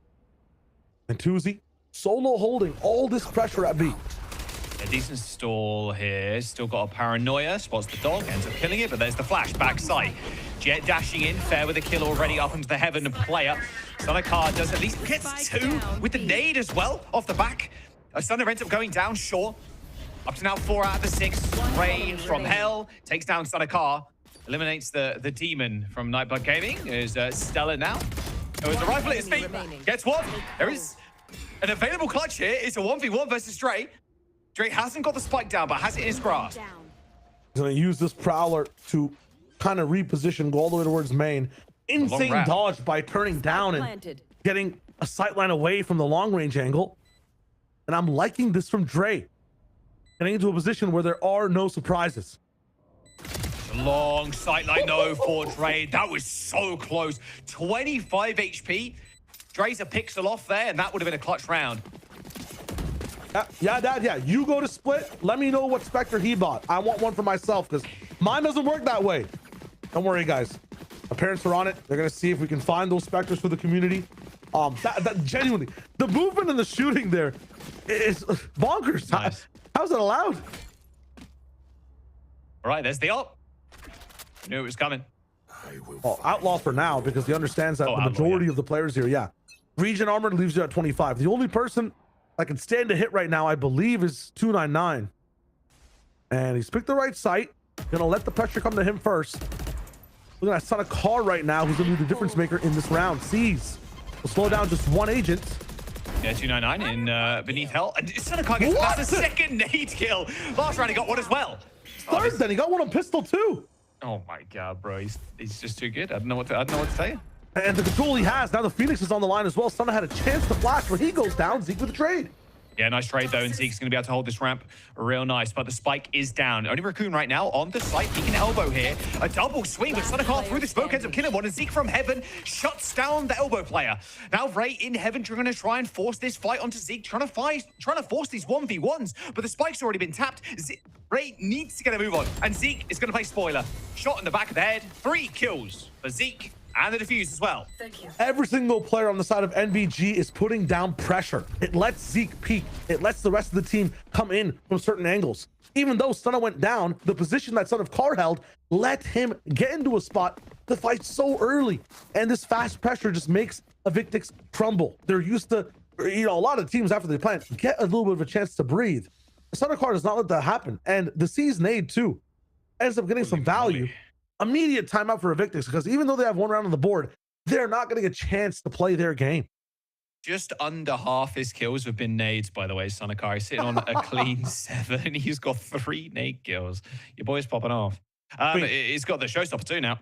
I was about to say the showstopper that he has been built up faster than Stunner's running back. Yeah, that's how does Sonikar have the ultimate first, bro? What is going on? I mean, on the other side. Yeah, we have Dre with from the shadows, which is not going to do too much. Maybe the spike goes down. Maybe you need to reorganize where you're going. Maybe you want to sow some chaos into this next round. But for Evictix, you look at their composition, the style they like to play. I think they really need to be chaining this util in a much more safer way. Like right now, they're greeting it a little bit to get some raw peaks. But like you remember how they started caging themselves off a little bit more to stop up angles. I need to see the same thing. Use both your flashes before you're on the site. Every angle right now needs to have a cloud burst, needs to have a dash, needs to have some form of utility. No raw peaks anymore. Zeke close result as well. They gave him the defuse in the last round, so only 1 away. That's 1 quick clean kill, and that'll do it. Looks like a heavy B stack again. They've been doing this for the last couple. Trying to make sure they can get people off the line, but of course the weaponry is not really going to be in their favor. There's the flash. I want to see them peek out early. Yeah, Stunner's just going to go straight for this. Easy kill, and the run it back has been earned. Dre did not stand a chance. I think Dre might have been team blinded there by Raccoon, and then into a pop flash from Stunner. So it happens. Yes, it lethal. Does, unfortunately. Good coverage too. What's this? It's a messy one. It's a messy one. Whatever. I mean, I'm like the crunch. Yeah, it was a save. They tried their best. A lot of the times in saves, it's their position, right? That's what kind of gives you firepower in the round is the numbers. And we do a really good job of like becoming what is it called? The Venus flytrap. They bait these guys in and then kind of close down on them. They give them a gap by putting down the smoke, and then they give them the smoke. It's nuts. They have such a good, robust set of strategies on split right now, giving away some space, retaking it, holding it down. See if Stunner can get these ults rolling as well, see how aggressive he wants to be. Can again just pop through Garage. Victims have been testing it with that Sky Flash a couple of times. It's going to be the 3-player stack off NBG again. Double duelist over here with the Omen. It's not up for 299 though on that line, so it's going to be a little tougher, although not anymore. Nice smoke. Yeah, good call from you, Jaws, but a better understanding from what seems to be NBG here. Not letting that op find any value, not letting any player get into B main. As a result, Stunna's here, able to clear things out a little bit, but they're understanding that mid and A might be the angles that are being attacked right now. Zeke, insane shot again. Yeah, he's really been the problem for Evictix over towards A. He has got the pit too, mind you. All right. Ooh, some all-in positions actually coming out here, Jaws. Let's just look at this really quick. On site, playing off angles. Stellar's just ready to go. It's not looking pretty here, as unfortunately they've been halted instantly. A couple of kills tonight by Gaming. They're able to kind of absorb this pressure that they try and put out on ramp, and the spike is down. Yeah, and the spike can be easily picked up now by Drake. Understanding this though, you can see Tuzi stayed on this site. Yeah, he did. He's backed up now, so they're going to try and play full retake here. And they can. They've got Stunner's ult, so they can just rip the run it back and then supportively push after that. And Tuzi's there to watch it. They're playing in twos. The teamwork's amazing. Paranoia coming in. Yeah, nice blind. There it is. Through the wall he goes. They're trying to run away. They shut down the ult, but it's given them a little bit of space. They've not managed to push past this wall just yet. 3 players stacking up as Ray makes contact with Stella. Dre takes down yet another. In fact, Ray with the kill in heaven. So priority position now for Evictix as they try and go for the turn. As NBG, Tuzi with a double. Stunner ends up just ripping the head off of the Omen. They had a better position there in the heaven, but they can't shut the round out. Nightblood Gaming with 5. One person looking up into the clouds, the other one performing in the shadows, baiting the TP over from Dre and punishing it. I mean, these guys have a heartbeat on Evictix right now. They're monitoring it, and there's no way and nowhere for Evictix to hide. Genuinely, retakes are looking good. The start of round pressure is a bit too overwhelming. They've solved the op in the last round. Evictix have a bit of a buy now, but it's slightly broken. Judge and Stinger in tow. What I'm looking at here, what seems to be the case, is we have to touch down A and hit that Viper Spit. If they don't get in range to Viper Spit right here, they cannot find the value from this buy. Speaking of Viper's bit here, Zeke could let it rip in mail if he wants to, just kind of shut down that side of the site. Looks like it's going to be Zeke. It's going to be a fast push, but good reveal. Actually, history. Oh, Stunner! No way! Gets a double with the molly after that reveal. And then Stella, easy spray through the smoke. There's nothing Stunner can't do. And look how close he is to the ult again, Shio. He's got 2 off. Trade, though, with 3, has managed to clutch up in heaven somehow. Managed to wrap all the way around. He gets 4. Maybe an ace potential here for Trey. A disastrous start of the round here for Evictix could be clutched up. Tuzi with a backstab. Spike has gone down. The clutch is going to have to come in for Tuzi now. Omen v Omen. And the touch comes in. He's going to get half and maybe stick. No, Trey with a chance. Shorty in hand. Diffuse. He might just get it. No, the ace for Trey. An unbelievable comeback. Triple backstab, hold the rope, and you can't hold the spike. Dre, I do not believe it, man. And the patience on all these kills too. First of all, this startup, that seize was amazing. Perfect fade util. It was the way they got nades being played down as well in previous rounds. The fade gameplay here is nuts, but from Dre to put the round on his back and win out here is insane, man. He doubled his kills +1. Like, he's up to sitting at 9 now. What a ridiculous choice. That felt almost over there. Early aggression again, this time through mid for Evictix. Right now, though, was a miracle was what Drake performed. Miracles only happen every few blue moons or so, right? It's not a consistent thing you can rely on. The start of round from NBG was still so good in that one. This time, cohesion and vent, no punish from heaven, no crunch. Ready to keep A free, but a sightline on main from an op. Son of Car is still lethal from where he is. Stella with a good reposition here, just in the window of heaven. I love this. Oh, and that is an unbelievable tag too. They are going to end up trading though, but Son of Car on a very suspicious angle here. It's actually just going to hit him with a backstab, but the op is going to look down at the ramp too, but ends up getting shut down. Kill needed to come through as the spike, unfortunately for Evictix, is actually now trapped in heaven. Do they realize this? No spike? Do they have updraft? No. TPs. Yes, Dre has ultimate up again after the ace, actually. So you can just grab the spike now. But they don't have sight. Tuesday's there. 30 seconds left. End up killing a 299. Spike now down again. Hell player destroyed. Sniper Gaming clutch up the round. These last couple of rounds have been just a mind melter, I'm going to be honest. Yeah, I was completely counting Dre's ultimate out because I just saw him use it 2 rounds ago. You remember he aced overall, right? So that means he gets that ultimate all the way right back. But again, tragic using that ultimate. The insurance gone once more, and we talked about miracles, not being able to have one there after everything hits the wall. Gotta see that X factor coming in from Evictix, or Nightblood will run away with this game. I do not believe what I'm witnessing. Still 2 rounds for Evictix. Nightblood sitting on 6 still. A healthy lead for the defenders for now. Another smoke that buys so much time on the B side. I'm loving these patient plays of Yuto from Tuzi. Understands his people here too. The conditioning, that fade gameplay that we saw stellar with the Seizes, has pushed these guys away from A. They don't even want to go there if they don't have ultimates. So on this B side, the rest of the team from NBG has locked it down. Oh, Paranoia let loose real early from Tuzi. Gets the TP across. They definitely want to hurt him, but they are pinging out the Omen back site. Still 4 players here from NBG.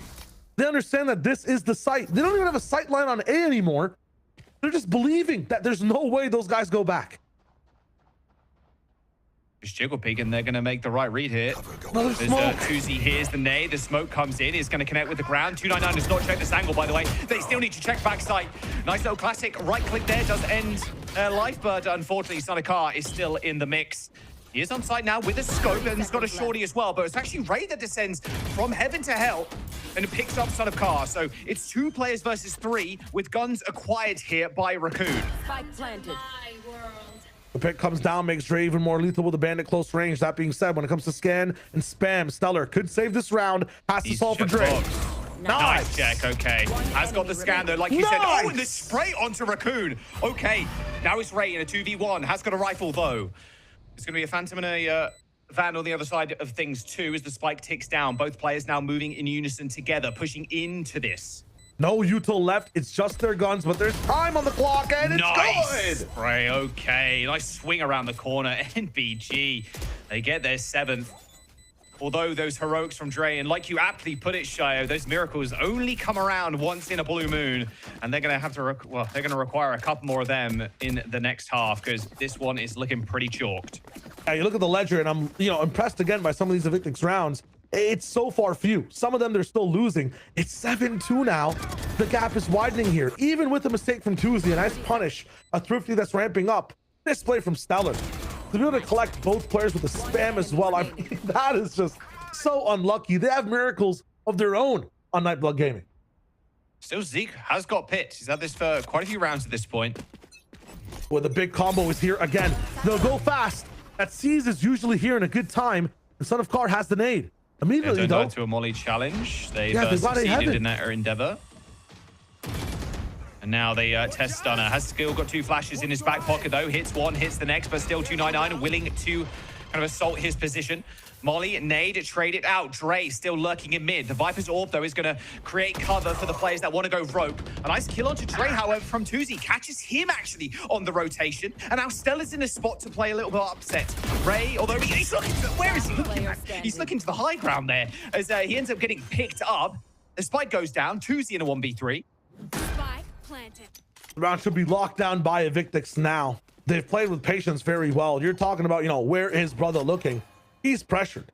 Timing there from Evictix really melded and just morphed the brains on site to worry about every single angle. And you know what? I actually really like that from NBG. They had a double walk down in mid come out from their B Heaven side. They really locked down what's happening over there. I think Dre got picked on that position.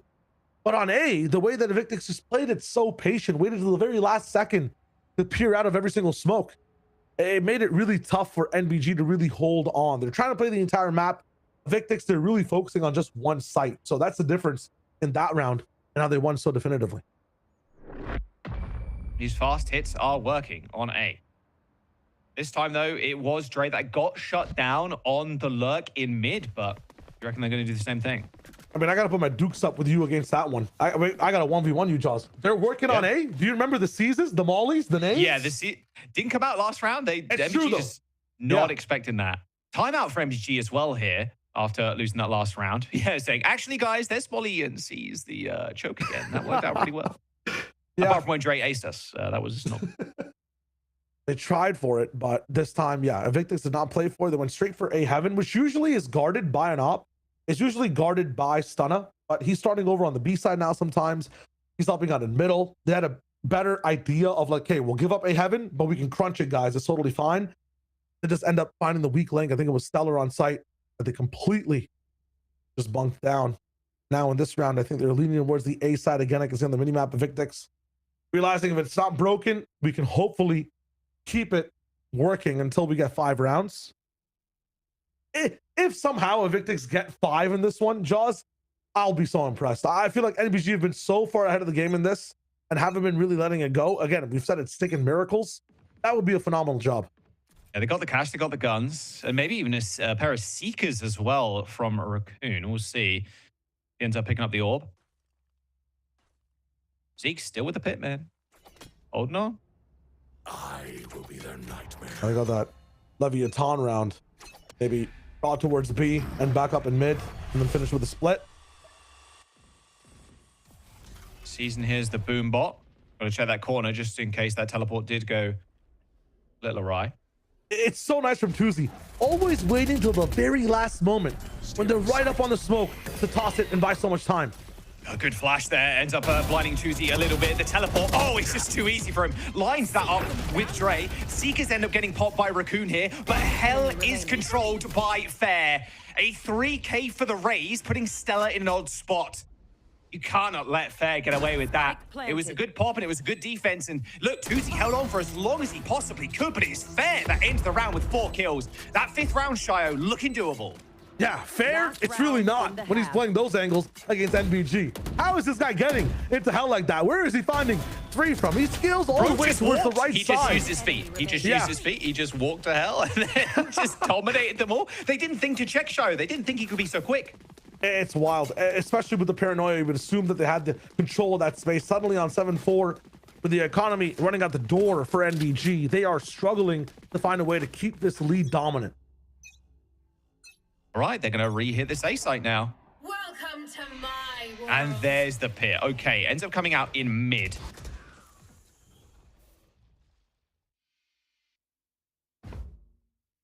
Especially on this awkward buy here. They do end up going for the trade. Oh, Son of Car shut down mid-ult. 4 players now dash towards the site. Seller almost blinded. Gets away. Bunny hops around the corner, but now has to contend with the shorty. And 299. He's got 2 shotgun shells for his face. There's Zeke. Well, that pit in mid. Nowhere to be found anymore. As Victix looking to make it 5. There's Fair with the ult. Pops it around the corner into screens. Thank you very much. Victix 5 in the half. Recovering it towards the very end. Yeah, very good recovery from Evictix, and at the same time, very good usage of these timeouts to find a game plan, to find a side of the map and a read where things work for them. A lot of the times, these scuffy brawls up in A Heaven, unstoppable from the side of the attack. A lot of the times, the final execution earlier on is what NBG were much better at. On the retake as well, they're spreading out a lot more. Not all of them up in the same, barrel. Not everybody playing in the same angle. They're really putting in lurks now, pressuring the map and working with time so well. How do you translate that to defense now? Before we saw 299 with the operator, he was the one doing a lot of the work. Ray also was a very good anchor, but on this map, I feel like Fair, Dre, they need to come up again. Pretty early peek from Dre, just a little jump spot. Not sure if he actually saw anybody, but he's going to place the smoke regardless if he did or didn't. How quickly do Nightbird Gaming want to go? That is some nice spam from Dre. It's already taking down the Omen, so no real smokes here or blinds. Paranoia not available anymore, but the dog ends up blinding up one player backside. 299 shut down, not before he can get kill onto Stunner though. Now Raccoon in 1v2. Zeke, though, with the help of Sonikar. Bandit kill to the dome. Pistol round for Nightblood Gaming. It's so cool watching Nightblood Gaming just live choose the gear they want to play based on who dies on their team. If 2Z's dead, they don't have smokes to delay any retakes coming in. Everybody's brawls out, sprawls, and just tries to fight, keep pushing forward. If you'd see Son of Car or Stunna die, they slow the round down. They use those smokes. They use utility. It's a very dynamic team that really is calling off the cuff very well, especially on these pistols. Seem to have every solution for any problem that pops up for them. Now, the biggest problem I've seen so far today is confirming these anti-ecos. Raccoon is taking a large portion of himself away thanks to that wall. Jump straight through. Oh, that right click was kind of crazy. Actually ends up killing Stunner anyway. So a good bit of damage already done as the rotations come in. That cleaves out Stellar's health bar as well. No Sage, no Sky, no heals. Okay. He won't. He's chilling. He's chilling. A Bandit does a lot of work even through cover there. 299 want to kind of test the mental. But Nightblood Gaming have just walked onto site. Zeke gets another 2 lurking kills there from the Viper. What was that? Okay, well, Juicy ends up picking up the kill onto Fair anyway. And now 299 in a 1v3. Guess who's on lurk, though? It's Zeke, and he knows it. The lurk James from Zeke, and he's not going to be able to find anything. Top of Guardian giving up. Hold up. So winnable. HP very winnable now. Oh, not quite. Spam too good from Sonikar. And of course, it was him through the smoke. That's the bonus. Expensive. But yeah, securing that bonus again. Very, very sloppy here. Only surviving with 1 player remaining. Damage from Raccoon. Zeke value is still not enough to... I mean, that was almost a gambled loss from the side of Evictix. Just trying to smoke spray against the one player who has a Guardian. You guys are absolutely crazy, but I love it when you just go band for band against each other. Now, though, look at it. Double rifle, that's it. Bandits and some sheriffs, half armor all around. 299 understands the economy. Outlaw purchase. Is he in the right spot, though? No, not this time. Nobody actually really at B. They have a Paranoia and an Acid Bite to work with. The timing here might just be so lethal from NBG. Raccoon got a lot of wealth here, picking up that Odin. Sonikar, brief pause for the raise. There's no... Ooh. Oh my... Okay, well... Hey, at least raid boss surely is gone. not. Yeah, true, actually. Hey, I think they need a bit of their own luck, too. I feel like NBG get away with a lot of things that happen in the game. It goes their way. And now with Zeke's angle here, you got to see if they can convert this. He has to win this fight against Fair. Okay, Zeke again. He's so good at these lurks, but yeah, this time around, Fair has his number. Feels like, yeah, like you said, a little bit of luck required as well from Evictix. And it's working out for them. Yeah, the one thing Zeke learned too from that lurk is nobody's vents. As long as they clear sewers, there shouldn't be a timing. They can easily walk into B Heaven again. Round 2 for Fair. No one's here to help him. 30 seconds left. They're going to hit this audio with the ropes. So Stella might have a free walk up here. 299 a little bit scared. Is a good shot from Stunner. Shuts down the Odin player as 2Z is going to get jump spotted. But he has got a gun, most importantly. Understand the setup now. The Vipers towards the left side. 11 seconds left. Spike needs to make it somewhere. And if not, Stellar needs to die very soon. So he's going to walk in and die. 2Z's probably going to save this gun. That should be the round. Very good defense by Evictix. Yeah, this gap is slowly closing in, sitting at 9 and 6. Yeah, you just need to shut down Son of Car really early on, apparently. He's sitting at 14 and 9. You know, I think a lot of the team at this point doing equals share of the work. Everybody over the 10 kill mark. One of the things is how dynamic Evictix's setups can be with his double duelist. Jet with Sky, Raze with Sky, very different flavor of how you play that matchup. And at the same time, B main can be such a nuisance to deal with. You have Paranoia and the nade to come down. Boombot can also play it for info. Instant TP to find something. You can see 2Z here for now. Rest of the team up in mid. That's the gap for Evictix. How far can Raze stall this one? All right, well, they end up mollying mid here as they get a deeper line on Garage. Looks like Fair's going to back up, though. Tuzi's not giving him the space. Orb taken as well for the raise. The most interesting thing right now is nobody on the A side is pushing or pulling over there whatsoever. This screams a B take. 3 people from Victix will stay, and they'll actually skill up Heaven. Oh, Fair's going to get to seize there briefly.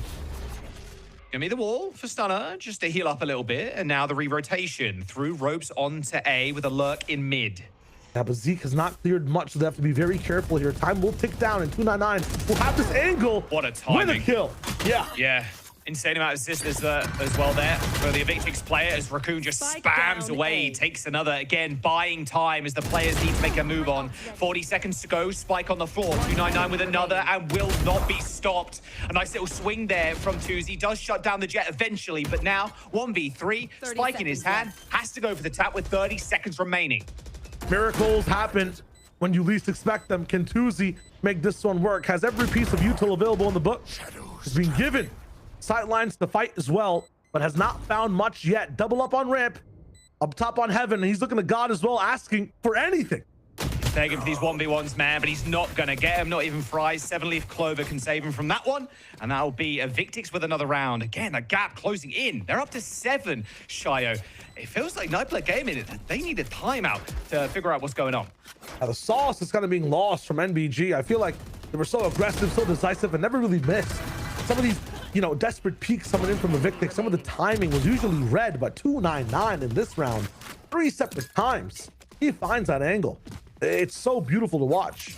At the same time, the openers here from NBG, they've gained so much space on the map, not taking as many risks alone. I think we saw that in the previous match as well, that have single players really exploring space. We haven't seen that really from the side of Zeke. He's kind of stayed low-key in A main. I need some of these solo players to make these plays. They high-key need a round, though, do NBG. Odin back, or the op as well for 299 with knives. Like, this is a round to win here. Ray already gets one on Sonica. Yeah, it's not close to even. Look at the utility and the economy jaws. It's just Susie with the rifle, and he's down. Stinger, Sheriff, Bandits available towards the end. No, you Ooh. don't. That was nice. Expecting a kind of deep angle there, and he is rewarded for it.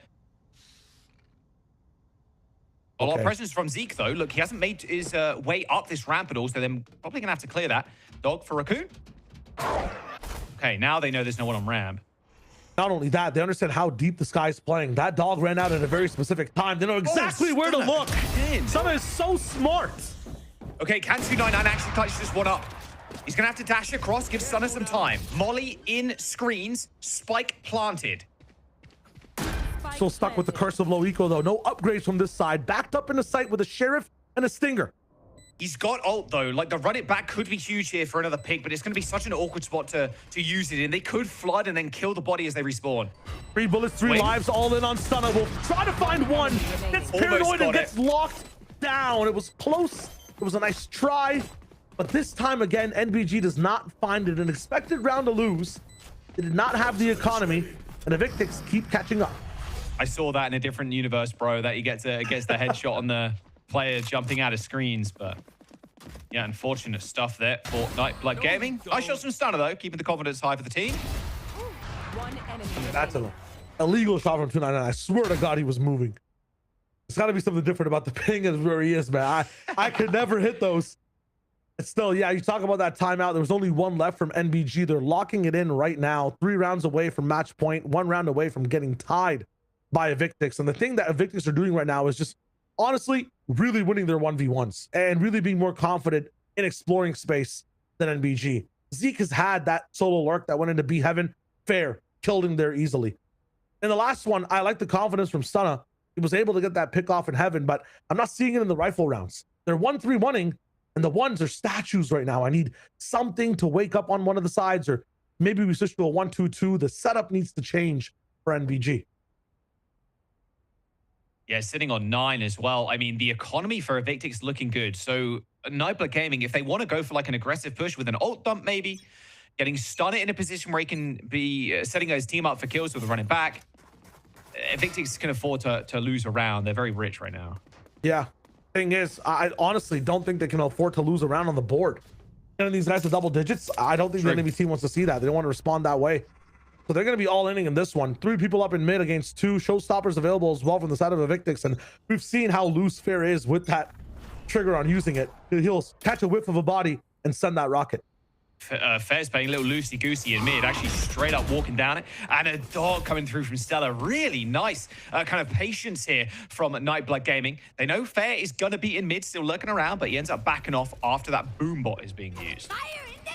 Perfect angle from 299. Showstopper coming in. He's They pushed are off in. the angle, and his dash does not hit. Yep, and that operator's now down. They tried to trade Showstoppers there, but Son of Car shuts down Fair. That is around. That is a confidence builder for Nightblood Gaming. Run it back, destroyed, sure, but they now know Drake is in heaven. Son of Car setting up for success here as Raccoon now needs to look at a couple of different angles to try and clear these corners. A flash, sure, it hits, but you still need to walk past all this util. I mean, he's just getting absolutely destroyed. Yeah, Caesar stalling him still. The Odin just reigns true. 2 more people left in heaven. 3v4. Seekers come out here. The operator's getting like kind of flung around. Then Odin shut down eventually by Nightblood Gaming, and now the time is ticking. Couple people Raptors both drop down. It's He not finds happening. one. The second is good from NBG. They've finally done it at a huge cost of ultimates. Oh yeah, we said before, like, look, they can just all dump into this next one. Evictix, they let Nightblood Gaming go up into double digits, but that was showstopper. Run it back. Even that fade out as well. Haven't got a lot left in the tank. But to be fair, on the other side of things, they get Seekers out of them. They get their own showstopper as well. So an amazing entry kill onto 299. Yeah, dude, that second showstopper going in between both players, leaving them both at 20. Oh my God, it's so close. 10-8, and it's not in the style that I think Evictix wanted. They wanted to really win that round. Jaws was breaking it down, man. The ultimate investment, but the confidence again from 299 to be on this angle. This guy is the reason nobody wants to solo peek. Don't do it, Zeke. Don't do it. And he Oh did God. it. And he did it. Okay, well, we did warn you. You can't hear us, but we did warn you. Dog's going to end up spotting him out. He's going to go for the... He tried. Look, he got tried. the kill. It looked cool. It doesn't matter. Who cares what happened after that? Nice little C's for 299 to deal with as well. There's the nade too. My goodness, the amount of pressure. Does double cloud burst though, straight into screens, doesn't take any extra damage. Now on retake, 299 hasn't been as effective with the operator, but he has the knives in tow. They have A control. They're actually pushing all the way over to ramp. Look at this position from Fair. He's getting so much value from staying in this angle and being aggressive on the peak. Yeah, Tuzi can lock him down from behind as well. Ramp is going to get looked at by the Rays though. Tuzi's really the solution here. He has to go huge. The Sun goes to the flash, trying to delay. Yeah, it doesn't end up hitting anything either and actually gets paranoid himself. Here comes the U2 dump onto the site as Rays already kills one. A nice little swing around the corner for Raccoon. The judge, too much to handle into the close quarters. And now it's up to Tuzi, the guy that was trying to look on the flank there for any kind of mischief. But it is Evictix that take 9, and now we're getting close. Shio, Nightblood Gaming, this is a fairly close affair, and it's feeling like an OT kind of situation here. Still money to play with though for Nightblood Gaming. They can afford rifles. Yeah, straight up turntable situation for this match. I think we were talking about Evictix being the one trapped on site, never dynamic enough in these retakes when they were attacking. Now Nightblood Gaming in a round like this, where they have a bit of freedom to move out, they have some smoke, they might have a Phoenix wall to be able to use. They stay bunkered 3-man backside and just get crunched completely. If that's the approach, let these guys have the site. Evictix play a much passive round this time. 299 on his own angle, everybody waiting in for someone to come in, and again he finds value with his peak. Dashes away too, still has the knives in the back pocket like mentioned. And now what do? Smoke comes down. We have to retreat, we have to cancel, we have to wait this out. And here's the thing, the smoke is basically saying 299 is moving away. He's found a new angle. Oh, and he's gonna hit. He Thanks does it again. Come Look at him, he's wondering, on. should I peek it again? Sure. Oh.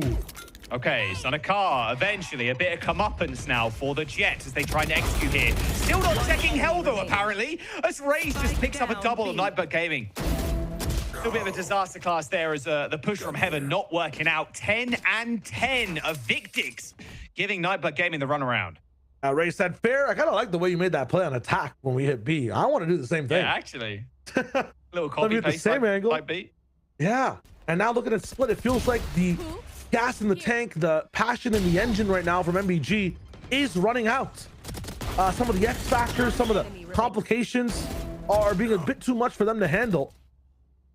Every pocket position not cleared at the same time. Some of these execs a little bit haphazard. Maybe it's this round. Maybe it's the lack of economy that'll meld the guys together. They're going to go fast here at NBG. They got a whole lot of SMGs, a whole lot of stingers to just run it down with. And they're going to pit too. I love this. Now, we talked about them being trapped. They want to be free. They'll peek screens and find value. Yeah, they're going to have to. Yeah, and these gun disadvantage doesn't matter that close range. Nice little shorty jump around the corner, though. Does take care of Car.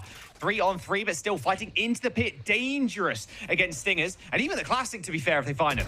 It's just Stellar way disconnected. That could be a difference in this one, but everybody else stay in the pit. Yep, here comes the rifle play though. Fair's just going to double satchel in, gets the information, but no, Zeke with a 180 manages to take down Fair. It's another even trade though, as one goes for one, and still the rifles are in hand. Zeke with yet another Sniper Gaming looking to make this a thrifty here. The dog comes through and Zeke gets the third. A thrifty round for Nightbird Gaming, 11 on the board. What an important round to be able to go absolutely nuclear. Zeke with a pit that sprawls so far in sight in a world where Viper's pits don't really get to make that much action. The rest of the team too, not staying locked down. The double swing into screens was so good to start the round off. I can't believe Zeke survives this, by the way. Getting a 3K, there were raises, blast backing through. No timeouts from the side of Evictix. They want to lock this down, push it forward. Up again for 299. Raccoon is back with the unit of an Odin. A nice peek. We'll be able to see a few things happening inside B main. The Boomba will be canceled out as well. Viper's pit in mid. Do not peek this guy, please. Okay, there's the smoke at least. He's going to go for for it the again. peek anyway. And he gets Stunner again. There goes the rocket though, straight around the corner. Dre dealt with. 299 retreating all the way back close to CT, but he still gets another kill. A double for the op player as the Evictix are on the site. Solved the duelist though. There's not that much firepower left. He didn't get it. Hell, Tuzi deals with Fair, but still another player in heaven. They end up going for the trade, but still the op alive, and I'd be scared, to be fair. There's an Odin and an op versus two rifles. Bit of time though. They're going to start to move in. Doubled up on backside. Well, they're going to pop the knives here as well. 299 trying to make the play here, trying to fight the round for the team. Is Zeke ends up getting one on Raccoon. Straight around the corner though, goes 299. A third kill, a right click. No more nice left. Stella knows he's at a disadvantage here against this scope, and he just needs to land the single shot. 299 so low as Nightblood Gaming make it match and map point. He can't hit the next shot. He can't solve an on-duelist. The shimmy shake all the way towards the very end is enough to get God off his angle. I feel like 299 was a deity in these rounds over and over again. And finally, one heretic in backside is just enough to be able to thwart him over, win that round. It still takes the ultimate though for NBG to have an equal voice with the Evictix. We're coming into another round now where they don't have that showstopper. They don't have that space creator. And I feel like on the other side, yeah, no operator left for Evictix. So both teams have to change tunes. Yeah, they got the full armor, they got the rifle on 299, the carry right now for Evictix, but it's looking a little worse for wear, and Son of Car has the scope, and he's against 4 players with a 25 armor. Oh my goodness, the reads. Locking in with it. It's going to be a slower round though if he has that scope, and Jaws so far, fast rounds have been working with the team really well, and they're taking a risk with this one. Son has got ult though, same with Tuzi here. You got to imagine Sun is very frustrated. The last 3 rounds died first blood to Ops. He wants to get active here. Find you. Maybe that's playing on his mind a little bit here, but yeah, he needs to get active with this ult. He needs to be able to even just kind of walk up mid. I mean, this round is so slow. The spike is still in spawn. None of this pressure is real. The one person that hasn't been moving though has found a heaven. Look all the way over at Zeke. This position is sublime, and it's going to pull 4 people over to A. NBG have moved to Zeke every single time. No. This fake is nuts. They have sights. Run it back to clear sight. They still need to clear this Viper. Eventually dealt with, of course, but the rifle upgraded, yes, but the spike is going to go down. They're not actually on the site yet, though, Shio. And so this rotation is fairly quick from Evictix. Yeah, they'll have the time to be able to work it. First fight is over at flank. It gets solved. Match point for NBG. Series point. They can win here. Scope on the angle here for Sunakar. They got two players going to run around this corner, but they're not checking. 299 gets two. Somehow, some way, snuck into the corner and manages to shut down Sunakar. Into the back site they go, barreling forward. Tuzi now trying to clutch up in the 4, but it's just not going to happen. 299 comes to a Victix rescue again. They try to go way too risky, getting activated on one side of the map, but not actually finding any value from it past the fake. They go for that site hit, be able to get all that space, and we said a win con for them is pushing more once they plant that spike. I felt like their B was fine though, Jaws. I meant that for A. Sometimes you listen too hard. But man, 299 dodging both outlaw shots as well. He's the real bandit in this one. The sheriff even of this game, 12-11. Pushing it over to OT. Let's look at the shambles that are on NBG's side. Zeke with what is a sheriff, Stunna with a bulldog, no ultimates available. It's all up to Stellar now, who hasn't been having the greatest game by any means. Can this Nightfall solve the game for NBG? Well, they've had a pretty ridiculous 30 round before. All right, Joe with the spam. They know if Victix is playing like super far up. Maybe even expecting it's 299 to be fair playing in this position. Oh man, Stunna with a bulldog. I think you would even swap this gun with Stellar, right? You want your duelist to be able to have the best chance to maybe get one of these fights down in here. Nobody in mid, everybody locked down towards this B site. Nightfall about to be able to come in. Yeah, they're pinging things out. There's the Nightfall. Dre's going to instantly reactionary play there. Throws out the paranoia, but the play's actually in mid. Yeah, it's all gonna be pressure. Onside Ray, how much can he find? Ray needs a couple of kills here. Stunner's going to be the first point of contact. He's already got one. Nightblood Gaming need to clear Ray out. His Hefty's just stayed inside of it, but no, Tuzi shuts him down. Okay, still keeping it forward. Stella gets one. Hang on a second here. Blast Pack's going to try and clear out 299, but Cloudburst is going to make sure he gets back sights. The teleport ends up coming through from Tuzi, and he's straight onto the A side. They have this side of the map locked down completely. 299 has to run to the other side of the map, but Zeke is here on the angle. Fair ends up shutting him down. The nade ends up getting sent towards Son of Car, but the spike has been planted. It's been ticking for some time now. That Ultimate's bought them a little bit of delay. Where's Stellar though? He's gonna catch up. Where's the rest of the team? Insane. He's 33 HP, Shio, but yes, he needs to make his way real quick. It's gonna be a dry swing out here. Sonic Car shuts down Raccoon already. Now the smoke's gonna buy time here for Stellar. A swing from Fair. Sonic Car with the classic. Are you kidding me? There's no way Sonic Car wins that fight. Nightblood Gaming in 13 are gonna do it. 2 maps to 0 over a Victix. Stretched absolutely to the max when it came to their skill limit though. What a game from NBG. Victix played that so well in attempting the comeback. These guys had to really reach deep in the bag to pull out these rounds. That one as well, the off-the-cuff call, the Omen TP towards backside that was usually anchored 24/7. It's pressure on both sides, and it's the house of cards of a Victix that falls. A well-earned win for NBG. Yeah, I mean, that map was definitely worth a rewatch if you've only just joined us here. Unbelievable stuff from Nightblood Gaming there. Son of Car especially. The amount of opening picks, the amount of opening kills that guy got was ridiculous. An unbelievable win. And as they continue through the Swiss stage, another win under their belt is going to hopefully cement them with a nice little lead and maybe even a playoff spot as well. But before we wrap up the day, we're going to jump to the desk after this. Trim, edge, shave. Trim, edge, and shave with Philips Norelco One Blade. One tool for all you need. Philips Norelco One Blade presents Shave All Things.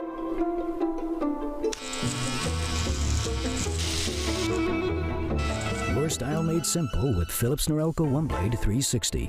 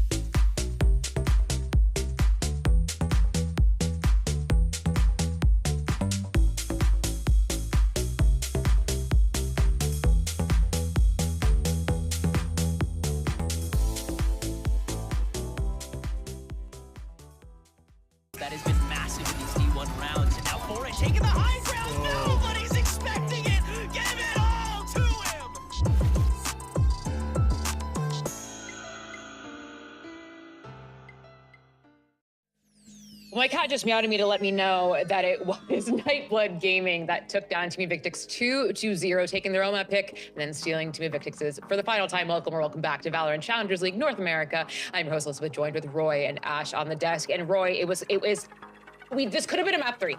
We couldn't be sitting here, and I could be telling this audience we're going to a map 3, but Nightblood Gaming decided to say, nah, we're going out. We have dinner plans. We have to go.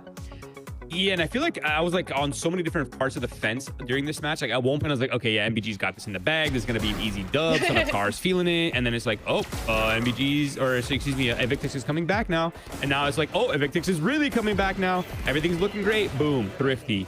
Okay, conversations change now. Oh, is NBG getting close? Oh, they're getting really close now, and then boom, Evictix once again pulls it back, and it's just the back and forth between these two teams was so fun. I mean, it was messy Valorant, but it was very fun Valorant. I enjoyed it, but ultimately, NBG, they're looking good. They pivoted their comp on split, and hey, the Phoenix, it reigned supreme once again. I'm going to say something brave and bold, Ash, if you believe in me. Let me know. I always believe in you. We believe. Oh, thanks. I think messy Valorant can sometimes be the most fun Valorant, because messy Valorant to me is scrappy. It's people just thinking most instinctually, and I feel like we saw a lot of that today, Ash. Yeah, we definitely did. I think across both Fracture and Split as a whole, it feels like whenever we talk about this Evictix squad, it does come down to that more like raw instinctual kind of gameplay with how they, work together. Not to say that there isn't, some sort of like macro strategy going into it within like the calling there from Raccoon, but it's almost reminiscent of that kind of, not quite like Rankers, but the same kind of energy where they're in that kind of flow state, and you can see that with the way they play a little bit more aggressively, a bit more hyper aggressively at times. And I think that it did come down to very scrappy gameplay like both of you were just talking about, which does make it very fun for certain, and it makes sometimes for some of the closest games that we see, just like the display here on Split, it came right down to the wire in so many moments. But I think even though NBG walk away with a 2-0, I want to give some credit to Evictix, namely Dre, for keeping things together for the Evictix squad, especially in that first half. Like that ace is really what got things going, which allowed Evictix to take Split a lot closer than it honestly could have been. It was one of those moments where they were able to find that momentum off of it and kind of carry forward, allow a little bit more of that time for the rest of the team to heat up into the series. I mean, I almost called you Troy. Troy Bolton, talk to me about this, because I mean, we said it was going to be scrappy. We said we had some ideas this was going to be kind of like an all-out war between these teams.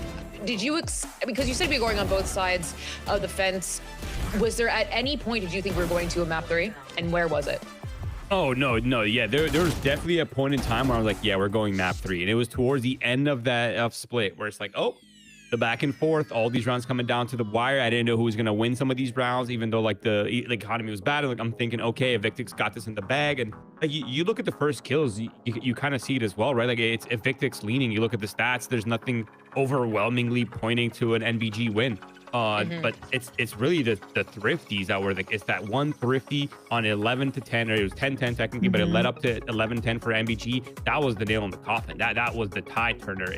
Everything else was going pretty smoothly for Evictix towards the end of the second half, but overall, NBG, they clutched up, they secured the dub, and ultimately it is a game of who makes the least mistakes, and right now it was NBG.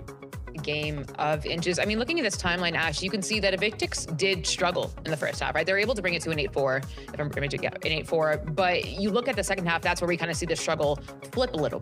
Struggle flip, or just make it more even. Yeah, it definitely is. And again, even though they were struggling, it's after that round 7 that we really saw Evictix start to come alive a little bit more. I think that for the side of NBG, they're still doing great when it comes down to winning out those pistol rounds, something that I want to see Evictix improving on as we get deeper into this Swiss stage, because I think that could have really made all of the difference in both Fracture and on Split today in this head-to-head. I think the retake protocols were really great from Evictix. They were just so good when it came down to a lot of those fast floods. That's what made it so kind of tight in that second half there. It was a bit of a struggle for NBG in their post plants. I think we saw moments of them overextending and whatnot as well, but taking a look at this overall scoreboard on top of everything, that Son of Car had an incredible series. I think that his fracture was obviously lights out at that 9-1, but still being able to carry on that momentum, being that dive player here for the side of NBG, really alleviating, I think, some of that pressure there for Stunna as well, like them working in tandem, sometimes together, sometimes on different parts of the map to make those entries end up working out later on, especially with Zeke on those lurks here on the attacking side for them.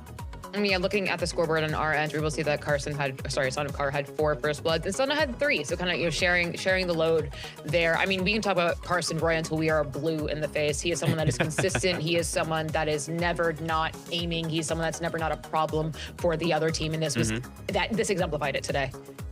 I genuinely can't think of a time where I'm like, yeah, Son of Car is not going to be like a well-performing duelist. Like ever since he entered VCL, it's always been that same conversation. Like we almost sound like an LLM at this point, right? Where it's like we're just repeating the same talking point. I'm like, dude, the guy is cracked. Like that's really all there is to it. And he's a consistent performer. He alleviated a lot of the pain points, like Ash was saying, especially when you're on a map you're swapping comps on, and whenever you need to pivot in the meta, having players like Son of Car and some of the other pop-off players on that roster is so helpful. But today it was Son of Car. He looked phenomenal. He wanted the conversation swapped real quick to him, and here we are talking about him. So that's all there is. Let's not only talk about him, let's talk with him for a Phillips Norelco Game Face interview. Carson, come to the front, take a seat and get comfortable, because, I mean, it's one thing to be good at the game, which a lot of people are. It is another thing to be great and consistent as you are. You are someone in the Challengers League in their entire career who has been so consistent through different teams, different iterations, different metas, excuse me. Talk to me about finding your skill and moment in this meta specifically, because a lot of people would struggle where you are right now.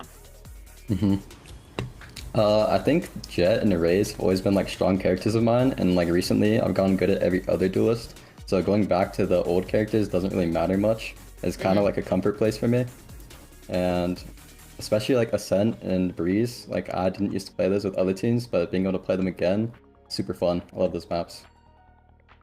Yes, I think a lot of people are finding their newfound happiness within the map pool. Talk to me about playing with Evictix as well. This is a team that is really, fighting their stride in the Challengers. They now have their second win with winning over Nightblood Gaming today. What has it been like being one of their duelists alongside Stunna? I think my playstyle stayed the same, pretty recently and consistently. I love bringing out the op, and Stunna loves rifling more than offing, so it just kind of works out. And we know you like the op. We know. Yeah. I think it's so interesting with you, because we were just talking about it in our first post map, that you are so good at literally every weapon, right? You're you have a rifle, you have an op, you have it all. Do you think there is a player that's akin to you in terms of that, in terms of their dynamicism? I'm not too sure. I think there's definitely better operators than me, but I definitely have the most kills with the Outlaw. I've been using that gun. Pretty broken, especially on Neon. So yeah. I don't know if there's any player though. I mean, also Riot, no, you didn't hear anything about the Outlash. You didn't hear a dang thing. Moving into the rest of your Swiss stage, as you kind of rack up these wins to qualify for playoffs and then on and then forth, Evictix are looking like a team that are very, very scrappy fight focus. Is that something you would agree with, or do you think I'm mischaracterizing the Evictix playstyle? I think they're pretty scrappy. They love to 4-1, and if they show they're gonna hit a site, they're gonna keep hitting that site. Yeah. Yeah. I think you're spot on. Yeah, but I think when you are Nightblood Gaming, right, you're looking at that team. That is hard to sometimes work against, right? Because how do you anti-strat just go kill, right? So what was the anti-strat against Evictix today, if there was one? Big win con of ours is definitely just bringing the op out. If I can get a deep line, our info is really good, and I think that showed every time I had the op out. We won most of those rounds. Do you think it doesn't sound like I'm being weird about it. Do you think you need the op to win a round? If it sounds like you don't think you need the op to win the round. We don't need it, but it's definitely a big help. I'm really good at getting out and getting my first bloods, and just having a man up is always nice to get. I think you had 9 first bloods. on the first map? You had a ridiculous, and they were like 13 total of your team. You had a ridiculous amount. I think Nightblood Gaming also are really finding their stride as well, you know, finding those protocols, finding those moments. What have you guys been working on in scrims, and what something that you will continue to work on throughout the Swiss stage? We've just been trying to find like our team identity. We came together really late, especially with Fireball Ops leaving us. I still miss Cam. It's hard to fill his shoes and play the same way we used to, so just trying to find our groove. Yeah, I guess, how do you, I mean, let's talk about that. I mean, that was a really awesome signing for just Challengers in general. It's something he has deserved, but at least that is a Fireball Ops sized hole in your team. What was the conversation to fill that void? I think with this meta, double duelist works well, so just having someone coming in and focusing on trading is what we've been kind of leaning into. And I think we've found some success with that, but we still need to work for it. Yeah. Well, friend, you have done such a great job. I'm going to let you go celebrate your win. Congratulations. Thank you. Have a good one, Carson. You too. Dude, they're so good. Like, they're just so good at the game. It's literally unfair. It makes me feel bad about myself, type good at the game. But friends, let's look at that bracket. Let's see how we are doing, how the Swiss stage is working out. The two other games on the co-stream have completed. So I believe it was Evil Geniuses and then Alliance Guardians who took home that victory. I'm unsure if these matchups are confirmed. Wait, we don't even have matchups. But, I mean, we do have the matchups up top with SAD versus NRG Academy, ADG versus M80. Ash, I can't even lie to the homies. I'm gonna be, oh, they are confirmed. Pardon me, everyone. These matchups are confirmed. I'm looking at that ADG versus M80 gaming. Azure Dragon Gaming with Vic versus M80. I'm sat with popcorn. That is going to be cinema.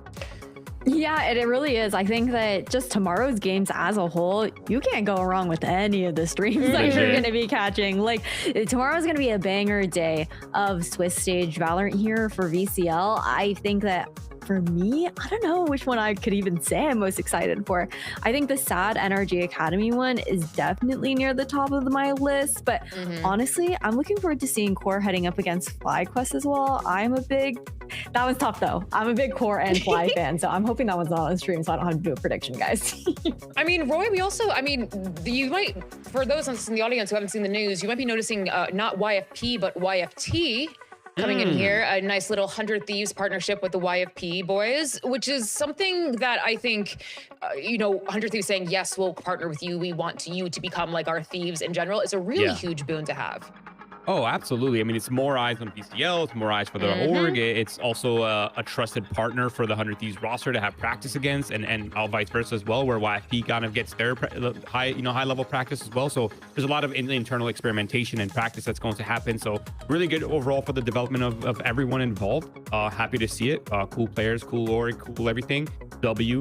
But yeah, I think I resonate with the fact that so many of these matches are sick.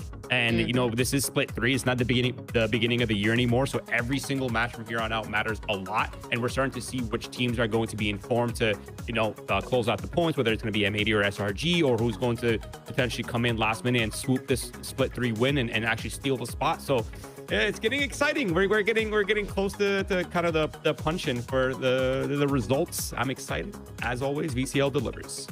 Well, Jaws said it during the cast, I believe. You want those wins sooner rather than later. But hey, if you get those wins later, you are still in the conversation. That's why you have to pay attention to every single time we are live. I know it's a lot of work, babe, but we are here. You can be here too. But for tonight, we are done. That is it for us. On behalf of the casters, the desk, production, everyone in between and beyond, thank you so much for joining us. Have fun, be safe, make a decision. And hey, celebrate you today, right? I think they know he teleported here either. And Jamal is very deep in the top shot. Yeah, he's very close to being exposed in this position. Jamal would love to have access to this one, but he's looking all the way up. No one's finding satellite. That's insane. A freebie for this one. And the peek over from smoke. It's 2 more. I don't believe it. Just tries to go for anything there from Jamal, but SRB just making a piece. They did not know smoke on the box. Oh, can you imagine just get it? But who gets raised? Like mid-ult, that was insane. Well, they've managed to secure Heaven at the very least, but Xander up on the wall takes care of one with a pistol. And as the chaos kind of disapparates, we see Coop and Anderson shutting down now, but the time is ticking. 5 seconds to go. The Fox is going to get one. Hang on a second here. Smoke just clutches up the round. What is that from SRB? You said the pistols were nasty, so I'm willing to kind of take this angle. Victor's going to be confident going up early. If you have these ultimates, you have to be playing way back to be able to use them. Sounds good. There's the ultimate though from Son of Khan. The stun is actually immaculate. Ends up taking down 2 in a blink of an eye. And even 299, who's holding that door angle, he just gets isolated for the rest of the team because the Primo ends up isolating him completely. So Son of Khan picks up 3, and just like that, Evictix, who have found success with the fast rounds, get the cards turned on. 2 players versus 3 with guns acquired here by Raccoon.